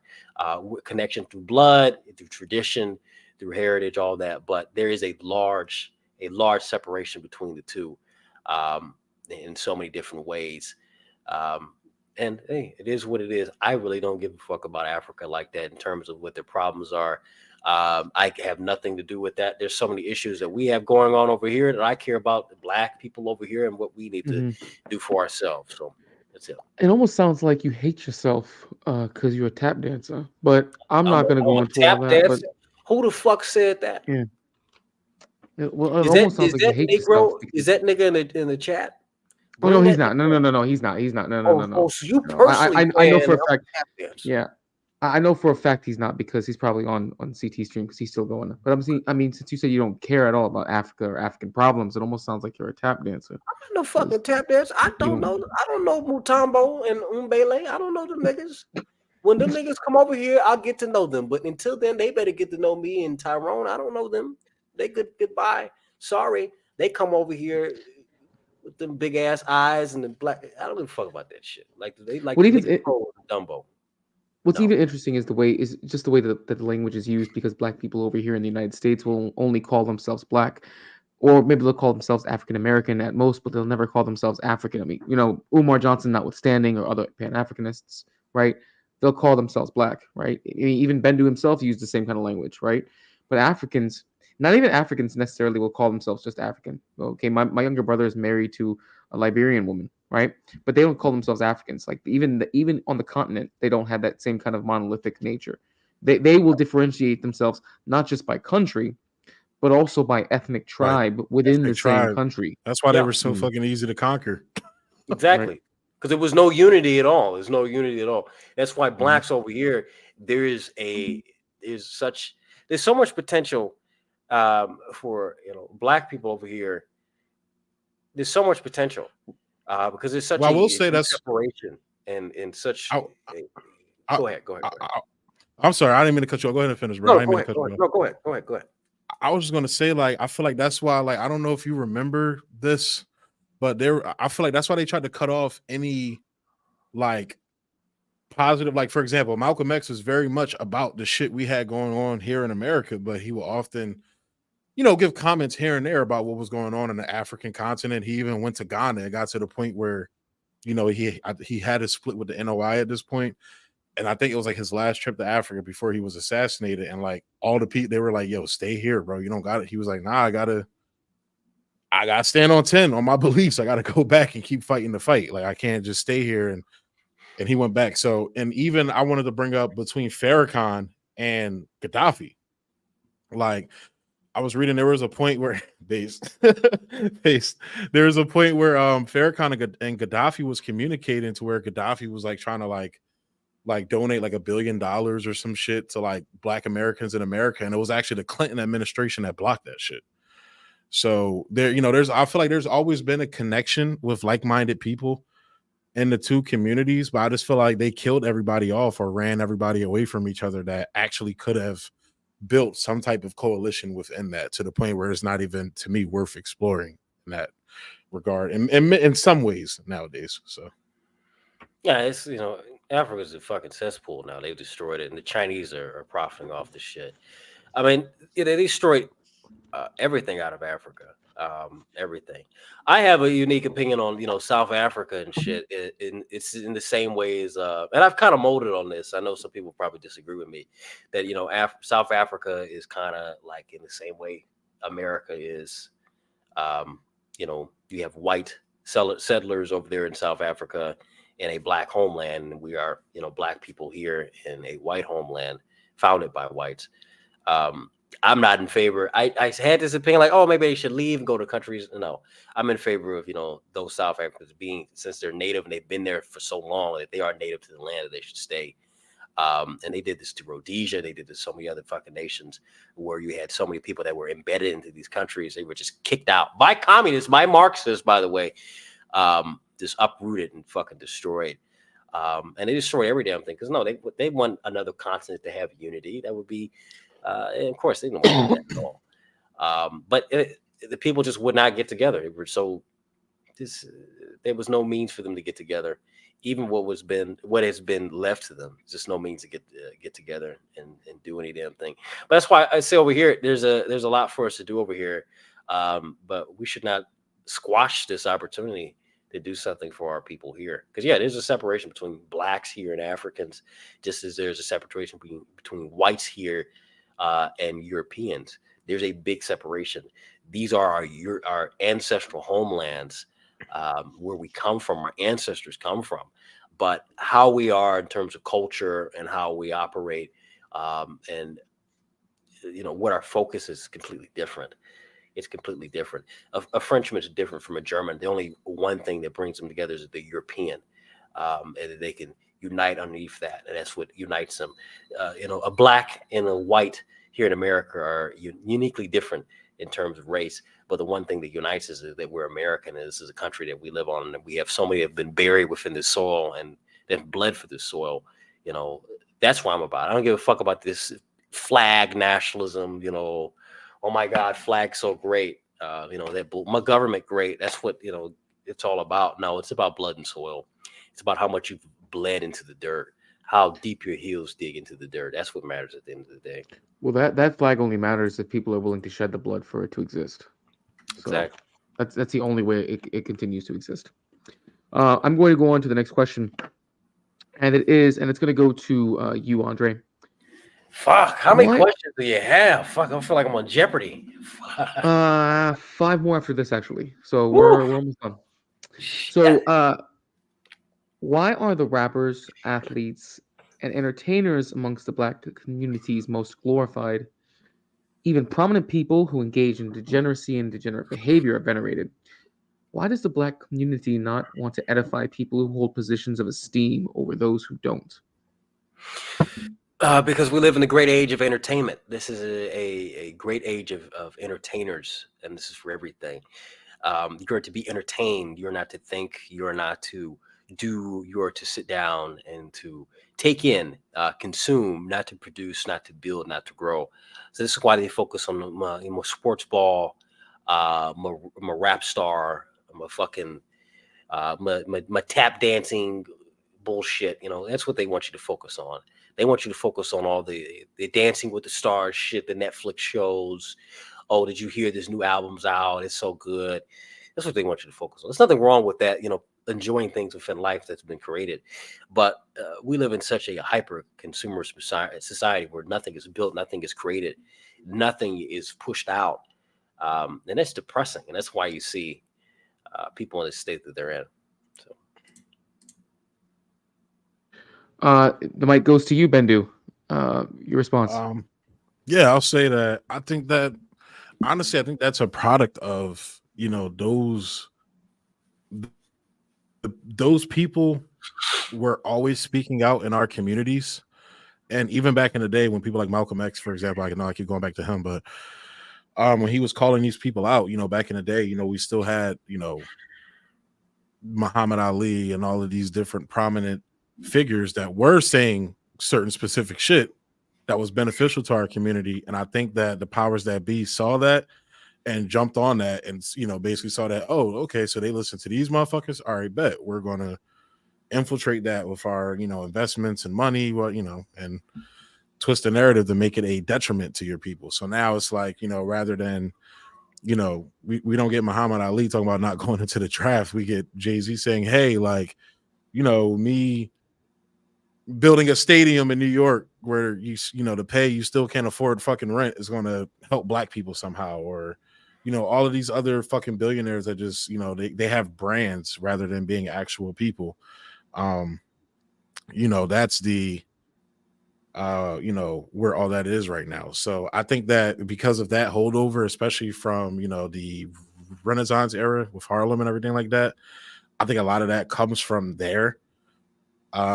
Because to some degree, you used to be able to not necessarily rely on, but there was some credence to black creators, in that era. But now it's just it's not, because it's all about vanity and money and things like that. But like I said, I think one of the beneficial things of the internet though is that you have all of these like different artists and things like that do speak on, certain shit across different political ideologies. So, there's something out there for everybody. You can still find these things. You just have to be able to do the work to find those things as well. Cause it's not, the mainstream's not going to just present it to you. You feel me? So, All right. With that being said, Andre, unless you have a rebuttal, Man, I don't have a rebuttal, man. I'm getting tired, man. I don't have a rebuttal. we don't worry. We're almost done. We are in the last section right now, guys. For those of you who are in the bushes, for those of you watching on all channels, please hit the like, comment, share, and subscribe. Please subscribe to my channel so I can get to 200 subs before the end of January. Subscribe to Andre so he can get to 100 subs before the end of January. Subscribe to Bendu so that way. Actually, Bendu, you got quite a few subs. I think you're probably creeping up on 800 at this point. nah, And please, 952. Get me to 1,000. there you go. Now get this man to 1,000, please. Get him to 1,000. And big shout out to Michael for restreaming on his stream. Please go over there and make sure that you subscribe to it. Big shout out to Barney as well. He likes to cover a lot of pop culture topics, very adjacent to what I do, except a little less serious, more quirky. Big shout out to those guys for restreaming, and big shout out to New Frontier for restreaming this debate as well. We appreciate everybody who's coming out tonight. First question for the last topic of this debate is on race, and it goes to you, Bendu. What is the biggest issue Black people in America are facing today? The biggest issue.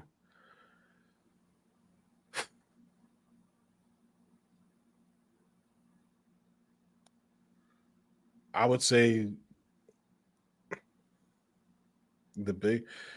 I mean, I hate to keep going back to, beating a dead horse, but I think, I really do think the biggest issue is this, this two-party system that, separates and divides us and, you know, keeps pushing certain people into narratives that, like I said earlier, don't benefit anybody. Whether it's, the illegals coming into Chicago, both sides aren't doing anything about this. They're just, having a little temper tantrum pretend fight online. It's like watching fucking John Cena and The Rock fight each other, and then at the end, it's all fun and games at the end of it all. So it's like, I think that is the biggest threat, because it sucks any energy that people have to want to do something, and just have them rely on this party or this political figure doing something about it, when that political figure, that he doesn't even have anybody's interest at mind. He has his own interest at mind, trying to gain more, power, or, whatever the fuck they're trying to get out of their scenarios. So I definitely do believe that the two-party system is, the biggest threat to the Black community right now. Andre, the mic goes to you. Any response? Man, it goes further than that. It's not a two-party system. It's this, the system of usury, mammonism. That's what it is. It's not the two-party system. That's only just a toy for them. That's it. That's nothing. Two parties don't mean any fucking thing. Really, it's one party behind the scenes. One group of people filled with traitors and other people that are controlling the strings and shit. So it's not the parties at the end of the day. Who gives a fuck about the parties? Parties come and go. It goes beyond that. You have to look a little bit deeper into that. And the further and further you go deeper, looking into a certain question, the more you'll find the answer that, yeah, it's not just the parties, man. It goes deeper than that. But yeah, that's all I have to say. And what do you feel is the biggest threat to Black people in America today? The biggest threat to Black people in America today is themselves. It's always going to be that. If you don't fix yourself, you can't fix anything else. If you don't look at yourself in the mirror and say, hey, I'm fucked up, and try to seek help for yourself, you can't complain about anything. You just really can't complain about any damn thing. Like I said, if my grass ain't cut, I can't talk about Willie Bobo's grass. Simple as that. So I need to go cut my shit and get it right. That's what Black people need to do. Everybody, at the end of the day, we look at it, white, Black, the first problem, the biggest problem, the only problem is you at the end of the day. It ain't nobody else. It has to start with you. It has to start with your own. Clean up your own house first before you start talking about cleaning up others. Very good. Very good. Uh, Bendu, any response before I go on to the next question? No, sir. No, sir. All right. With that being said, this one is for you, Andre. Was ending segregation a mistake? The black community, if one second, hold on. From your standpoint, how would the black community look if segregation continued? Uh, should they return to some form of segregation in today's modern day? I mean, segregation is already natural. I mean, if we're going to have this multi-ethnic society where we're going to allow everyone to come in, yes, there needs to be segregation. If we're going to have a biracial black and white society, I believe in freedom of association. I believe, whites having an area for themselves, blacks having an area for themselves where they can live and prosper, and then the rest of the country being integrated and whatnot. I don't really care, but we shouldn't be trying to bust black people and force black people to go. Oh, this state is 95% white. They need some diversity. Send like 10 million black people. I don't like that shit. No, because if they were doing it to us and openly doing it over and over again, we don't like it. It's not something good. So we shouldn't be trying to push that shit on them, and no one should be pushing that shit on us. Segregation was bad, but desegregation has been terrible because we live in a forced integrated society where we've been trying to push everyone to get along and be together and push this inclusive society where everyone can, hold hands and sing fucking kumbaya together. It doesn't work like that. It's not nature. Nothing is equal. Nothing will ever be equal. Not even man, not even men among each other. Nothing is ever going to be equal. There's always going to be outliers. There's always going to be variables. What we can do is only provide opportunity. And I don't even think that opportunity is always the best, because I'm not thinking that everyone is deserving of opportunity. It really depends on what your worth and what your value is and how you pursue it. But I think at the end of the day, at minimum, we can pursue a society that pushes equality of outcome, if anything, and freedom of association. No forcing white people to have black people in their communities. No forcing white people to, no forcing black people to have white people in theirs. Same, none of that shit. So simple as that. Bendu, the mic goes to you. Response, rebuttal, or would you like me to rephrase the question? If you could rephrase the question, please. Was ending segregation a mistake from your standpoint? How would the black community have fared if segregation was still continued today? Should they return to a form of segregation in our day and age? I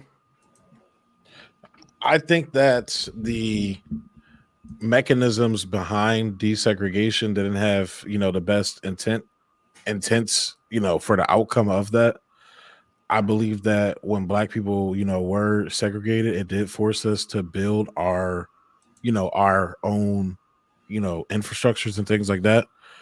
But at the same time, I feel like desegregation also revealed, a lot of the flaws within those systems as well. So, do I think there would have been a better outcome if we still had segregation? I can't, I don't feel, comfortable enough saying, whether yes or no, because, nobody can truly know that, in my opinion. But I do believe that trying to do something of segregation now, I just don't think that's necessarily the solution that we need, honestly.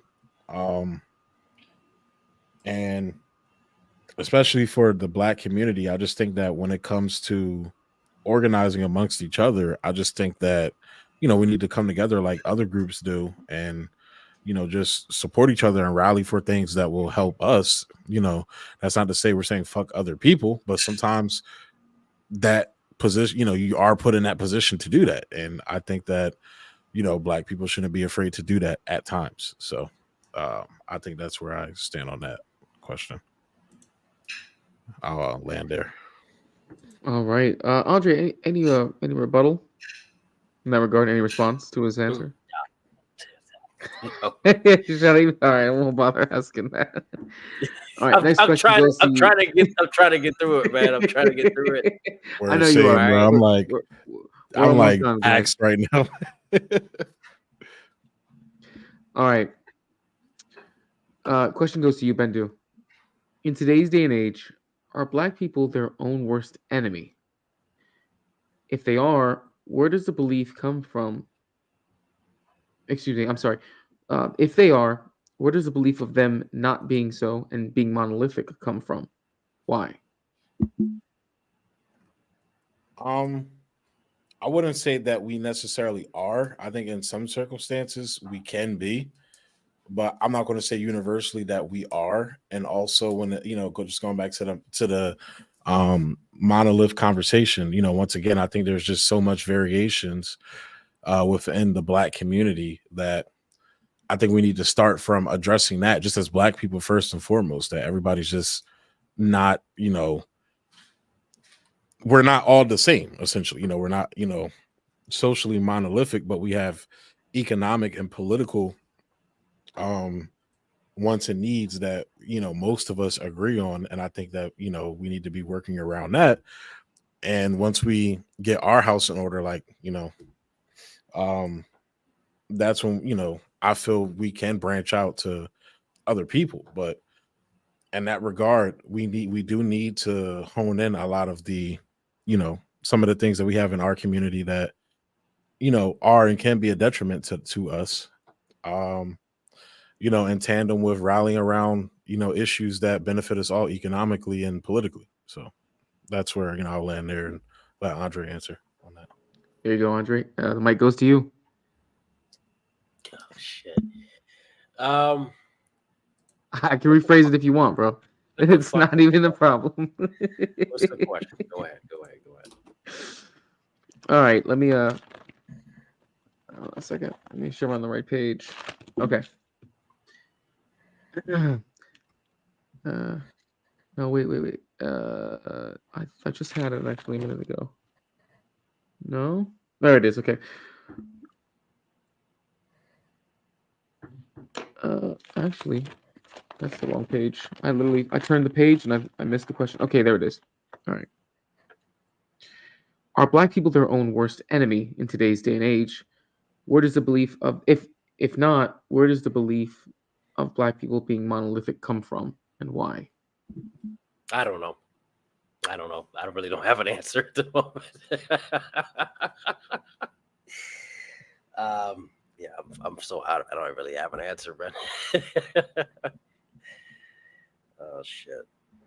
I'm sorry. No, you're good. No, you're good. You're good. What are they their own worst enemy? Yeah. All right.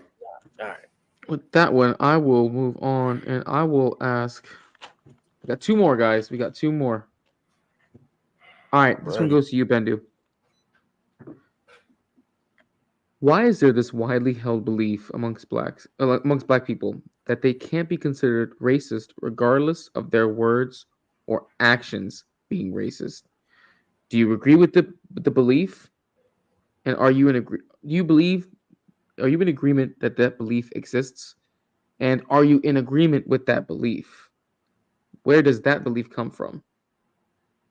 So I'll attack that from this perspective.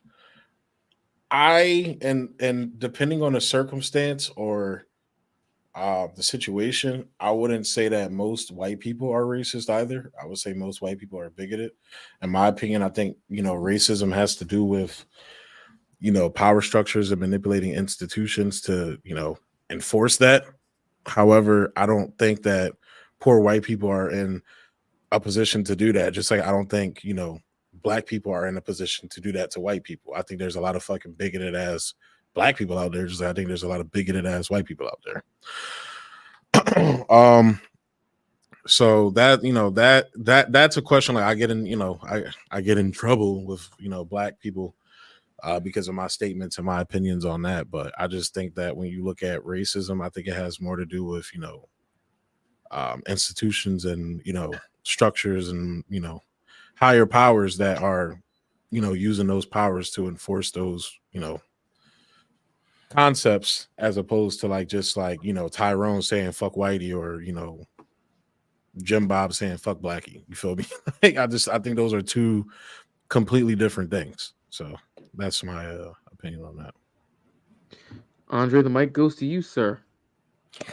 I mean, looking at today, Yeah, black people have that because it's been fed into them so much. They've been told this shit so much. It's been nothing but this thought of revenge. They've made everything about revenge. We have to get revenge for this. They've been told that so much by these people within power, like Al Sharpton types, all these people, right? Um, there's a lot of anti-white racism that goes on in the country, more so than I would say even anti-black racism. I would say that when you have corporations supporting shit like BLM and supporting, affirmative action and throwing all their money to let's get more white students. I mean, let's get more black students into college and more black students, black people in these buildings that they're not qualified for. That does a lot of harm to the well-being of both people either way. Because you're now enraging whites on this side, and you're putting unqualified people that are black in certain positions, which is going to make them more dysfunctional and espouse the tensions within the country, which is the plan of the Jews at the end of the day. That's what they want. It's easy to divide and conquer, especially on something like race in this country. Because, like as I said, there's no identity. I mean, whites lack an identity, blacks lack a direction, and both people have their own problems respectively. And given that, it's just a recipe for chaos. It's a great fucking recipe for disaster, and they take advantage of that. And like I said, it's not every Jewish person. It's simply those who have in power. I don't even think it's just the power structure. It's simply these people are using our nation, what we have built, what we have in place as a weapon. And they use people like blacks, like they're going to use this year, like they did in 2020. They're going to use blacks as a weapon because that's a driving force to get out and vote and get policies that does not affect black people in any way, shape, or form, or does not benefit black people in any shape, way, or I form. don't think that shit gonna work this time, bro. It's gonna fucking work. I don't think that shit gonna work this time. And bro. listen, I don't think it will either, but we'll have to see. I think a lot of people have shifted from that. I think a lot of people are moving away from the two-party system, and I love to see that. And people are going towards alternative. And the alternative I'm talking about, I'm not talking about fucking third-party libertarianism cuck shit. No, I'm talking about people engaging in their local communities and running independently or banding together, which is the smart way. The only way we're going to change things is you run with 10 people. You don't run alone. You run with 10 people as a group, all coordinated together, and you start taking sectors of the country independently and making it as your own for your own group. You don't do that. And I'm not talking about some secession, you're going to break away. No, still within the United States, but you're forming your own party, your own block, your own group, and you're doing it in that way. And that's far more successful. But yeah. I was going to say, to add to your point, I don't know if what your perspective on this is, but there's been just one guy that I communicate with on Twitter. I would say we're acquaintances, friends maybe, but he pushes a lot of like citizen ballot initiatives. I've like literally never heard of that until like with I think the 2020 election, like the presidential election. And like just in terms of like citizens passing their own policies and things like that, he's been like talking about that. It's been very fascinating. So I think something what you're talking about in tandem with what he's talking about could be a prospect. So. Well, I mean, if I look at shit that's going to be effective, doing that. I mean, where does it go? Like I said, when you do things collectively, because as humans, we are a collective people, and as Americans, that's how we should be. That's our spirit within us. That we are a collective people. We need to band together and start running. Taking certain parts of the state, saying, hey, here's these offices that are up for the grabs. They only require 500 votes. That's easy campaigning. Let's pull our money together. Let's all fucking run a campaign and say let's do that. I'd rather do that shit than I'm going to pass my own policy. I don't do that. That's nice. That sounds great, but I think there could be even more effort in other places. But that's just my personal opinion. That's it. That's all I got. All right, gentlemen. We're at the last question now. Okay, Andre, I'm going to start with you. Why do black people feel the need to question or validate one's blackness? What does it mean to be so-called black? Who or what determines blackness? Where did this phenomena come from? Well, what determines blackness is, your connection. What I say it today, when we look at black people, lack of, like I said, it's a lack of identity among the American people as a whole. I lost my black card to go way long ago when I didn't like Trayvon Martin and Obama. I thought, Obama was terrible, and I was more John McCain because I came from a military family. So I was like, oh, yeah, John McCain, he's a veteran. My grandfather hated John McCain because he was in Vietnam. He was like, I didn't like it. He was in the Navy too. Like I didn't like his ass at all.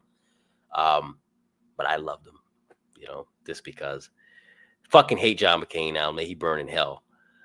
And then with Trayvon Martin, I didn't fucking really fly on that. He was just trying to go get in Arizona and some Skittles. I wouldn't fucking fly with that. And I didn't fly with them trying to make Zimmerman out to be white when he was really Hispanic. When you look at it at the end of the day, they really pushed the shit out of that. But they'll do that. You're not black because you don't sit back and you don't listen to the same music. You're not black because you don't sit back and you talk differently. I've had that all my life. I'm not black because I speak differently. I'm not black because my opinions are differently. I'm not black because my music taste is old and it's not hip and new. And what it means being black today is whatever you can consume. It's the identity. Much of identity today is around consumerism. That's it. What it really means to be black is your race. What is race at the end of the day? When we have discussion on race realism, where do you come from? Who you are? What's your connection to the land? Black people are unique to this land as white people are unique to this land because, like I said, we're completely two different groups separated from our ancestral homelands and ancestral people. But I feel like in America we failed to establish ourselves properly. We failed to establish who we are in the best way. And it's not too late. It's not like it can't happen.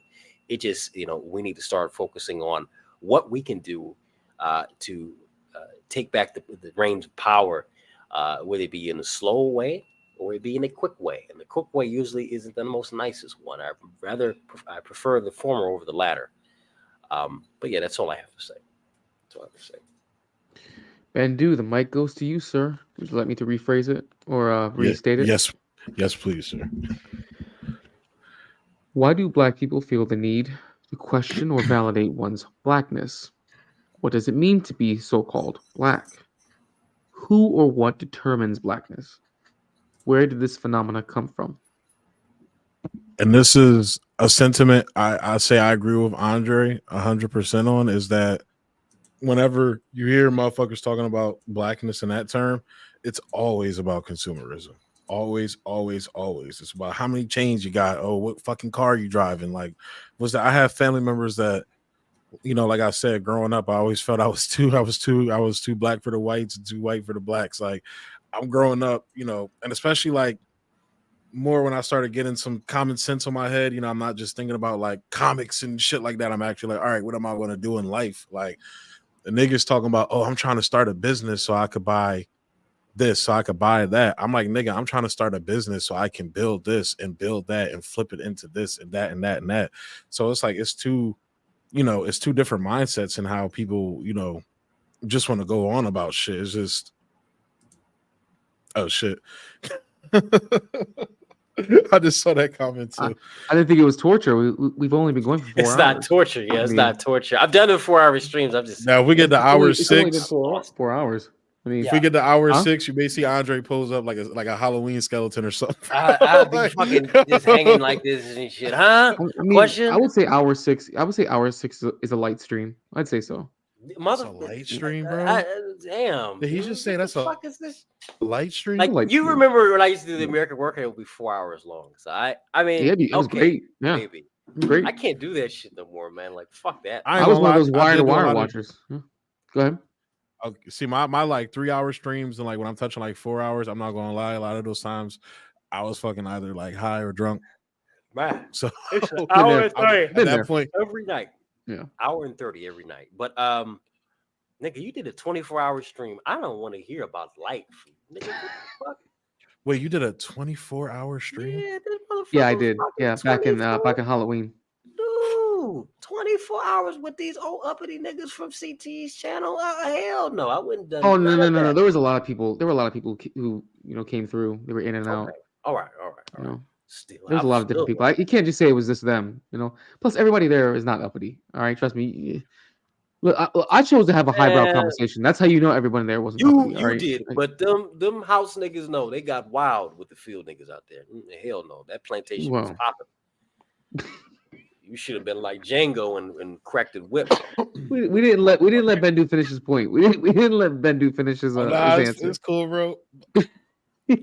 But just to wrap it up though, like it's like, you know, I like for me, like, you know, I guess like my personal definition of blackness is just, you know, trying to do right and by my people and uplifting them, you know, in the best ways I know how to. And like I said, allowing myself to you know, be open to different ideologies. Like, oh, this may go against what I believe, but if this is, you know, what's truly better, then, you know, being open to that as well. But for just in terms of that, like I said, like the main niggas saying that shit are people that are so entrenched in consumerism that is just, it's fucking ridiculous, and like materialism and things like that. Like there's no depth or thought to these people.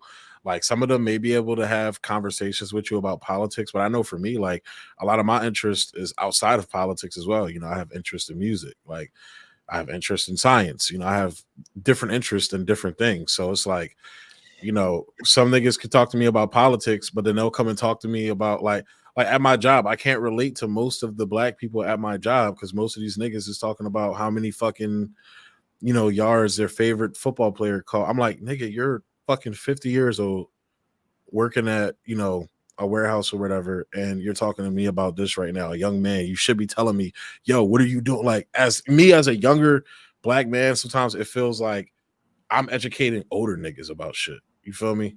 It's fucking weird. And that's where it's like a lot of that mentality comes, in my opinion, comes from that consumerism mentality. So that's where I do agree with Andre on that perspective. And I think that blackness is basically, you know, determined based on how much shit can you consume from fucking corporations now.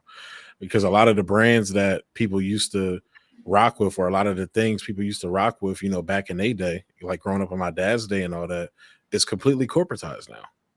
So it's like, you know, you saving all this money to go buy Nike so you could put money in the pocket of the CEOs of Nike. You feel me? Like it's just goofiness to me, in my opinion. So are you sure you're a Marxist? I don't. At this point, I'm not convinced that you're a fucking Marxist, man. You say you don't like materialism? Like, what the fuck? Like, come on. Materialism in the stance of, you know, people's values on, you know, just buying shit. Like that's your whole stupid. ideology is based on materialism. It's all about materialism. It's all about having and consuming and controlling the means of production. How are you a Marxist? I don't get Alton, it. is that you? Yeah, it's me. Hello. What's up, Alton? What's up? Hello. I can't see anybody. I was about to say what. Okay. I had to make sure it was halted. That's all. I'm the angry option. Hi. This is me real. It's a real photo of me. Did Oh you no, two, by the Greta. way- Okay, well, listen. I mean, I'm pretty much opening up the panel at this point. Did you two have any other questions you want to ask yourselves? And Halton, of course, you can ask any question you want to ask. I mean, it's just really at this point, it's how long you guys can withstand. You know, I'm gonna say I go for like another 20-30 minutes, but I think I'm gonna have to. Yeah, let's. I'm gonna have to tap out after that. What is it? It is what we've been doing is 4 hours 18 minutes. Let's take it to 40. 4 hours and 40 minutes. I think that's a good number. That'll work. Okay, cool. I like that. All right. Yeah, we did something light tonight. I like it. We did something light. He keeps saying light, bro. What the fuck? Yeah, He keeps saying light. I'll respect you need to come over to the third position. You're closer to us and you're a Marxist. You need to come over. We will welcome you, by the way. Are you there, Muslim? Commie that thought me and Chilbro were the same guy, because yes, Bindu, you need to come over to the third position. You have more in common with us. Everybody, I tell you this. Some of these motherfuckers used to be leftists, and like they're now full fash. Like I'm telling you, come on over. Come on over. We will welcome you. We have active clubs. We got you. Don't worry. We got you. You'll be all right. I feel you, man. The white nats won't accept you, but we will accept you, even though we are ethnic nationalists. fucking cry. You would bring my ass up when I was playing with my fucking puppy, wouldn't you? God damn. Let these Afro-American gentlemen speak, god dang it. I was playing with my pit bull. Nigga, you black too. Damn near. Look, just because I recently went to jail does not mean I am a proud white German man. You're a nigga now. Just because I played dominoes with my cellmate. He playing bones. Dominoes is fun as hell, bro. I love dominoes. I've always loved dominoes. I love dominoes, man. Dig it, bro. But okay, yeah. So I mean, halted or Orthodox. Do you guys have any questions for our panelists? I mean, really, you two already know Andre, but do you guys have any questions? I mean, I was ready. When you said Marxist, I was ready for some shit lib retard. I was pleasantly surprised. I was pleasantly surprised by this too. But as I watched more of his content, I was like, that's why I mentioned already. I'll say, look, like you guys, you weren't. No, go ahead, Bendu. Go ahead. I was gonna say I mentioned this to y'all before, like like I said, like I didn't come into that shit like the same way a lot of those people did. Like I came into it, I say this all through Malcolm X, honestly, and Fred Hampton. Those are like the two figures I would say that influenced me most. And then outside of that, more of like a modern figure. I don't know what you guys' opinions on him is. It's just Caleb Maupin was somebody that fuck Caleb Maupin. Fuck I him. feel you. I feel you, but I feel you. That's Wouldn't you say that Malcolm X would be more national socialist for black people instead of Marxist? I would say more so black nationalism, not necessarily. Well, national socialism is just another name for racial nationalism. And I feel you there, but I would say, look, I'm just going based upon the words that that I read that he said about Marxism and about communism and socialism, and that's what I went off of, and it didn't sound as crazy to me when I started reading a lot of the theories. There's some things I do disagree with in it, but the reason I ask is because he was most definitely not a Marxist, because he was very close friends and had very close ties with one of my favorite people. I can't say it because Andre's dying over there. Get this man some water. He can't breathe. Because I already know what he's going to say. Rockwell. Do it subtly. Fuck, you guys are just like, have you ever watched Europa in the Last Battle? Oh, have you ever watched it? No, have you read anything? You won me. Mandu, you won me over when you said the Jews, and I was like, a fellow knower. He knows things. Yes, he knows. Yes, when he said that, I was like, I can't. Hold on, guys. Jim, is that you? Yes, it is. Yes. Of course. It's just one question, and I'll fly through. I can't stay long. Just one question for that gentleman, Bendu. Yes, sir. All right. Question. You say you're a Marxist, and I do appreciate and take that at face value. But do you realize that the classical Marxism is no longer applicable in the 21st century? Exactly. It has evolved, metastasized like cancer into various branches of so-called cultural Marxism, which is the big umbrella. Are you aware of the changes in people like one was George Lucas, the Jewish Hungarian who has contributed to the change of Marxism. The father of all things was, or is still, Antonio Gramsci. What he basically said, forget about your thesis, antithesis, synthesis, your class struggles, the proletariat, etc., etc. That was very applicable to the 18th, 19th, even 20th century. There ain't any effing workers in the modern world, first world today. In Australia or America, there was no road diggers. Just have a look around. It's all automized. When you talk about working class workers and all, that's all bullshit. Now, my question to you is, what type of Marxist are you? They're called neo-Marxists. Do you understand what that means? Have you read on that? I mean, I can call myself a color thumpian. Doesn't mean anything, does it? Yeah, I'm sorry. Who's? I typically Bendu. I'm not trying to be aggressive against you, but what I'm saying is, not picking on here on your knowledge or lack of knowledge or whatever. I'm not the Jim, you're Australian. You're naturally angry. Everything's trying to kill you. I'm pissed off with everything, with the spiders and snakes here. I'm pissed off with the whole world. Of course I am. I've got a right to be so. But anyway, what I'm getting at, I sympathise and empathise with you. I was a Marxist, in my stupid days, 18, 19, 20, 21.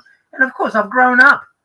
I've read the other literature. There's other literature. In any case, there is, what they feed you now, the institutions at university. If you had the misfortune of attending any university, they're not educational institutions. They're indoctrination institutions.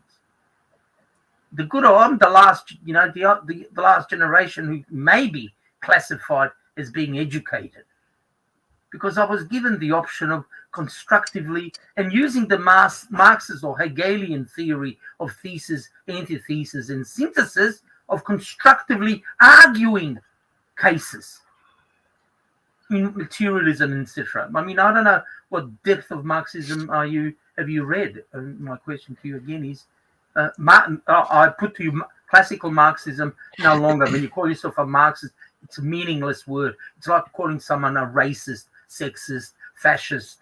Whoa, Jim, I have you know that I am a racist, Jim. No, yeah, that's all right. But you know what I'm getting? Well, that's all right. You're forgiven. All right. But yeah, what I'm getting, Bendu, again, I'm sure boys in the chat could help you, especially Andre, with literature, and read the other side of the moon, so to speak. What is there's incredible literature, which is non-accessible, very censored. You can't find it on the Amazon, unfortunately. 10 years ago, you could. Yeah. So, welcome. We're fascists. All of us are sort of, broadly speaking, fascists. We're the trendsetters, by the way.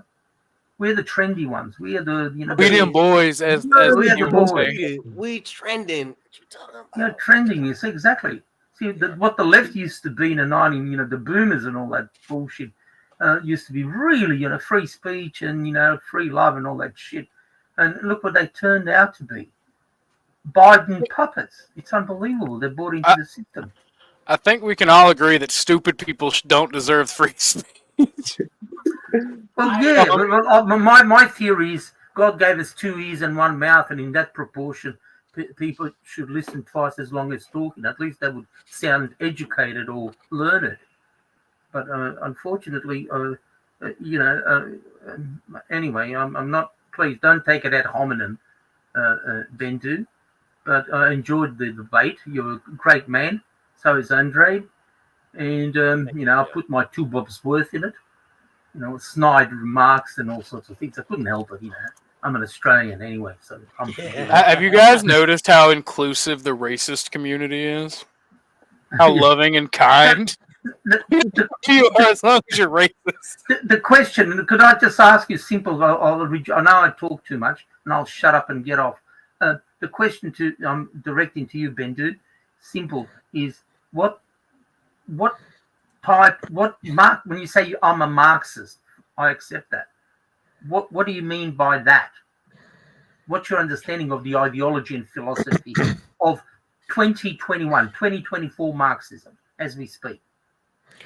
So when I look at the way I grew up and a lot of the technological advancements that my generation grew up with, I just think there's a lot of benefits of, a lot of, like, I understand that, like, a lot of the Marxism from, the old days are not, I do understand that are not applicable to now. But what I'm saying is that in terms of collectivizing and in terms of, people, everyday working class people, taking back power, and especially when it comes for me, I'm thinking about Black people. I think that coming together in a collectivist way, whether it's, how the Panthers was, that they were doing healthcare systems, or how they were feeding poor kids that couldn't afford to have breakfast and things like that. I think that we have enough resources with the internet and ways to raise funds and money to coordinate and operate outside of the system. So it's the collective nature about Marxism that was attractive to me, and also there's more collectivism over on our side than there is of Marxism. Could I say something? Just one thing. The father of fascism is Benito Mussolini. Would you agree with me that the ideology and Croce, Gentile, and all the other philosophers of Gentile, Mussolini, and Marinetti. In Marinetti, yes. Now, do you realize that the father of fascism, Mussolini, was a communist like yourself?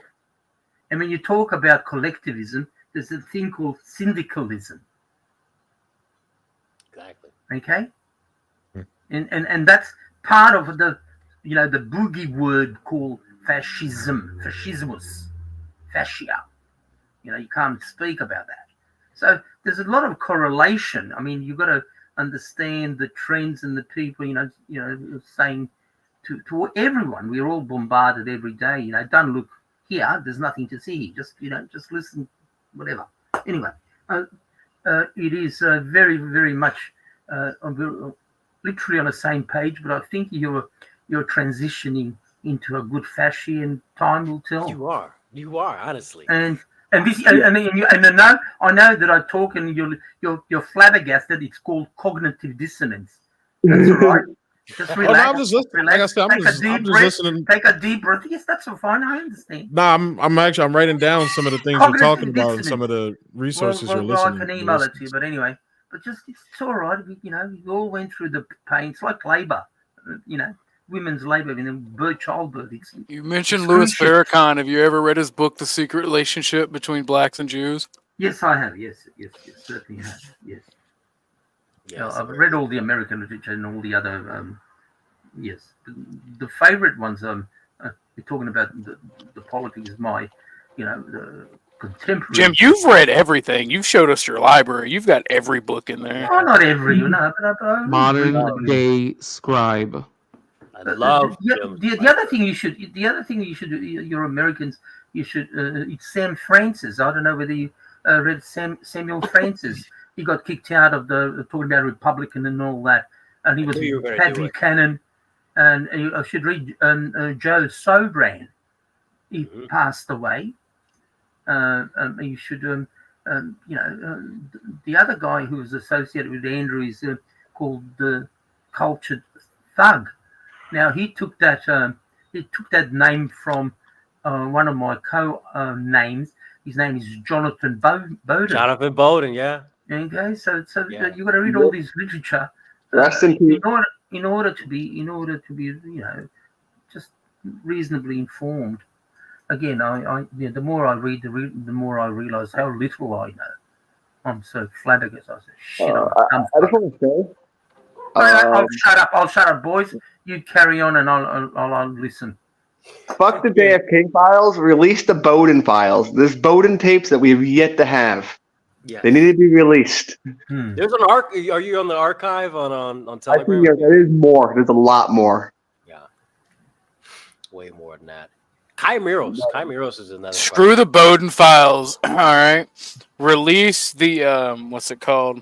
The Talmud. The CIA is about to release the Talmud files. Yeah. No, the new Swabiland files. Is Bowden spelled with a U? Well, extended invitation to come over and. No, it's Jonathan. Just like how Jim's name is Bowden. Okay. Yes, I just want to extend an invitation to come over and watch some New Frontier stuff. Come into our chat and talk to us. We have all these. I can get you any not audio book. I can get you any ebook for third position ideology. I can just message the guy and get you it free of charge. You can come over and talk. We're always there to talk. If you want to talk more about it, push back against it if you want to. But I extend the invitation to come over and just hang out with us sometime. If you want to learn, if you want to understand, Hey kid, if you want to try some, if you want to be cool, if you're well read and your entire focus is on knowledge and trying to gain knowledge, Yeah, we're open for discussion. We're not these evil. Oh my God, we're gonna throw your fucking. No, we're not. Oh, Andre, I am, but that's beside the point. No, you're not. We are. Jim Bowden, Jim name dropped in Cultured Thug. He, iffy, but he did a lot of videos. He did a lot of video essays on different third position books. Even he has stuff on Thomas Sankara.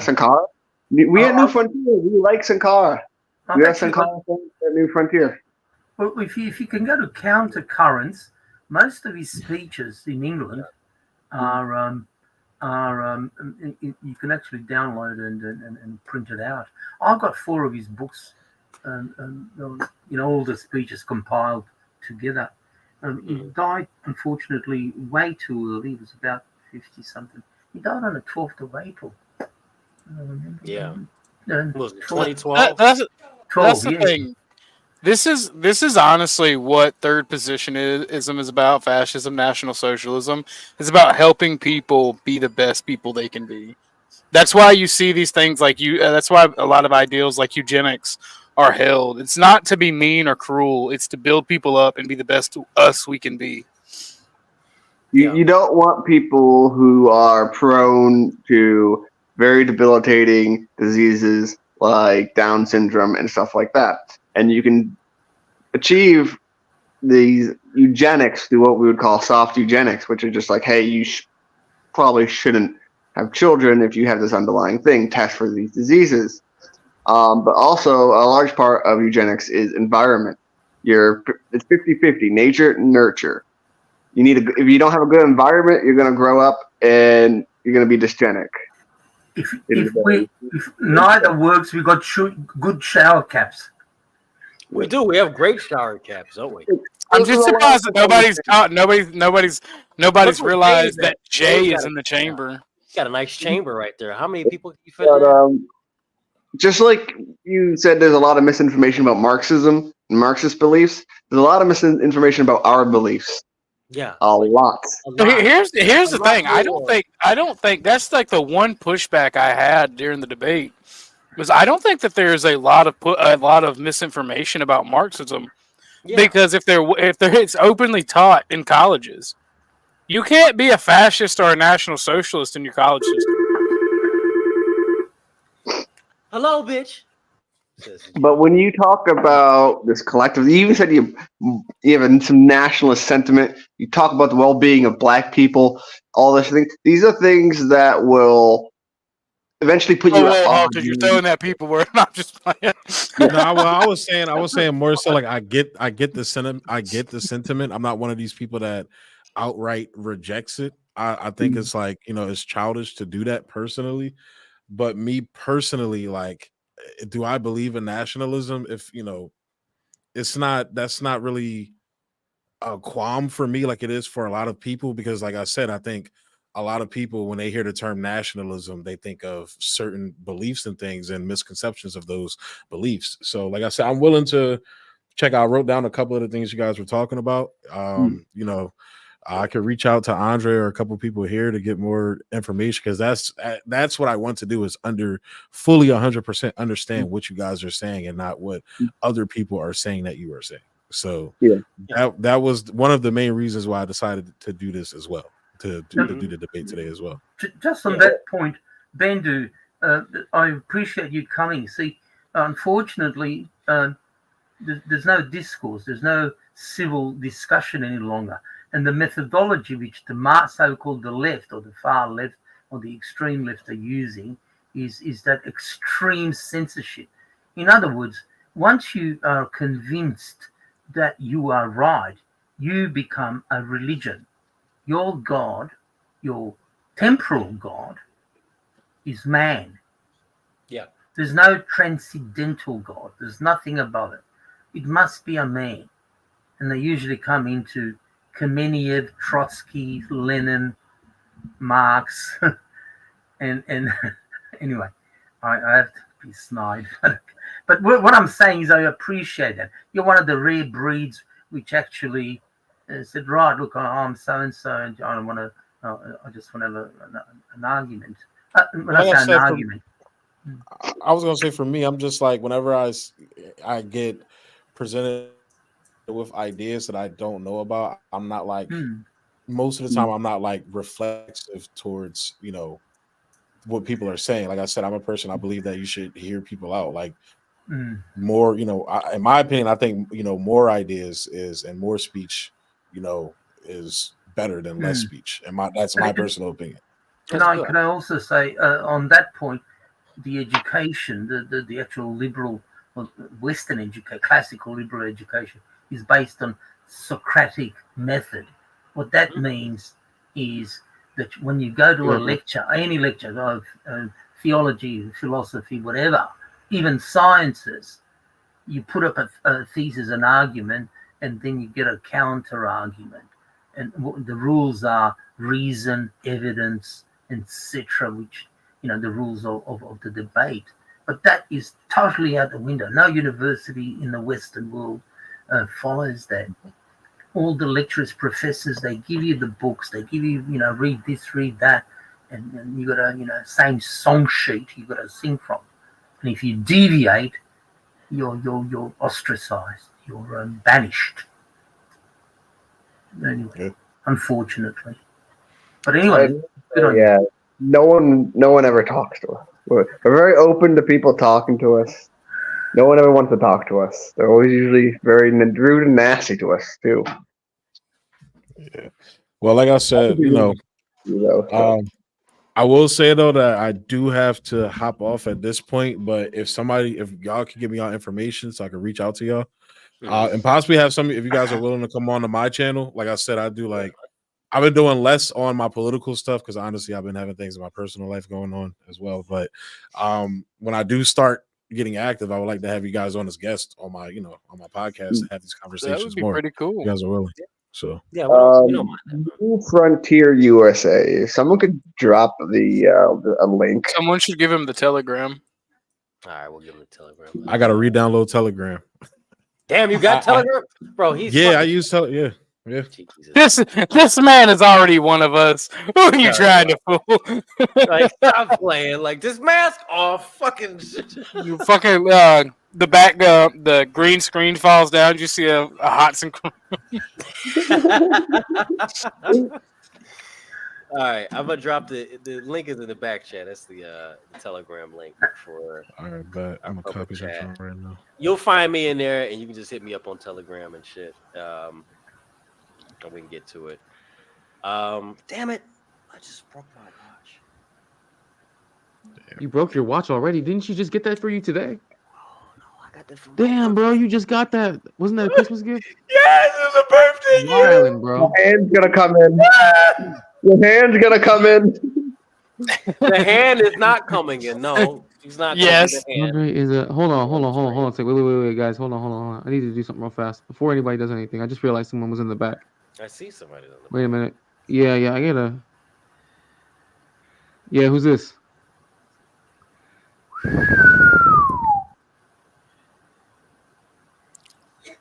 Okay. Well, whoever that was dropped off. That was an attempted porn bomber.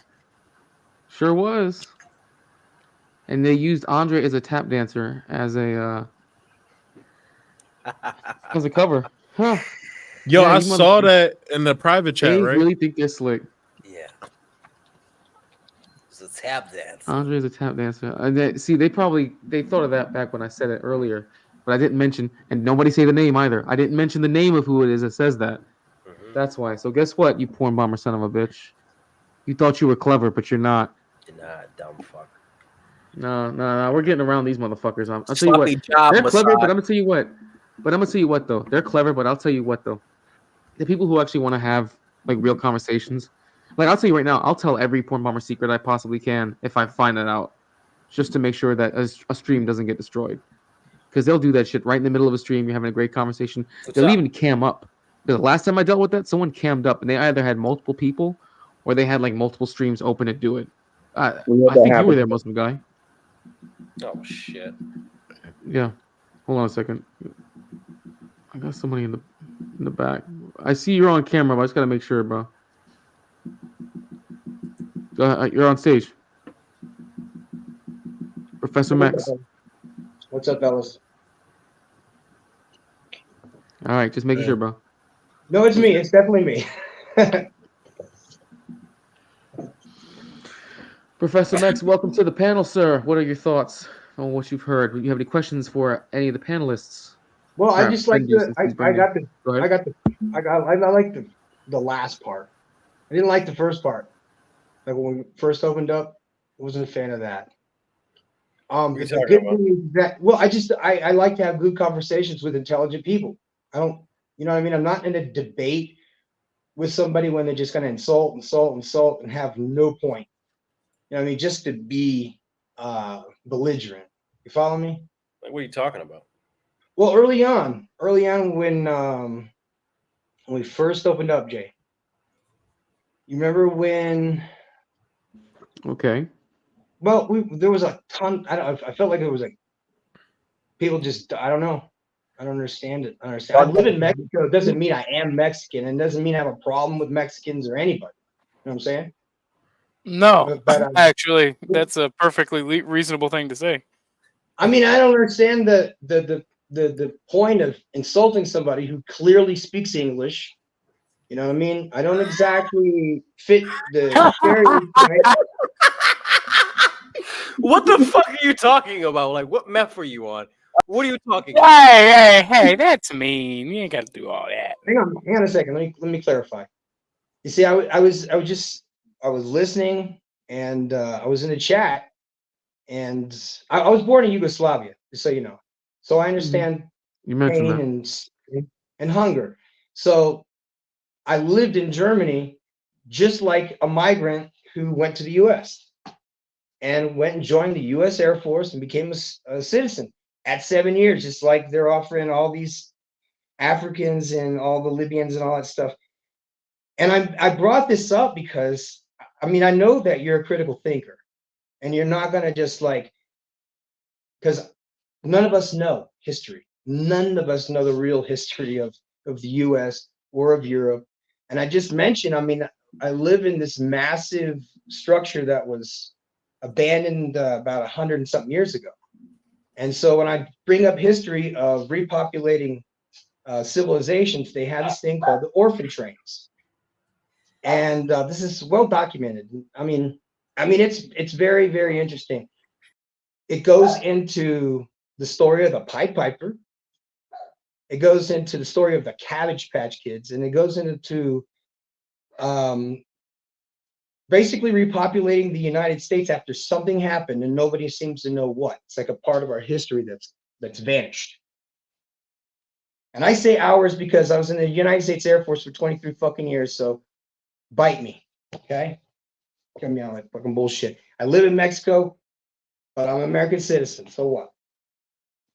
But I don't know. I just like having these conversations because I don't know if it's real. I don't know if it's not. I can't say that it is and say, you know, it definitely is this way when I don't have a fucking clue. None of us do. What the fuck are you talking about? What are you talking about, man? Well, as a matter of fact, I'm glad you said so because you're the one that brought it up. We were talking about history. We don't know. You see, none of us know. You don't even know what the fuck you're talking about. Come on here. Actually, let me slow down for you. All right, slow it down, please. Come on. I'll bring it down to. All right.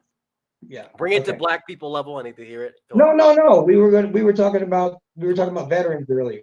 We were talking about veterans earlier. Oh yeah, we're talking about veterans. And I said veterans should stay overseas. If they're stationed overseas right now, before they derose, they should do their paperwork overseas and stay overseas. All right. Okay.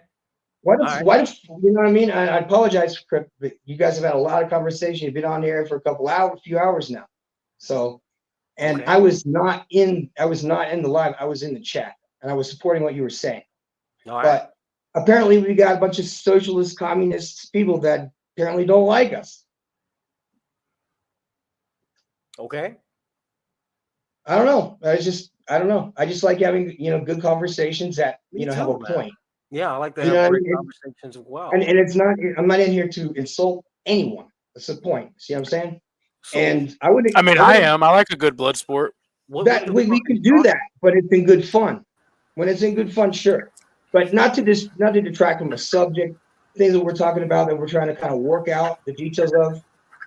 And I'm just trying to spit facts, and they're just like children, like toddlers. Can I say, just by listening to you, I think my IQ has decreased about 5. Not nice. I don't know what you're talking about, mate. Is there a gas leak? You're talking about mudslide and some stuff. And then I asked him, "What are you talking about?" We don't even know. Wait. Hold on. Bro, Wait a minute. Jim asked the question. I apologize. I just listened to you.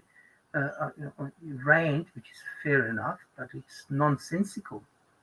Oh, let me clarify. I'm sorry for being dumb. No, you're not dumb. You're just not in the conversation hours before. So you have no idea what I'm talking about. Yes, I was. You came after me, mate. If you want to have sequential things. I was listening to the boys. All right. So what's your gripe? What's your problem? What's your issue? That's what I want to find out. Oh, there is no. I just said I like to have good conversation. I didn't appreciate the bullshit that was earlier. What bullshit? Yeah, that's what I'm getting at. What's the essence of this bullshit? Well, let me clarify. I live in Mexico. What's this got to do with my question? Answer the question. What bullshit? Well, that's what you're objecting to. I'm leading up to it. Jim, is there a chance you could cam up? Would you mind? At least just for this exchange. Yes, certainly. At least for this exchange, you don't have to stay that way for the entire show. No, that's all right. No, I'm preparing for the case tomorrow. Appreciate that. Thank you, sir. That's all right. Anyway. By all means, gentlemen, please continue. All right. Yeah, go ahead. So anyway, like I said, don't live. I'm living in Mexico, but not Mexican. Not a socialist. I suppose that's your bad luck, but anyway, go ahead. Pardon me? I suppose that's your bad luck. You live in Mexico, but not Mexican. Why is that a bad thing? Why is that a bad thing? I suppose that is your bad luck in life. That's all I'm saying. Possibility. Bad luck. Bad luck. That's right. Bro, are you going to try to virtue signal about us being anti-immigrant? Is that the whole point in this? No, just nip it in the bud. No, if you're not from a country, stay where you're at. We've got our own problems to deal with. Hold on. I was gonna say, I'm about to hop off. Gentlemen. Listen, we'll have this conversation. We will have this conversation. Let's allow Bendu and Andre, because I know they're both tired. I know that 4 hours is a long stream for them, so I want to make sure that they both have the opportunity to get their last words. And Bendu, you're the honored guest. Please, sir, the floor is yours. Yeah, like I said, I just want to thank all of y'all for having me in your space and welcoming me here and having these conversations. Definitely, like I said, I'm a person, I like hearing different perspectives and all that. So I got the Telegram. I'm gonna be reaching out, hopefully if you guys are in here, if you guys wanted to, you can reach out to Jay to get my contact info or whatever. You can send me stuff as well too. I don't mind that. I like communicating with people online as well too. So but yeah, guys, like I said, I appreciate, Jay for having me on. Andre, I appreciate you, for us having a conversation and, debate and everything. And just, I appreciate, the platform to do this. Thanks, guys.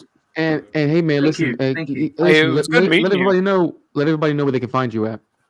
Oh yeah, I'm at AmericanAutopsy, pretty much on everything. Just like my personal stuff is Bendu. If you just type in __ Bendu, you'll find me on Instagram and things like that. Yeah, that's about it. I have other YouTube channels where I talk about like film and other stuff, but I haven't really been active on those channels either. So I don't really think it's a point in name dropping it because I haven't been active on them recently. So, but yeah, guys, I appreciate it. Thank you. Stay safe. Coming through, Bendu. Appreciate you. Take care. Peace. Andre, I know you are in need of sleep, sir. So listen, by all means. I'm up. I'm trying to all right, well, let's keep the conversation rolling. Professor Mex, are you there, sir? Professor Mex. Yeah, I'm here. I'm here. Okay, all right. I believe Orthodox was going to ask you a question next, and it was something in regards to immigration, was it? Right? Oh And no, I migrating have to no different countries? questions. I just think this is nonsensical and Hmm. crazy. Like I was trying to figure out, but old buddy's point is like, are you mad that we're anti-immigration? No, I don't have any issue. I don't think about those things. Oh, Is this this is a libertarian. Yeah, I don't give a fuck about any of that shit. I do, however, care about the way men treat each other. Because we should be fucking allies across the board. What are you talking about? Okay, I just want to ask, is this about what happened in the YouTube chat? Where we were arguing? No, I'm just saying in general. I'm saying in general. Okay? Well, And What are you referring to? I'm saying men in general should be more like brothers instead of dickheads to each other. Okay, is it so? This is like a so this is no You know what I mean? guys. I mean, got it. what? Okay, so this is like hold on. No, I'm pretty sure I think I know where this is going. I'm just gonna be preemptive. Is this like a manosphere argument, right? Like essentially, like No, not at men all. should have a brotherhood the way that women have a sisterhood. No, I'm literally talking to you as if I want to be friends with you. I don't want to talk to somebody who's going to be rude constantly. You know what I mean? I'm not into these things. I'm Right. here to share experience, strength, and hope. That's it. Trying to give you Okay. guys just a little bit of shit that'll keep us out of this fucking war bullshit that mentality we're in. Mhm. That we're gonna fight each other and hate each other. I don't want to do none of that shit. Right. Sam, I'm literally just like the most non-political fucker here. Because Mhm. you know, what I mean, what is there to believe in? Yeah. All the political fuckers are liars and thieves anyway. So I don't know any that are real. So is your point that you're trying to make is that you don't know that what's real and that you want to be able to talk with people and all men should be brothers? Well, not always. I'm just saying that in general, especially if we're talking about the black community. Okay. I'm not fucking dicks to no black people, and they're not dicks to me. Down here, especially overseas, it's like the 90s here. There is no fucking Right. racism. And people are like, that's bullshit. That's not true. I'm like, okay, well, this is, you know what I mean? I'm putting out something that say, this is my personal experience. These are my Right. bros that were in the Mhm. military with me. You know what I'm saying? So it is what it is. And the way So that how? they're treated when they go back to the States, Mhm. you know what I'm saying? They don't know that it's fucked up right now. It's really When fucked did up. you serve, sir? Well, first off, thank you for your service. When did you serve? 92 to 2011. Okay. So for almost a Life. decade. So, well, My actually, whole life. if you count all of 2092, then it would be 10 years. But anyways, so you probably fought in Desert Storm, Iraqi Freedom. You go to Afghanistan too? Yeah. Nope. Okay. I stayed No, in no. Turkey. Put my finger up my Okay. butt the whole time doing nothing. But that's their support.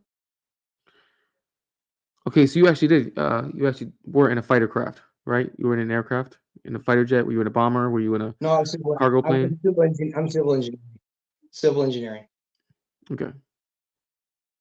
All right. Yeah. So I did no hand-to-hand combat. I had the most mediocre career, just kept constantly getting deployed, and eventually they Okay. All right. see ya. So nothing spectacular, no special forces, no fucking 4-star general, none of that bullshit. So just regular punk ass chair force. That's crazy. But anyway, We talk just so like dirty folks. who the fuck is dirty folks? I understand. I don't know what spurred it on. I'm very confused. Everybody is confused. Okay, so Professor Max, what Jim! we're trying to do is, well, actually, go ahead, Jim. Go ahead, Jim. I interrupted you. I apologize. Jim, you're Go ahead, muted. Jim. You're muted, Jim. Sorry about that. You came on. I just want to, if you can clarify, you had some objection to Andre's proposition or argument earlier on in the stream. What was the objection? That's what I wanted to find out.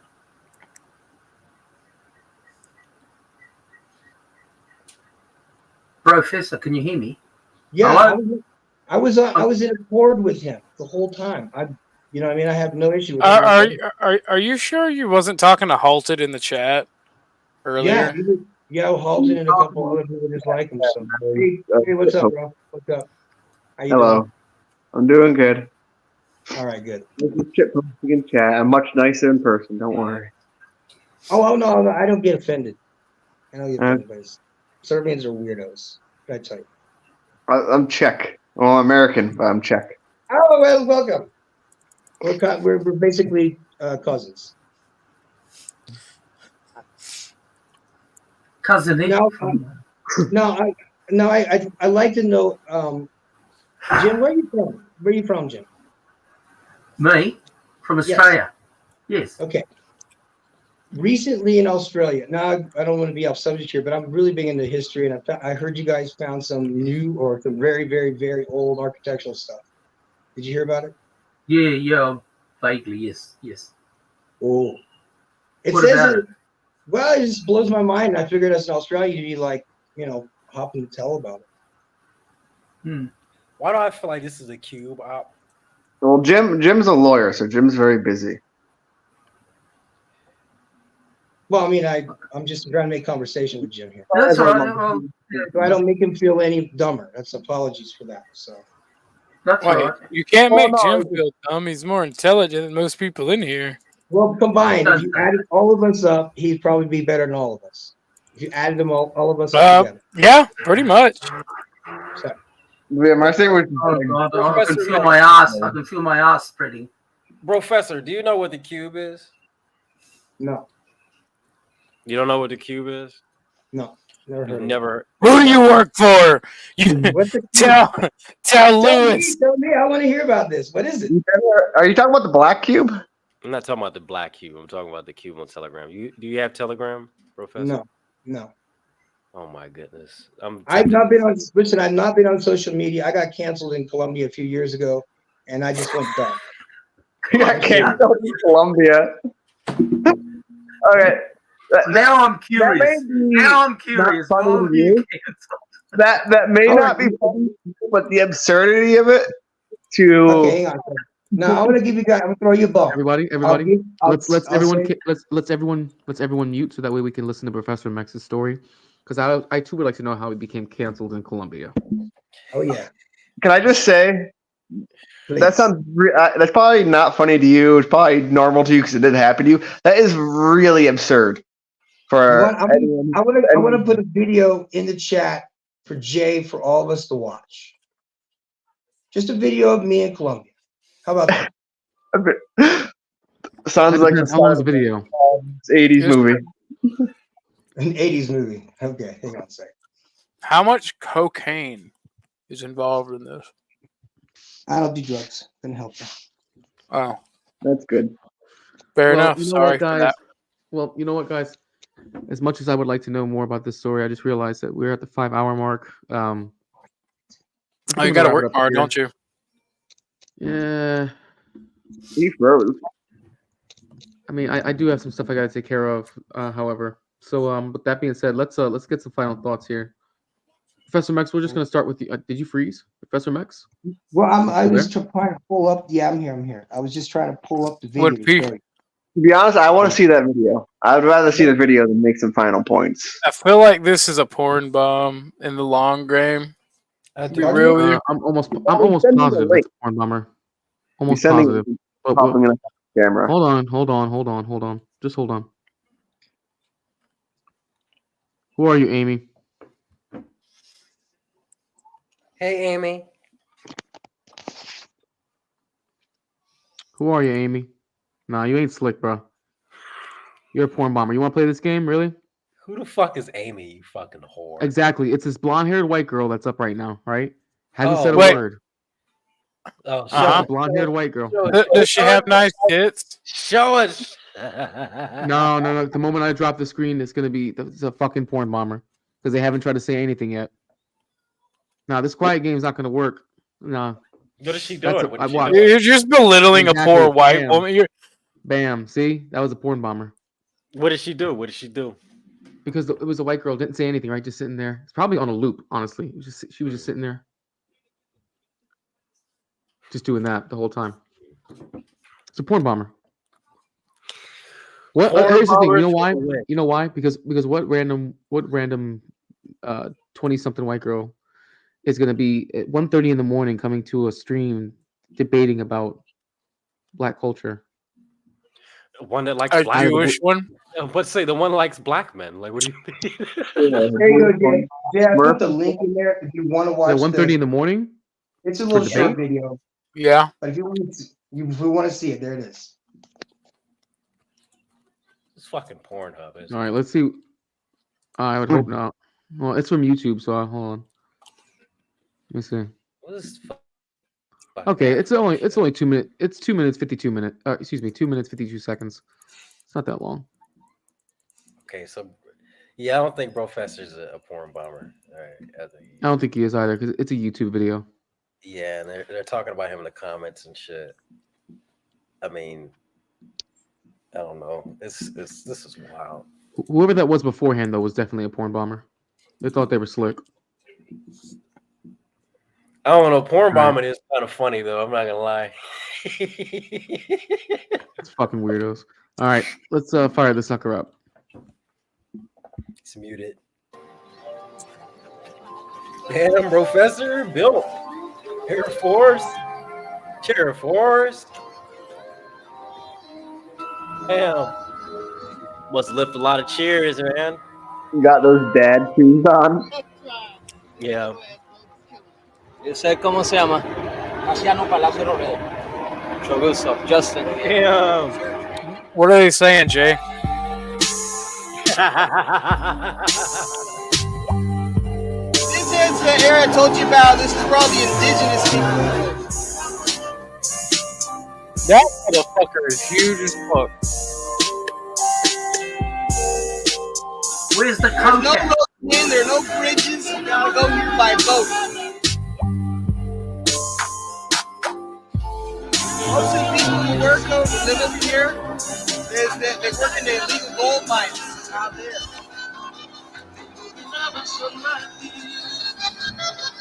Fuck, I love America so much. What is that? It's dredging. Okay, they suck up the river and they get all of the minerals out and they filter it and then they dump it into the boat. And that's how they process gold. Damn. And in the process, they pollute the fucking river.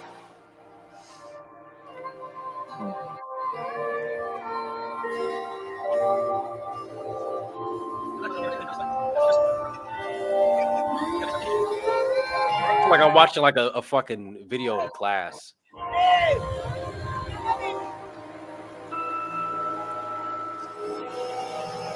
This, of course, is the jungle that we got no business in.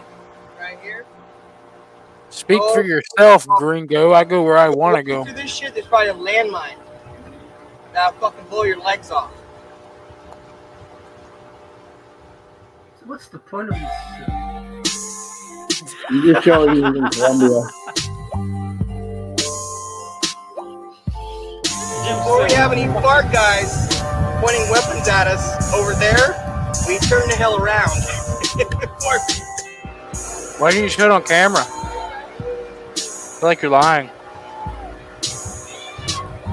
No.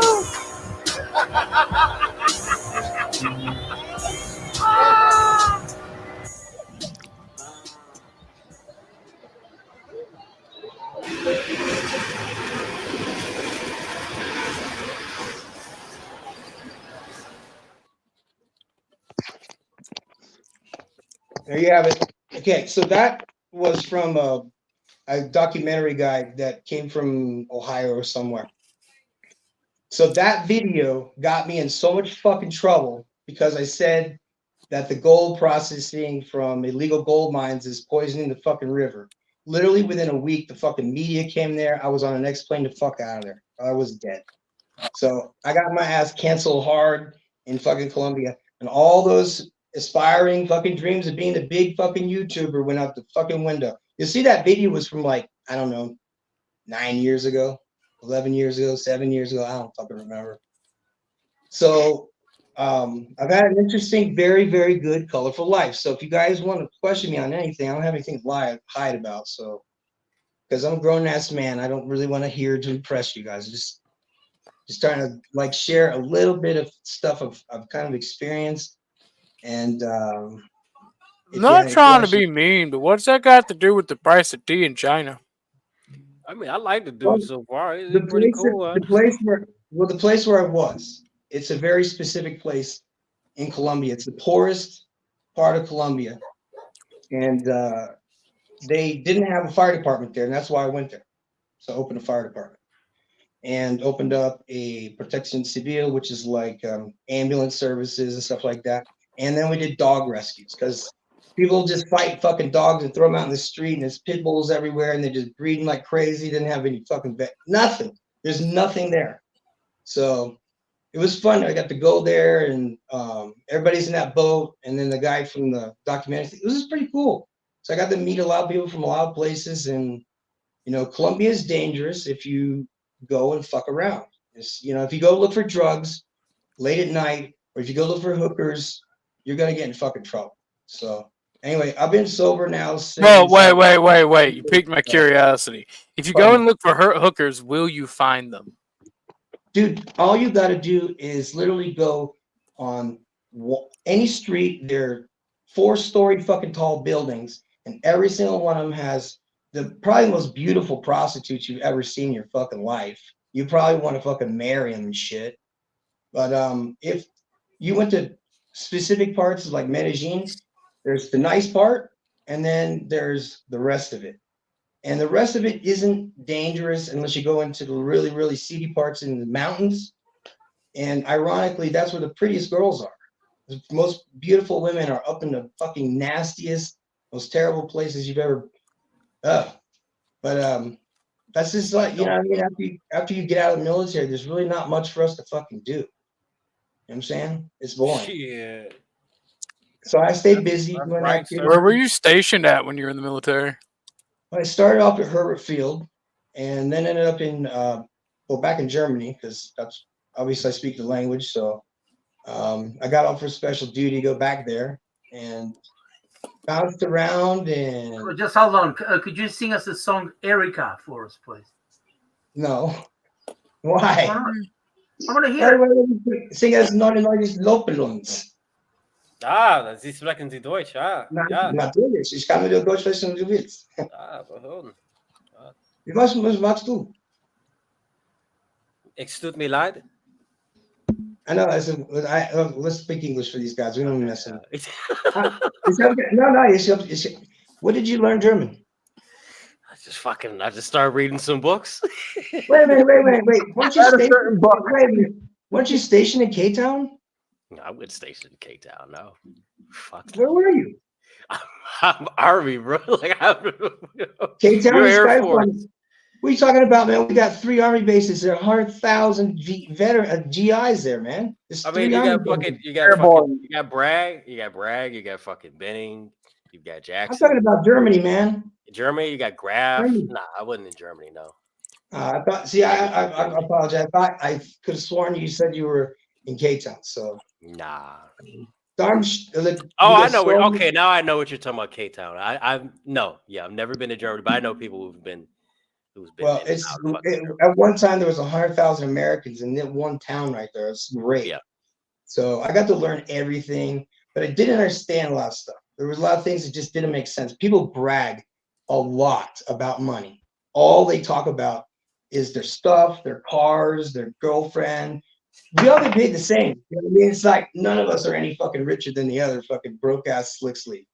So when a guy would get a bonus or something like that, or a bonus when they came in, these guys were buying BMWs and shit and flexing. You know what I mean? I was like, fuck that, man. I'm not fucking buying shit. I would take that, and I was a dumbass though, because they told us to put it into fucking savings bonds. Remember that shit? Your TSP and shit? Yeah, like you put in your TSP. Do you remember that? Oh, Jesus. So we're like, you would set up allotments, and they would like send money out of your check, and I was buying like sending up for like a $25 money, not like a savings bond every month for the U.S. Wow. And I didn't know any better.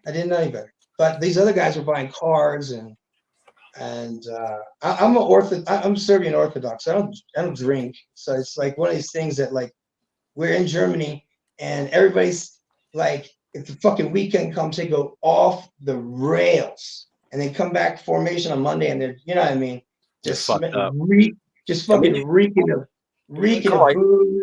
You know what they say? You get issued with like a fucking a Camaro in debt when you join. So. Well, they say when you go to Germany, you leave with a cuckoo clock or a kid. I say save your fucking money, get a vasectomy if you have no intentions of locking your ass into that.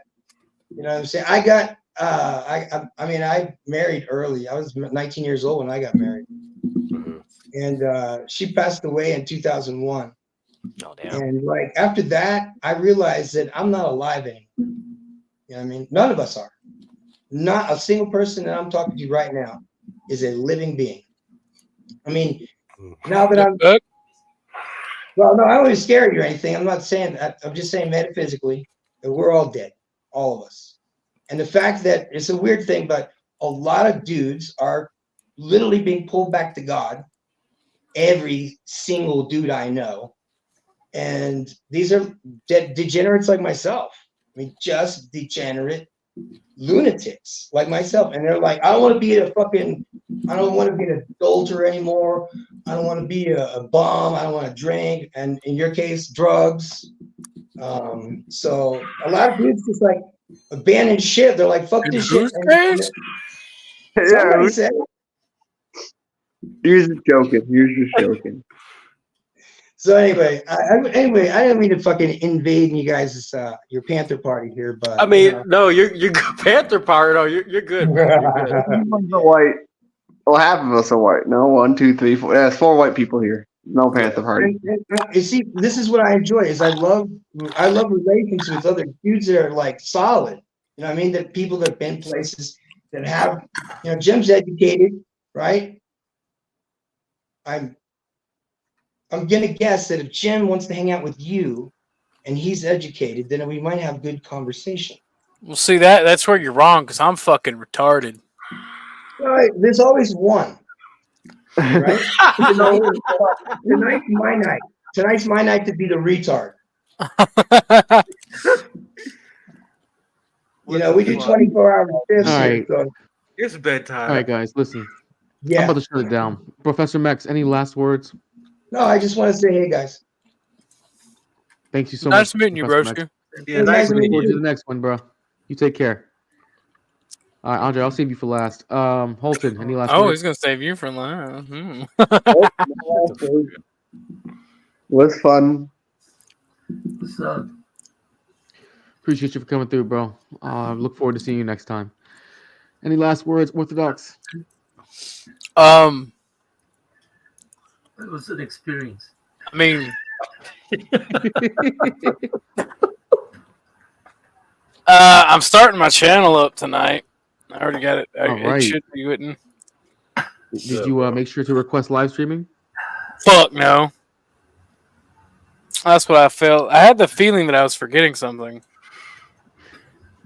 Hey man, just start it ASAP. That's all. Request it now. That's all right.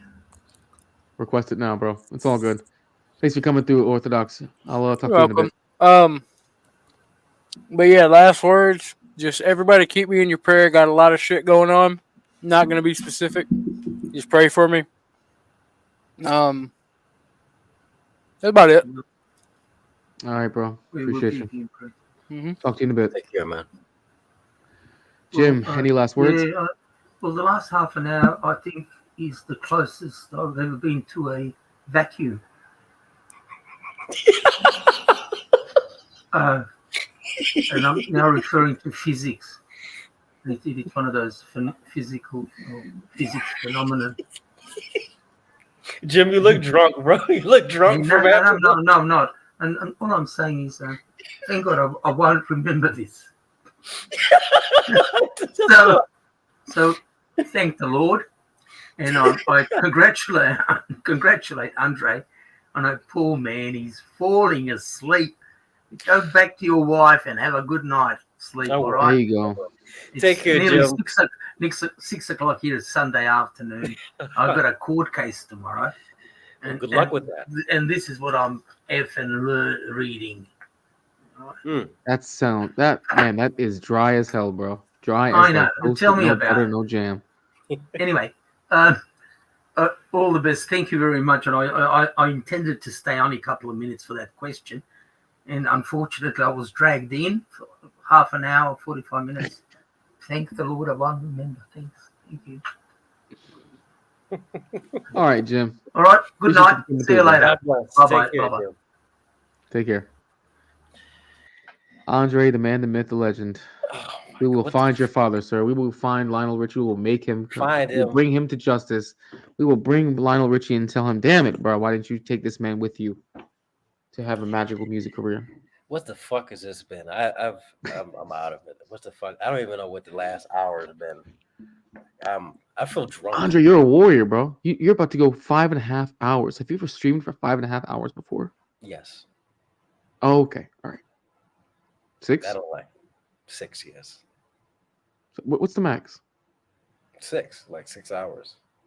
Oh. Yeah. Well, damn. All right. Yeah, I don't fucking go further than that. You can do all that shit. You have fun with that. I'm not doing it. All right. And I was doing that when I had to work too. You don't do shit now. Yeah, you're right. You were killing it, dude. You were killing it. You're right, man. You were streaming every day too. Oh my. So you were definitely killing it. Yeah, gotta get back on it. Aside from that, you will, man. You will. Yeah. Aside from that, any final thoughts on tonight? It definitely was a bit of a surprise from what I expected, but yeah. What are your final thoughts, sir? I'm disappointed. I was expecting like some blood. It really wasn't that much blood. Dude was nice, and I felt bad. Like, damn, I'm raising my voice and shit. I felt bad a little bit at sometimes, but of course, you don't feel bad for Marxist, but he'll find his way. He'll find his way over. He'll redeem himself. But he's a good guy. I really like Bendu. A nice guy. I feel like he leans more towards our side than he does anything else. So we'll see where life carries him. But yeah, that's all I have to say. Go watch my show when I do another one on Tuesday. That's all I got really. Hey man, hey, listen, shout yourself out, dude. Yeah, you got the floor. As you all know, who are not familiar with me, go ahead and check out National Alternative. I stream Tuesdays, Wednesdays, and I'm going to do Fridays. I'm going to try to do that all next week at 8:30 Eastern Standard Time. So tune in. National Alternative. I'm always doing something great over there. Yeah, that's all I got. That's all I've got. Thanks for coming through, bro. Look forward to the next one. See you then. All right. Thanks to everybody who came up for the stream tonight. I really appreciate it. Big shout out to Andre and Bendu for being our debaters tonight. Big shout out to Orthodox. To Orthodox guy for coming up on the panel. Big shout outs to Barnabas. I don't know if you're still awake or if you're even there. Barnabas, you there, sir? I got a feeling he's asleep. Big shout out to Barnabas though for being able to restream on his channel, get some reach out there. Bumpkin, you there? Nah, Bumpkin. Yeah, I think he's gone too. Big shout out to Bumpkin for streaming on both of his channels, his personal channel and also the New Frontier channel. And Andre is also streaming from New Frontier. Actually, he set it up. He has access to it as well. Big shout outs to Jim for coming up, Halted for coming up. Appreciate you guys. Professor Mex, thank you for giving us a very interesting video and a very alluring story. Thank you for gracing us with that. I don't think there's anyone else I missed. I'm pretty sure. Big shout out to the porn bombers who tried it tonight. You thought. Other than that, though, guys, this was a good stream. Really appreciate it. Yeah, I look forward to the next one. Peace.